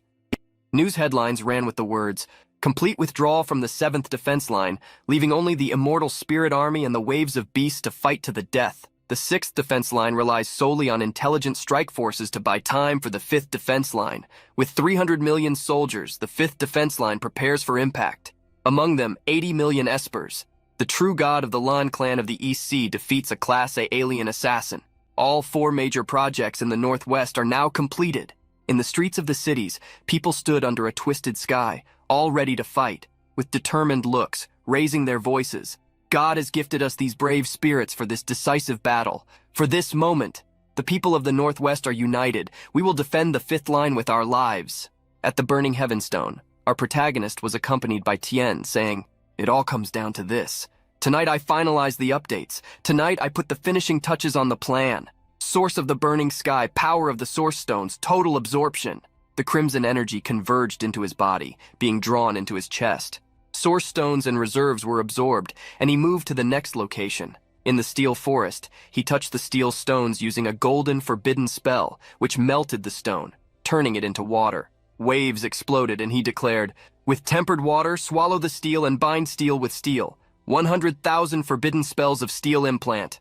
The next location was the heart of the volcano, where he raised his hands and declared, "Awaken, my lava dragons. Embrace the land and sea. Devour the sky and extinguish everything. 100,000 forbidden spells of lava implant." Lava dragons emerged, stretching up to the skies. Ziying observed the notification bar that appeared before her and commented, "The maximum level forbidden spell, Origin of the Stars?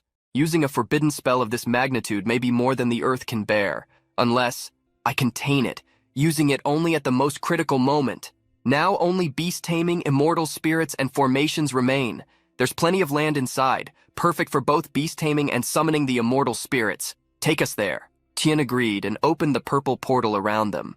Upon arriving at the location, Ziying touched the ground, releasing her power, and ordered, "Ancestors of times past, one of the famous three kingdoms of China Wei." The Jade Emperor declared, "Awaken from the east, bold heroes, to contain the darkness, stories told."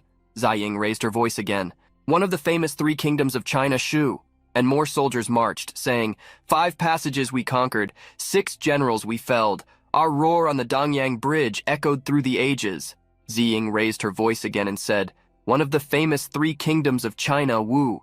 And one of the samurais supported his sword, saying, "On the rock of wisdom, our imperial power, our legends echo, always bright. I sing like the rising sun, our brilliant splendor, igniting mountains with our impressive light." Yuan the Great appeared riding and said, "Your hooves, a thundering tide, no force on earth can withstand our fury." Ming raised his sword and declared, "Clad in golden armor, we face the western wind, a battle of the ages, a memorable legend." Qing raised his weapon, saying, "With bow and horse, heroes gather through the sands, toppling invisible empires." Ziying raised her voice under the crimson sky and in front of the Jade Army and declared, "Honored ancestors, heed my call. Prepare for battle at the 5th defense line, march." She made seals with her hands as the army marched, the ground trembling and the beasts dancing to her command. Raising her voice, she declared, "The heavens expand, a vision without limits, but all below belongs to the power of the king. Throughout the earth your dominion prevails. All subjects bow, your word we obey. Release the beast taming, full power, poisonous insects, venomous snakes, all of you mutant beasts. Hear me and obey. Ancient power, awaken, amplify the power of the waves of beasts, with me, to the 5th line." Dragons made of insects, red lions, and serpents surrounded her. Ziying raised her sword with hands on fire, ready to advance, but soon spat blood, closing her eyes in pain. She fell to her knees on the ground, and Tian went to her, saying, "Brother Nan, you're overexerting yourself. You can't keep going like this." He raised a determined look and replied, "I have to continue no matter what. We have no time to lose." The girl tried to protest, but he stood up, interrupting her. "No excuses. Now only formations remain. Take me to the 5th line." All she could say was, "Brother Nan, yes sir, Chu Tian at your orders." In the 5th line of defense of Jia at dawn, Ziying was flying with arms wide open far above the clouds, expanding the formations and multiplying. Within a translucent and spectral formation, he raised his voice and declared, "Layers upon layers of lethal formations, protect our homeland." And at that moment, through all the exhaustion, the system reported, "Master of Formation God Genesis, skill level, maximum, ability, heaven and earth, humans, beasts, all great and small, just in time." Tian ran towards his brother Xinghe, shouting, Big brother! Mr. Nan's hair turned white." He then hugged him while the girl buried her face in his stomach and said, "It's all right. You did well. Now your big brother is here." Qin Ying approached Ziying and asked what had happened to him. Our protagonist replied that this was the result of all his battle preparations. Change questioned, "So you're finally ready to lay your cards on the table?" Ziying gave a slight smile, tilted his head, and replied, "Exactly." Announcements were broadcast throughout the nation, informing about the situation. The alien forces have breached the final defense lines in the southern and northern glaciers. Both the northern and southern glaciers have fallen. The alien forces have broken the last line of defense in Kawasaki. Kawasaki has fallen. The alien forces have breached the last line of defense in Trikistan. Trikistan has fallen. The U.S. defense line is still holding, but with the emergence of an S-level Xeno, 1,000,000 Espers have deserted. The alien forces have breached. Ziying stood before the united fighters and citizens of the region and began his speech. "Soldiers and citizens of the 5th defense line, the aliens are approaching. Before the final battle, I have something important to say. The so-called 5 divine prodigies of the Northwest, they are all me."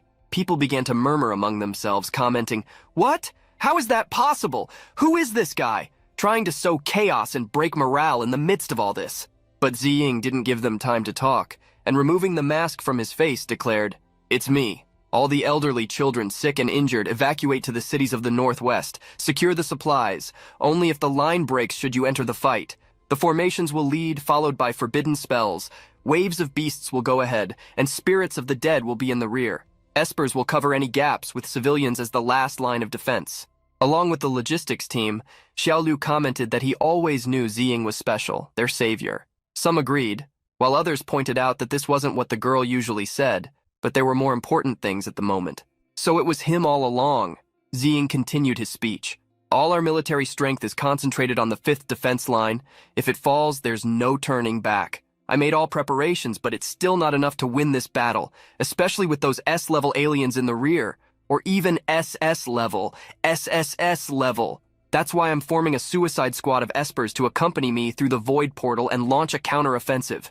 I don't need many, maybe 10, but they must be strong, ideally with complementary abilities. Surprising everyone, Tian was the first to step forward, declaring loudly, I, Chu Tian, 9 years old, ancestral divine-level space esper. Once inside the void portal, finding a place for Brother Nan to rest will be my job. Then her brother said, I, Chu Xinghe, 23 years old, prodigy of the 130th generation of the Chu clan. Maximum ancestral divine-level domain esper, I volunteer for the suicide squad. And so, the volunteers followed. Count on me. Su Changjae, 25 divine-level ancestral puppet master. If nothing else, I've practically mastered the art of voodoo. I can probably curse some aliens to death. I'm Qin Sui. I'm Qin Ying, 18, ancestral divine-level plant spirit summoners. Ready and willing. Me too. Lan Changkong, 23, ancestral divine-level water esper. My clan is handling things in the Eastern Sea. Nan Ziying, I hope this time you don't pass the blame to me. I'm Zhang Yuan, 22. I'll handle the supplies. My esper ability is, well, cooking. It's like divine level. Nan Ziying, don't forget you still owe me one. Take me along and we're even. Ziying looked at Zhang Yuan, the last to volunteer, and said, for that ability of yours, I'm more than happy to have you on board. A red car stopped nearby, and 2 new volunteers got out. The blonde declared, I'm Su Lang, 23, level 10 perception esper, essential for detecting dangers. And the pink-haired one said, first I'd like to apologize for my harsh words earlier. Zhao Keir, I'm also vital for reconnaissance. 20 years, level 10 time reversal esper. It may only be 15 seconds now, but I'm sure I'll get stronger. Ziying's sister approached him and said, brother, Dad didn't want to let you go alone, so I'm coming with you. Recently, I awakened some healing abilities on the battlefield. I'm practically Huatuo reborn. Behind her, 2 girls leaned against a large car and said, and we, Chen Liani and Su Xiaonan. One healer isn't enough for such a dangerous mission, you know. Chief Nan, give us a chance to redeem ourselves for our past misunderstandings. Ziying smiled and, closing his eyes, responded while raising his voice. I thank you all. In that case, I officially declare the formation of the counteroffensive suicide squad. At the moment the aliens approached, Ziying announced and ordered everyone to prepare for battle. The Xenos leaped in to attack, and immediately the spells began to activate. Ziying raised his voice, activating formations, forbidden spells, and ordering waves of beasts to advance. The Jade Army's dead marched, joining the battle. Wang Zai jumped alongside his soldiers, shouting, we have a 50-fold increase here, there's nowhere to run, you damn fugitives! The battle intensified until Ziying gave the order. Suicide Squad, march! The group advanced as Tian created a portal in front of them. Ziying took the lead, shouting, follow me, let's destroy this void portal and end this reign of evil. And so the first season of 10,000 Races Guardian of the Rear ends here. When they passed through the portal, they arrived in a small dimension where there was only a modest cabin. The place was a pocket dimension created by Chu Tian, specially prepared for everyone. There, time flowed the same way as outside. Like a wise person, the little girl explained how the place worked. This is perfect for resting, cooking, eating, healing, making medicine, storing things, and everything else. Think of this place as a mini-universe completely separate from the outside world. I call this place the cozy cabin. Ziying, with a cold look, reminded Tian that the mission they had, the duty they needed to fulfill, did not allow comfort. Change placed his hand on Ziying's shoulder, warning him, brother, you're human, right? Not some spirit or alien who breathes air and feeds on dew? Even if you're strong, how long will you last without eating, drinking, or sleeping? 3 days, 5, a week? Do you think that will be enough to deal with all the aliens? Su Changjae's words did not cease, and he gave Ziying a lesson. You're way too tense. Who said we can't rest in the middle of a war? Don't forget, we've been awake for 2 or 3 days straight. Your hair has turned white from so much stress. Change asked him at least to let everyone look around and recognize the good intentions behind that refuge. Xinghe agreed with him, reminding Ziying that facing the end of the world, they couldn't disappoint the children. As they approached the cabin, Lan Changkong glowed with excitement. This is the house of my dreams. Seeing the posture and expression of the brute, the protagonist's sister, Nan Ziying, felt much more masculine in comparison. Chen Liani and Su Xiaonan clicked their tongues. They still couldn't get used to the old man with a childlike soul and effeminate features. Seeing how everyone was enjoying the place, Ziying looked at Qin Sui and Qin Ying. Aren't you curious? Aren't you going to take a look? But the two kept stern looks. We, brother and sister, swear to follow our benefactor to the end. Realizing he wouldn't easily convince them, Ziying decided to take them inside the house. Su Changjae was one of the first to pass through the door, but upon seeing the interior of the cabin, he was surprised. Lan Changkong couldn't believe it. His dream house was a nightmare inside. Even Zhao Keir couldn't resist asking if the little girl who created that world was going through an existential crisis. Inside the house, there were several beds that looked more like coffins side by side. On the walls above them, there were photos of each person. The place seemed like it had come out of a fairy tale or a strange old dream, which awakened many memories in those present. Confident, Tian stated, "I'm glad everyone liked it." Su Chang sarcastically asked, "Little sister, how did you know?" The protagonist, for his part, liked the style of the beds. It seemed life embraced the afterlife. Tian sighed, disappointed with Ziying. She hadn't made the house thinking so deeply. She had just prepared something ahead of her time. Su Changjae jumped on one of the beds and soon lay down to sleep. Next to him, Lan Changkong also settled on another bed, attesting that it was extremely comfortable. Strange, yes, but when they closed their eyes, everything would be fine. Zhang Yuan decided to check the kitchen, while Qin Sui and Qin Ying wanted to plant some vegetables. Chen Lianyi wanted to know where the pharmacy and infirmary were. Zhao Keir didn't want anything grand, just to know if there was a bathtub to take a bath. Ziying noticed how peaceful the place was. This was a perfect end of the world. Xing He, beside him,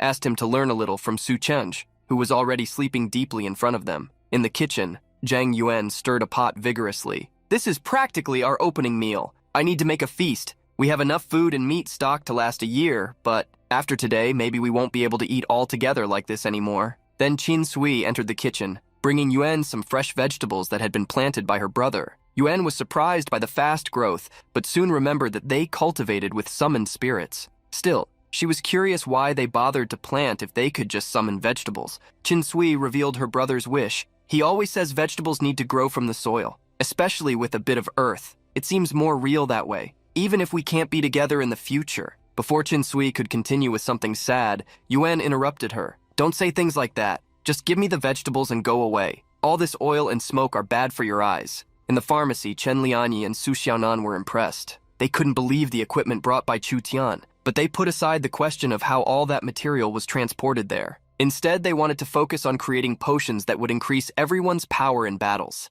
Healing potions and stamina boosters were the right choices. In the infirmary, Nan Ziying sat on one of the beds. A single white sheet everywhere. That little rascal has some eccentric ideas. Outside the house, some people were creating magic circles to allow movement. They were still 300 kilometers away from the void portal. Chu Tian herself wanted to stabilize an area at least 30 kilometers from the portal so that she and Zhao Keir could have more peace in their searches. After the teleport formation was completed, everyone returned inside the house. Curious, Keir asked Chu Tian why she didn't create a new Earth for everyone, since she could create a portable dimension. Tian replied bluntly, "Are you straight by choice? Obviously, it's because it's not possible." Keir's weak spot was hit, and she became furious. "What did you say, you brat?" Luckily, Su Leng was nearby and grabbed her by the hair. "Be quiet, Keir. She's only 9 years old. She just slipped up, even if it's true." Chu Tian sighed, ignoring Keir. "It's okay to be straight. At least you will live. For me, creating the cozy cabin cost 50 years of life. Maybe I won't even live long enough to be called a plank." With a heavy heart, Zhao Keir apologized deeply. What she didn't notice was Tian's mocking sigh, as she had completely deceived her. At that moment, Zhang Yuan began placing dishes on the table. Not knowing everyone's preferences, she prepared a bit of everything. The smell of the food was amazing, and the aroma was so strong, it even managed to wake Su Chang.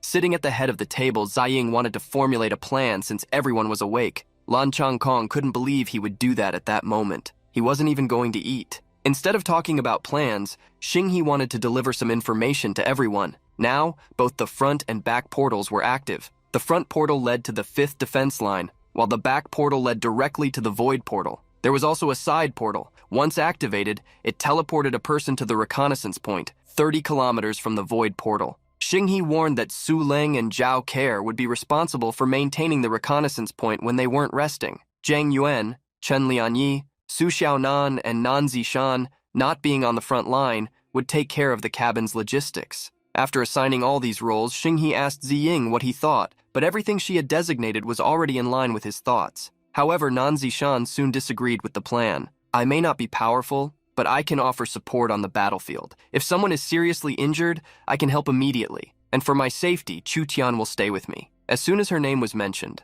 the little girl eating a chicken leg introduced herself with a smile. Nan Ziying noticed her brother's worried look and quickly said, "Don't hold back just because I'm your little sister." Sighing, Ziying allowed Zishan to go to the front lines. With everything decided, Ziying asked everyone to eat and rest because in 3 hours they would start moving. We will do shifts in the future based on how the battle unfolds. If anyone has any objections, speak now. Chen Lianyi and Su Xiaonan felt a little uncomfortable hearing that they were not frontline fighters, but since it was true, they obeyed orders. After all, they were more useful in the cabin. Soon, people went back to worrying about food and started chatting among themselves. Lan Chengkong's age became a curious topic since no one believed he was only 23, and the fact that Su Change was trying to be polite drew even more attention. Even Chen Lianyi putting tofu on a donut became a subject, and her culinary philosophy turned into a conversation topic. A few hours later, inside an energy cube, Su Lang and Zhao Keir traveled. Su Lang analyzed 1 million awakened signatures outside the void portal, this without counting the number of aliens.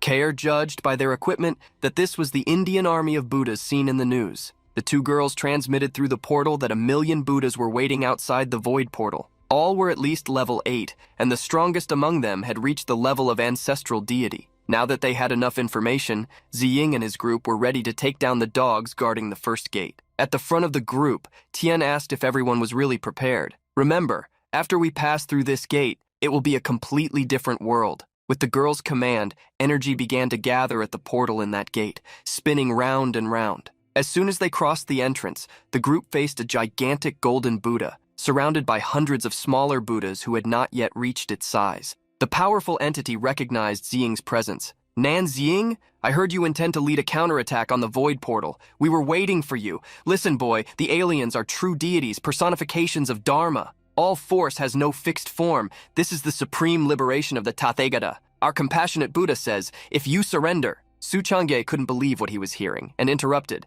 Surrender my ass! You curry-breath clown! You're nothing but a whining little dog playing deity. I'll sew your mouth shut. I'll beat you until you turn into an egg if you don't shut up. Let's see which Buddha will save your miserable life. Having Su Change on the battlefield made everything more lively. With the words of the man who would not tolerate such blasphemies, Ziying led the squad's counterattack. The golden Buddha, created by the Indian Buddha, raised its hands. Under the earthly man's command, the golden Buddha began to move. It extended its hand, and the Asura skill launched a powerful ghost punch at the squad. However, a crimson energy enveloped Nan Ziying. With his scythe in hand, he would make even the Buddha tremble before the fall of deities. The Buddha's attack was broken by the swing of Ziying's scythe, shattering into countless golden fragments. However, the Buddha controlling that golden entity declared, "The golden Buddha's body is immortal and indestructible." Contradicting this claim, Xinghe used a skill, the shield manifestation. Immediately, barriers appeared around the group, preventing the golden fragments from falling on them. From a distance, Su Lang warned that the 1 million Buddhas were combined in a formation.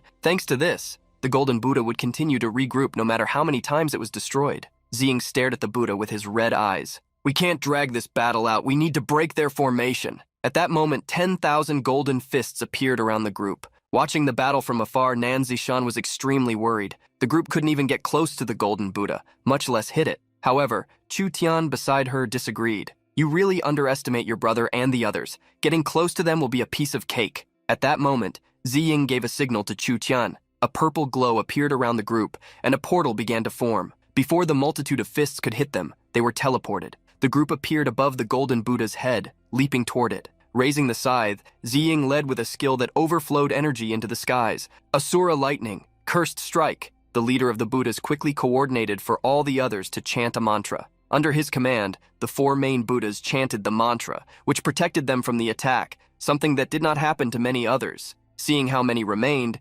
Ziying ordered the team to deal with the 4 Prajna protectors, as he himself would handle the leader and the rest. The goal was to keep each Buddha separated to destabilize the formation. Su Changje understood the command and quickly conveyed the idea. Each of us will fight one. No fighting over the same Buddhas. The younger brothers count as one. Qinying couldn't believe that he and his sister were being called younger brothers, but their complaints were ignored. Su Changje quickly advanced toward a monk while activating his cursing skills. Puppet arena activated. Hey, you old mustachioed geezer, whatever dirty trick you have, bring it on. The protector, Vagar, frowned. Your mouth needs some serious schooling. Su Chang provoked the protector, daring him to try and teach something. On the other side, Chu Xinghe used a powerful aura domain to isolate one of the protectors, provoking him into battle. The protector Anup became furious. Those who seek Buddhahood must save themselves. I advise you to stop while you still can. In another area, Lan Changkong conjured a sea of water isolation, but the protector Deepak quickly shielded himself with a golden sphere. The highest good is like water, beneficial to all things, and that is indisputable. Sir, you are going against the flow of things.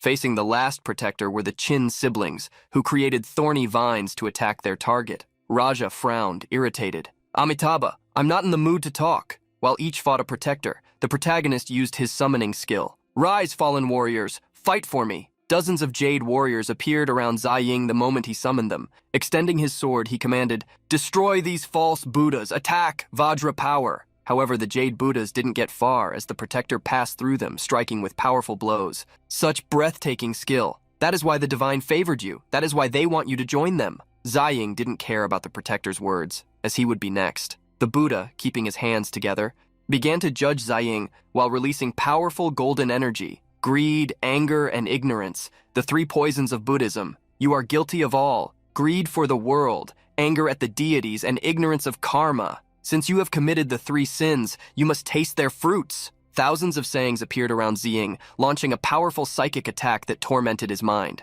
To break free from this spell, he acted quickly. Forbidden spell. Sound element, deep silence. After silencing the storm, the protagonist broke through the attack, advancing against its creator. Nothing fuels my hatred more than those who pretend to be superior beings. Greed, anger, ignorance. You are too greedy for a Buddha, angry at the resistance, and ignorant for betraying your own people. You have no right to judge me. Nan Ziying's attacks began to fall on the Buddha's mantra dome, tearing space and spreading energy in all directions. While attacking, he vented his indignation. I'm trying to become an asura for humanity, but what about you? You didn't even hesitate to abandon your people for false purposes. Who is the true Buddha here? And who is the evil entity? Before the mantra shield, Nan Ziying used another forbidden spell, the enraged flames of Asura. Gradually, he tore down the shield, as well as the Buddha's false mask. Furious at facing such blasphemy, the old man revealed his true golden Buddha form, Vairocana. Ziying couldn't help but mock him. True Buddha form? Given to you by the aliens, wasn't it? You say all forms have no fixed form? Seeing you so attached to a true form only shows how weak you are. Sakya became furious when confronted with the facts. He, who swore to be the reincarnation of Tathagata, did not want to hear such insults. However, his words only made Ziying mock him even more. I have never seen such a fragile Tathagata. You think that just because your name is Sakya, you are the Buddha Sakyamuni? You're more like a little pest with yellow eyebrows from some forgotten temple. Tired of Ziying's provocations, Sakya made his golden Buddha gather an absurd amount of energy, as bright and golden as the sun itself. With that powerful attack created, he returned the mockery, "You are full of sins. I will cast upon you Avicii, one of the terrible 6 paths of reincarnation." A shower of light attacks fell upon the protagonist, destroying all the ground around him. Despite the danger, he remained standing, snorting. "Avicii, I am already living in a decrepit place. You won't show me a worse one." Ziying held Sakya's attack with all his resistance. Then he decided to launch a counterattack. "You think this is a formation? Let me show you what true afterlife is. 5 elements formation. Activate." As soon as Ziying activated his formation, Sakya's attack shattered into countless pieces. Still incredulous that his divine-level formation was broken so easily, Sakya saw Ziying leap toward him like a wild beast. Raising his sword, the protagonist jumped on Sakya while mocking, "You are nothing and your formation is a joke. If you have nothing more to show, then now it's my turn." Sakya quickly conjured a cloud movement technique, but a powerful molten rock serpent appeared under Ziying's conjuration. To protect himself from the dragon, the Buddha created a golden shield. But a new Asura ice serpent appeared, charging toward him. As the serpents advanced against the Buddha, Ziying activated a golden formation, the sealing formation. From its power, countless chains were created, wrapping the sphere, protecting Sakya like a shield. In an instant, the protective shield was destroyed and the false entity was bound. Desperate, Sakya tried to scream, calling for help from the aliens who had given him such power before. Then, answering his call, he disappeared, swept away like sand in the wind. Seeing the Buddha vanish, Ziying was confused, but soon guessed it must have been the work of some Class S alien. In Nan Ziying's past life, such beings had appeared suddenly, and after their arrival, humanity did not last long. Since Ziying had not seen many of them in his life, he did not have much information about their races or powers. At that moment, Ziying heard a voice he knew very well. "Son, help me." Hearing his father's voice, he turned his head, eyes sharp. That Buddha had captured Nan Ziying's father. With a malicious smile, he shouted, "Stop right there or he's dead! Give up, Nan Ziying! Aliens rarely show mercy to others, but they chose you. Surrender now, and they may spare you and your people." In Sakya's arms, Ziying's father begged for help in tears, imploring his son to save him. A whirlwind of energy exerted great force against the barrier the Qin siblings had created. But the root shield wouldn't hold for much longer. At the same time, Lord Nan was threatened by the leader of the Buddhas. "Stop right now or I'll kill him!" The Qin siblings realized the big problem they were facing. "Damn, that's our benefactor's father!" At that moment, their barrier gave way, exploding quickly and throwing them backward. That was the cue for little Tian to use her teleportation. The magic enveloped them in a purple whirlwind, dropping them exactly where she and Ziying's sister were. Nan Ziying quickly ran to them, wanting to heal them with his sacred light. Tian still commented, "All right, I'll delay that protector. Then I'll think about how to help Brother Nan save him." As she prepared to use spatial teleportation, an imposing voice interrupted her. "I don't have time for this." A large hand extended toward them as the voice commanded, "Now disappear! Go 100 miles away from here." Meanwhile, Su Chang's and another ally faced the apparition of the great golden Buddha. With a firm gaze, a companion told everyone to keep focus and concentrate on the fight. They all needed to trust Nan Ziying. One of the Buddha's arms wielded a whip, but Chang's tried to control it with the threads of his skill. "I don't need you telling me what to do. Don't expect me to get distracted by some old black devil.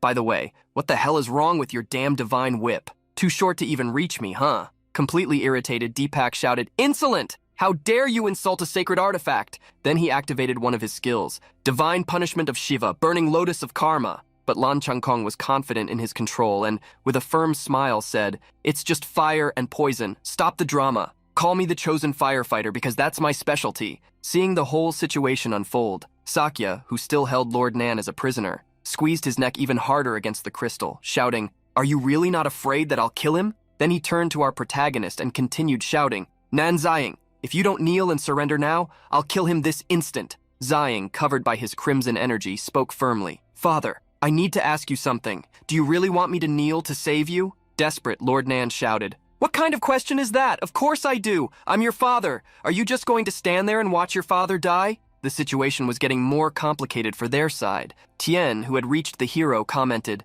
"I can try to teleport Uncle Nan, but it's risky." However, Ziying said it wasn't necessary and confirmed, "Your main task is to protect my sister and the others. I can save my father alone. Just teleport me there, as close as possible." She nodded immediately. Sakya began to laugh, suggesting Ziying not try any tricks, threatening to kill him in the blink of an eye. But the protagonist wondered, what kind of trick could I use? Besides saving my dear father, of course? In the blink of an eye, Ziying was teleported behind them, preparing to strike. But something happened. A figure dissolved while murmuring, "Why?" Ziying took the opportunity and also said, "Because you seriously underestimated my old man. So alien rank S, aren't you going to show your true form?" The alien was a very strange being, as if it had tentacles on its head and was twice Ziying's height. It said, "Don't they say humans value family above all? How can you be so indifferent when your own relative begs for help? Or was there a failure in my performance?" Ziying replied immediately, "A species without emotions could never understand what it truly means to be human." The alien raised its hand, surprised by such audacity. Instead of the Buddhas, it was clear it wanted Ziying to join them. "This is the last privilege I offer you, insect. Miss this chance and I," said the ET, but the response came sharp. Ziying made a big leap while stating he didn't need that. "Just die already," he said. The blade cut through the air violently, but the alien reacted. "Stubborn insect, then don't blame me for using the cruelest methods," it roared. But Ziying was already in the air, and his response came as a blow. Dry, direct, without patience. "Shut up!" The flaming attack shone fiercely before the alien. "Lava slash!" he shouted, launching the blow with brutality. The enemy screamed in agony. With a smile and sparkle in his eyes, the protagonist said, "Looks like your power is just smoke and mirrors, changing shape, creating illusions, but your real attack and defense are weak. All those millions of Buddhas were fooled by your illusions, blinded by appearances, but my obsession is to exterminate every one of you." Confused by that little arrogant human, the alien commented, "Nan Ziying, I still can't believe you don't care if your father lives or dies. Maybe you didn't care before because he was fake, but this time he's real." At that moment, an invisible attack was directed at him, one that made him remember his past for a few moments. His father carried a small baby in his arms, saying, "Sorry, dear, I came back late. Thanks for holding the fort, but the good news is we scored a big victory against India. They probably won't bother our borders for years." The mother, lying down and resting, cheerfully asked what they should name the little baby before them. "How about Nan Ziying?" she concluded. A few years later, little Ziying was crying, rubbing his eyes in front of his father and said, "Some mean boys were picking on me." Lord Nan, like any father, just asked, "Did you fight back?" But the excuse was that they were bigger and stronger, and there were more of them. For that reason, Ziying was scared. Lord Nan crouched down, held his son's shoulders firmly, and looking into his eyes said, "So you got scared and started crying before even trying to fight back, huh? They left you alone just because you begged?" Ziying began to stammer, explaining that this only made them tease him even more. Then his father continued, "Listen, son, next time, try not to be afraid. Fight back, all right? Even if you can't defeat the whole group, grab one of them and fight with everything. Give it your all and see what happens." In the following days, Ziying did exactly as instructed. He grabbed one of the boys who teased him and started punching him non-stop. "Nan Ziying, are you crazy? Let him go," said one, trying to break up the fight, while another shouted, "Help! Nan Ziying lost control." His father was lurking, watching his son's actions with a smile, thinking, "Son, they'll never dare to pick on you again for the rest of their lives." Soon after, Ziying was back home, and this time his father was all battered. He couldn't understand why, after all, it was his father and he should be super strong. So how could he be hurt like that? Lord Nan explained, "Ah, boy, your old man coming back with a busted face and still with his head on straight is quite a victory. Do you really think the battlefield is like those fantasy stories? The battlefield is brutal. Sacrifices are common on the battlefield. My comrade was captured once and we had to kill him with an explosion." And his last memory was of the day the reporter asked about the call-up of the veterans. His father, brave as always, did not hesitate to answer. "Duty calls and obligation responds." He just missed saying an adsumus to make it perfect. Ziying's Asura aura was shining, his eyes filled with unmatched seriousness as he wondered how that alien knew all of this. "From your father's mind, of course," the enemy replied. "Pathetic insect. With your power, killing me wouldn't really be hard," but his words were cut off as he focused on the great golden Buddha behind him. Lord Nan was being crushed by the creature. Blood began to drip from his mouth. Then he was released, falling hard to the ground. At that moment, the alien commented, "Don't get me wrong, I didn't cause these injuries. He hurt himself attacking the defense lines. From another point of view, you could say I actually saved him. So now it's his turn to repay me." His father's body was being taken over by a strange energy. Strength poured through his eyes as he groaned in pain. While Ziying watched his father's body completely change before him, his attention was caught by Su Leng, who spoke through the communicator. "Captain, I received a message from the command of the 5th Defense Line.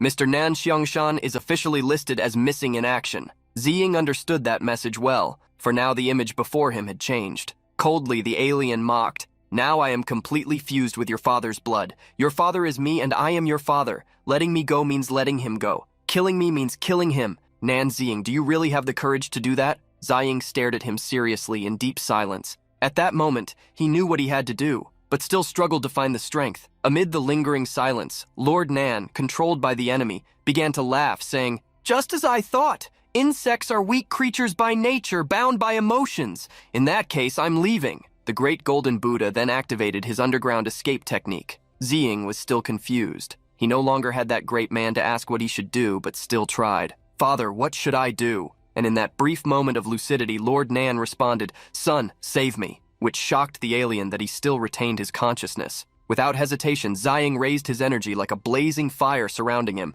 He plunged his sword into the ground and declared forcefully, "Damn it, old man, stop messing with me." Then he unleashed his ability, Forbidden Spell, Lava. The fire began to consume everything around, and the enemy, confused, wondered, "He said exactly the same thing I said when I was imitating him. But now, for sure, this is the real one. What the hell are humans after all?" Both the alien and Lord Nan laughed together as one entity. Ziying's father said that he wouldn't understand even if it were explained, but that this was the very reason humanity persisted. From above, Ziying apologized as he was consumed by the flames caused by his own power. Lord Nan simply replied, "Your old man will be waiting to see you again, you brat." Ziying was already on the ground, surrounded by glowing embers, swearing that the day would come. Crying and sobbing, he shouted his promise, "I swear that day will come, but for now, please just rest a little. As soon as I finish this mess, I'll take you home so you can make something delicious for us to eat." It seemed everything was dissipating as Ziying's sister exclaimed, "Get out of here, you damn parasites!" The Qin siblings lamented and apologized to Uncle Nan,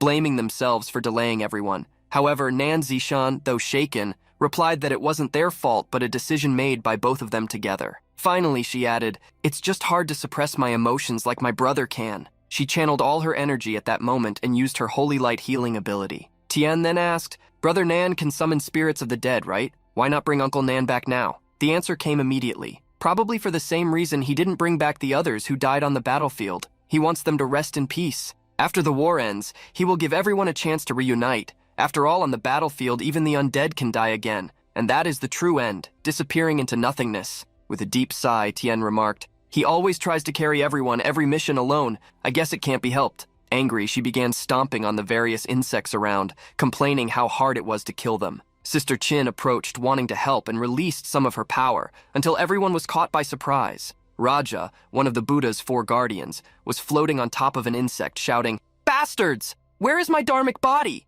What did you do with it?" The Chin siblings realized their opponent was still active and stated it was their responsibility to clean up this mess. While the guardian complained about the missing body, the siblings leapt toward him, saying those dharmic bodies were nothing but illusions created by the alien. Then they shouted, "Wake up! Your false gods are all dead!" To them, this seemed impossible, but now that the bodies had disappeared, they felt at a disadvantage. Lan Changkong commented, "Strange, isn't it? The moment your dharmic bodies disappeared, it was as if you all became completely different people. You were so arrogant before. How did you suddenly become such cowards?" Su Changge, who also controlled one of the guardians, replied, "It's because you were blinded by those stupid illusions. You thought you were some kind of cursed gods. You completely forgot that all their powers came from their own potential. So when the illusion broke, their entire belief system collapsed, and bam! Suddenly they think they're weak and vulnerable. They got scared. Basically, they're idiots." Suddenly, with their strength lost, Nan's team's power penetrated,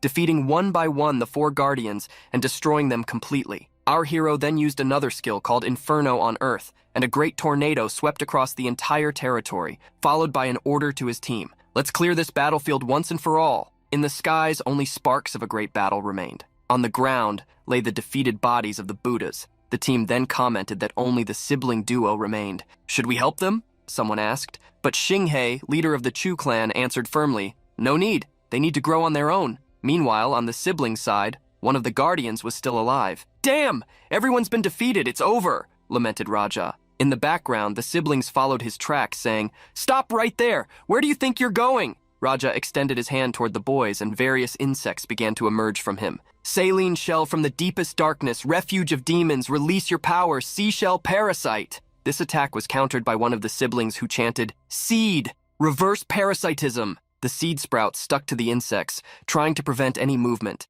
Their power reached the last guardian, who curled up until he was completely paralyzed and thrown to the ground. "Why doesn't Buddha want to save me?" he lamented, face down in the rubble. The sprouts that bound him began to grow, forming a large and majestic tree. One of the siblings approached and said, "I think it's because Buddha only helps those who help themselves." Ziying raised his sword to the skies and began to summon his powers, invoking the dead. "If you truly seek liberation, I'll give you a chance. All of you, rise. Go to the 5th defense line. Atone for your sins with your service as the undead." The resurrected bodies marched toward the next line. With everything calmer, Zhang Yuan emerged from the teleportation portal, bringing an incredible breakfast for her battle companions. As the day had dawned, Su Changja approached, trying to help carry the boxes, asking if she had prepared everything alone, finding it very dedicated of her. The answer came immediately. "Hey, this is all I know how to do. If I don't work hard, do you think I want to be fired?" Everyone began gathering near the tree created by the Qin siblings' power. Upon hearing Yuan call,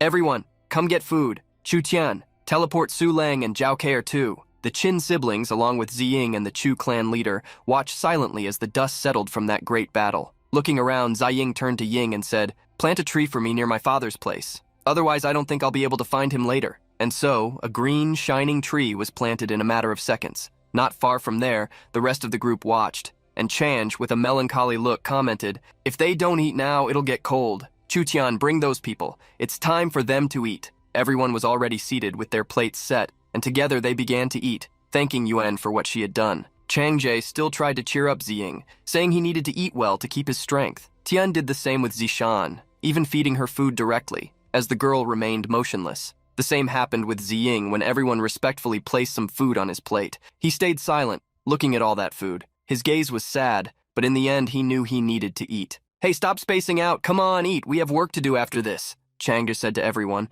who had been moved and forgotten to eat. It wasn't long before all the plates were empty. Ziying then began to speak. "Su Lang, I need you to compile a bestiary of aliens. Share it in real time with the soldiers on the 5th defense line. I'll dictate, you write." After her confirmation, Ziying started listing the name of each creature, their rank, specialty, and weakness. He added notes and instructions on how to eliminate them. Su Lang recorded everything, announcing, "News from the 5th Defense Line. A Rank S alien, the Sonic King of Bats, has appeared on the front line. Casualties are severe. Reports indicate it came from the direction of the Kawasaki Nation. The fall of that nation is linked to it." Meanwhile, at the 5th Defense Line, a huge crimson portal had opened, alarming everyone. Damn! The void portal just spat out another huge wave of Rank A aliens. Various disgusting, crawling creatures with unique characteristics began to fall from the portal. Nan at the front led his squad and simply ordered, "Chu Tian, come back with me to the 5th Defense Line. We need to provide support. Everyone else, take care of all the Rank A aliens here." Meanwhile, at the 5th Defense Line, the front of the formations was in complete chaos.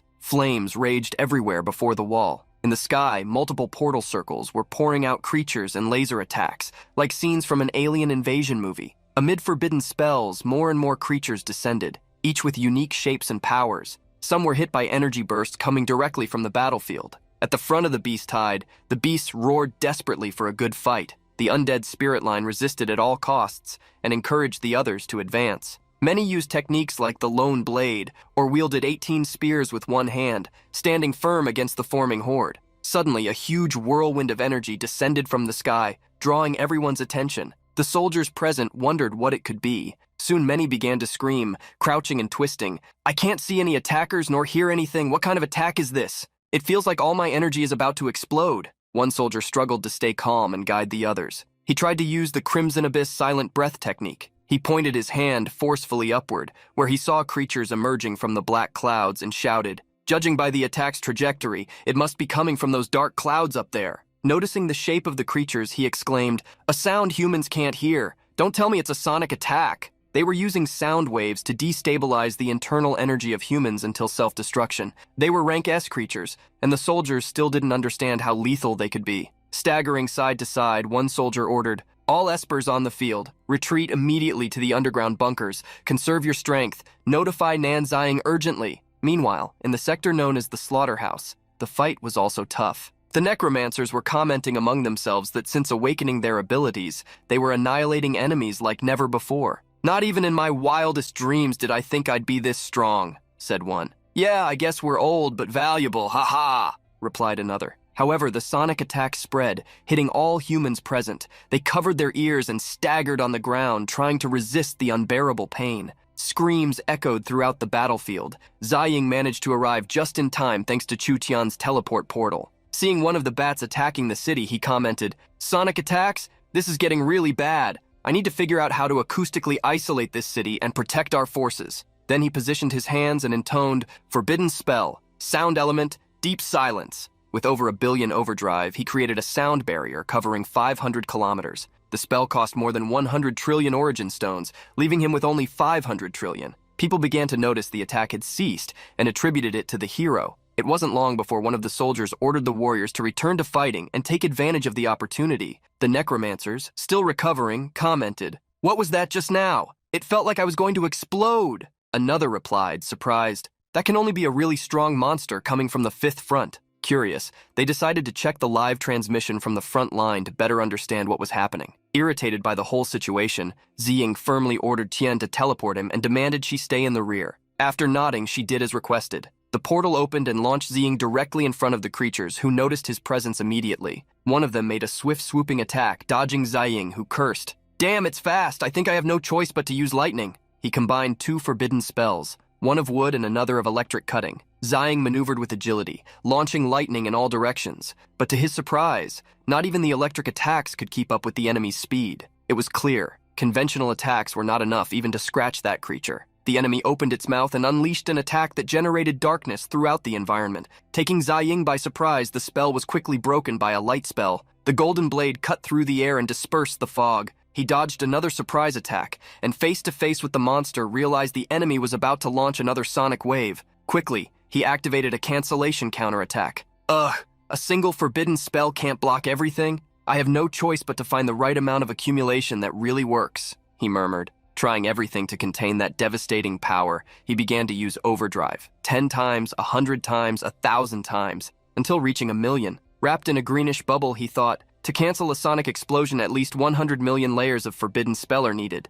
With the origin stones I have left, I can only generate 4 billion more layers. I can't get into a war of attrition with this thing. Behind him, Tian shouted desperately, "Brother Nan, Its attack range is insane. At that moment, Ziying, observing the city, noticed the acoustic barrier was extremely thin, about to break. Once again, he positioned his hands and shouted the sound element spell, demanding an overdrive of 3 billion. Turning to Tian, he warned, "This isn't working. Chu Tian, find a way to teleport me and take this thing far away from the fifth front." The creature, much larger than him, hovered threateningly over Tian. Then, without them noticing, it activated its devastating sonic scream. The attack hit Tian directly. She couldn't resist and spat blood. The roots summoned by Ziying held her and guided her safely to the ground, where one of the soldiers supported her. From above, he shouted, "Wang Zai, take care of Chu Tian! Don't let her leave the acoustic barrier!" Turning to the enemy still maintaining the overwhelming scream, Ziying decided to return the favor. With sound element spells and sonic interference combined, he began to form a golden circle around himself. With narrowed eyes and a firm voice, he declared, "Since normal attacks barely affect you, how about tasting a bit of your own poison?" The golden circle around Ziying exploded in concentric waves, unleashing sharp sonic bursts in all directions. With a firm voice, he roared, "Forbidden spell! Sound element, sonic explosion, 100 million times overdrive." The waves collided with the creature. The explosion of light and sound echoed across the entire front line, and for a brief moment, everything seemed to tremble. Although the spell wasn't perfect, it was enough, and Ziying knew it. The creature screamed, its eardrums pierced by the reverse force of its own element. The veins in its wings pulsed, and a distorted sound escaped its throat. The scream was now different, not an attack, but one of pain. Staggering in the air, it roared with hatred. "Pathetic insect, die!" With a spin, it concentrated purple and black energy between its claws. A sphere of sonic destruction began to form. Ziying stood firm on the rock, facing the attack and ready to respond. He raised his arms,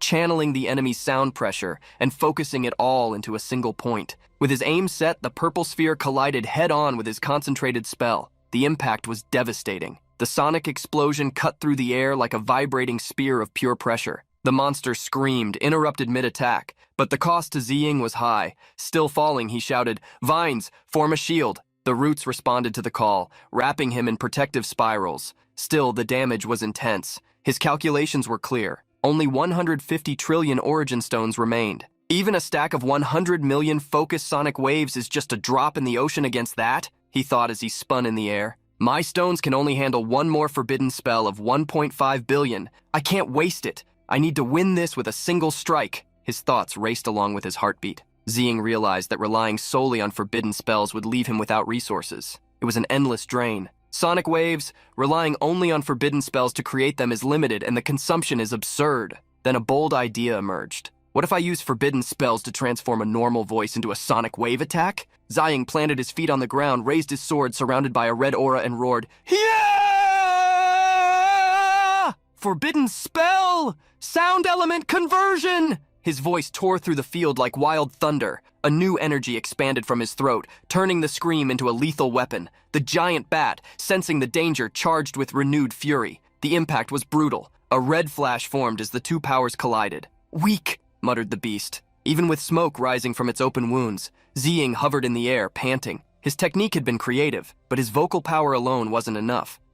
True. Just my voice isn't much, he admitted. But what if it's the voices of hundreds of millions of people from Solaria? His vision extended over the city below, where civilians and soldiers still resisted. Above, the beast roared again, preparing one last charge. Ziying raised his hand forcefully. Another explosion echoed, cutting the fiery sky. The growing pressure spread despair across the ground. One soldier shouted, staring at the destruction above. "Nan Ziying, are we going to lose this?" Ziying turned with a determined look. Though tired, he was still the front line of this world. Landing, he intoned his cancellation spell, turned to the soldier and said, "The sound isolation barrier will only last 10 more seconds. Give the order now. Make the entire city scream in unison." The officer didn't hesitate. He immediately nodded. The communication spread through emergency channels to the command center's loudspeakers. There, a figure appeared on the screens. "Cathay is on the brink of collapse. Everyone in the city scream with me." The orders spread like lightning. "Cathay will prevail," first echoed from the screens, led by a blindfolded officer. Then civilians in the underground bases raised their voices in unison. "Cathay will prevail!" The streets vibrated with the echoes. From rooftops, alleys, and rubble, thousands of voices rose. The sound cut through the sky like a spiritual tide. Doctors, soldiers, elders, and children all shouted together, "Cathay will prevail!" Not even the undead soldiers remained silent. Guided by the last spark of consciousness left in their bodies, even the summoned specters chanted the cry with supernatural fury. On the other side, the hordes of aliens responded with their own roars. But Ziying was ready. He raised his sword to the heavens, his body pulsating with crimson energy, then roared, "Forbidden spell, sound element, absorption." The enemy gritted its teeth, eyes burning with fury, and shouted, "Sonic sight, crush." Purple waves aligned like spirals spinning in the air, ready to shred everything. But it was too late. Ziying had already absorbed the cry of millions. Now he channeled everything in a single direction. Forbidden spell, sound element, sonic wave conversion, 1 billion times overdrive. The city's scream became matter, the energy shaped into a crimson dragon, flaming and alive,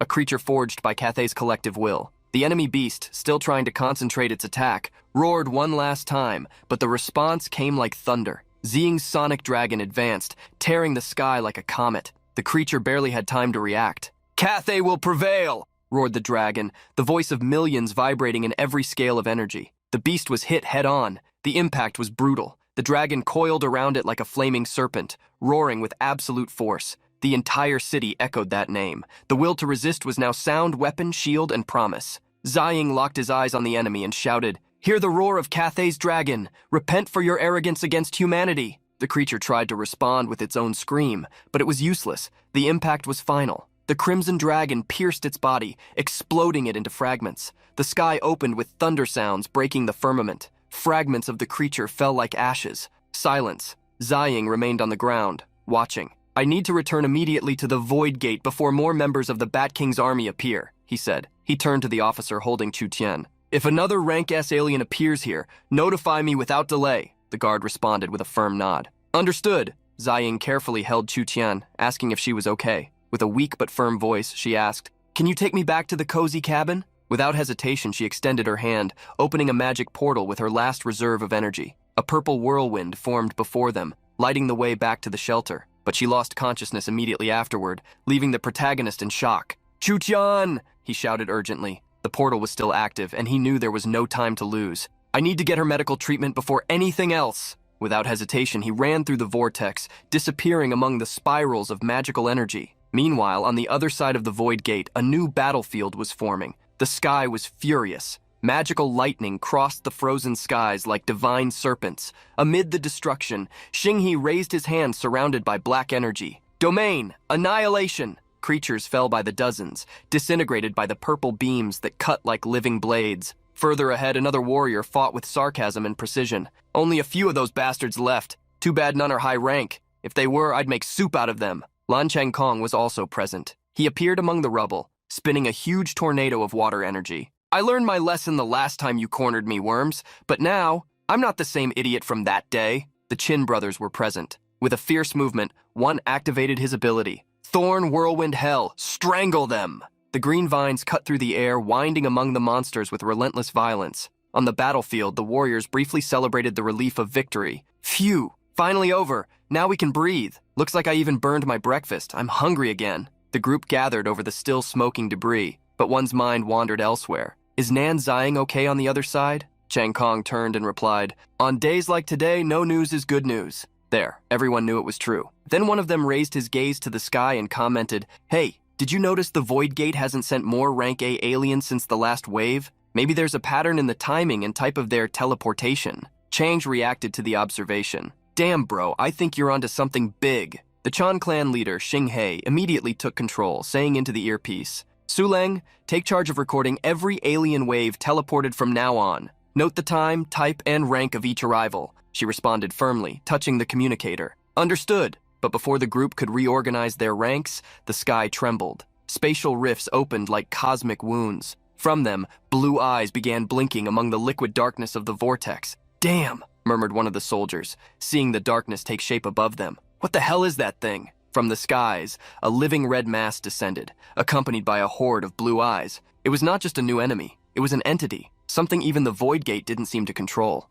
When Ziying arrived at the medical wing, Chen Lianyi and Su Xiaonan were surprised to see Chu Tian injured and quickly asked Ziying to place her on the stretcher. Su Xiaonan hastily took out a healing potion they had developed to help Chu Tian recover. She poured the glowing potion into Chu Tian's mouth while commenting, "This potion is quite mild. It will take some time for her to regain consciousness, but her internal injuries are severe. Even when she wakes up, she won't be able to use her powers for a while. At that moment, Su Leng sent a mental message to Ziying warning about the rank S alien that had appeared. With Ziying saying he would arrive soon, Su Leng added, "Captain, Chu Xinghe asked me to tell you the following. He wants you to trust that they can handle things on their own. If they can't even overcome this, they don't deserve to be on your team anymore. Also, Captain, you have a more critical mission. We just received the news. America has fallen." Worried, Su Leng revealed that a rebel army of 1 million experts was currently advancing with the rank S scorpion monster, the Rift Hunter, toward the 5th line of defense, with an estimated time of 5 hours to reach it. Ziying's stock of stones had been heavily used in the battle against the Sonic Bat King. Without sources of stones to enhance them, forbidden spells, formations, undead spirits, and tamed beasts wouldn't work. All he had left was Asura mode, and that wouldn't be enough. If Ziying wanted to get more stones, it would be difficult to find them in Solaria. They would have to be obtained outside the borders, but without spatial teleportation, he didn't think he could do it in time. Trying to help, Chen Lianyi revealed she had developed a medicine that massively increased someone's power in a short time, but Su Xiaonan was worried about such a medicine. This medicine essentially burns life energy. It could be good for emergencies if someone wasn't injured, but in Chu Tian's current state, this kind of drain would be irreversible. Ziying also refused to use the medicine on Chu Tian. He couldn't do that to a 9-year-old child. He was willing to use the falcons and hope everything would turn out fine. Chen Lianyi apologized for making the suggestion, but something shocking happened. Unexpectedly, Chu Tian got up, asking through clenched teeth, "Give me that." Nan Ziying quickly made Chu Tian lie down again while holding her hand. "Chu Tian, sweetheart, you need to rest. What you just heard was only a dream." Calling Ziying a liar, Chu Tian said she wouldn't fall for that just because she was called sweetheart. Worried about Chu Tian's life, Ziying's voice deepened as he ordered her not to be irresponsible, but that made Chu Tian snort, reminding him, "I was irresponsible enough when I pretended I couldn't speak, and irresponsible enough for following you. I'm an irresponsible child, you know? How could I stop being like that? You know better than anyone that wars are like this." Chen Lianyi was shocked when one of the pills flew out of the bottle in her hand. Chu Tian had used her powers to get one of the pills and hastily swallowed it. Amid screams of pain, Chu Tian's body, full of energy, was lifted into the air. Ziying quickly caught her in his arms as she sighed, almost as if her soul was leaving her body. Having absorbed the power of the pill, Chu Tian pushed Ziying's face away. Overflowing with energy again, she jumped off the bed excitedly. "I've never felt this powerful before. It would be a shame not to use all this power. Let's go." Questioning if the child was sure of what she was doing, Ziying heard her confidently say, "Forget other countries. I could even teleport you off the planet without problems now." Seeing the effect of the medicine, Ziying asked Lianyi for some, just to keep them stored. Since it would be risky, Su Xiaonan asked them to at least take some potions to help deal with the pill's side effects. Before the duo left, Zhang Yuan brought 2 bowls of rice porridge at the right temperature to stay warm. Ziying and Chu Tian took their bowls, thanking him and quickly eating the porridge. Meanwhile, at the Void Portal, the alien had already covered the entire area. Warning that Ziying wouldn't help them, Xinghe said they would have to defeat the Class S alien on their own. Since the monster with infinite eyes hadn't shown its strength yet since its arrival, Su Chang'e said he would use his puppets to escort him. With the lines connected to the defeated monsters, Chang'e made them re-energize again to follow his orders. He sent the horned monsters to the Class S alien, making them attack it. However, as soon as they reached the layers of the Class S alien, all the monsters melted, showing the corrosive power of what was above them. Unexpectedly, the corrosive effect was also melting Chang'e's strings. Hastily, Xingyi cut his partner's strings before the enemy's power reached him. Since the monster was corrosive, Xingyi thought the first thing to do would be to stop it from moving further. Since he couldn't use swords or the brothers' abilities against something corrosive, Chang'e asked Lan Changkong to try his water ability. Immediately, Lan Changkong used the oceanic ability Water Cube, trying to envelop part of the corrosive slime monster. A cube of water formed around it, sealing it. However, the monster did not lose its movements and spread a layer of ink on the edges of the water cube. The corrosive ink was thrown out of the water, frightening the group in front of it. Hastily, Qinsui and Qinying used a joint power, creating a root shield. They quickly expanded the shield, from 10 meters to hundreds of meters in seconds. But Qinsui felt they wouldn't hold for more than 10 seconds, blocking the rain of corrosive liquids. They continued to repair the shield while thinking of a plan. Although Changkong's water cube was melting, it hadn't disappeared and had completely contained the alien's advance. Now, since they needed to figure out how to defeat the monster, Xingyi suggested attacking with fire. Changkong thought no one there was a fire element user, but the Qin brothers had a solution. Qinying explained, "We can create flammable plants. We just need a spark to ignite them."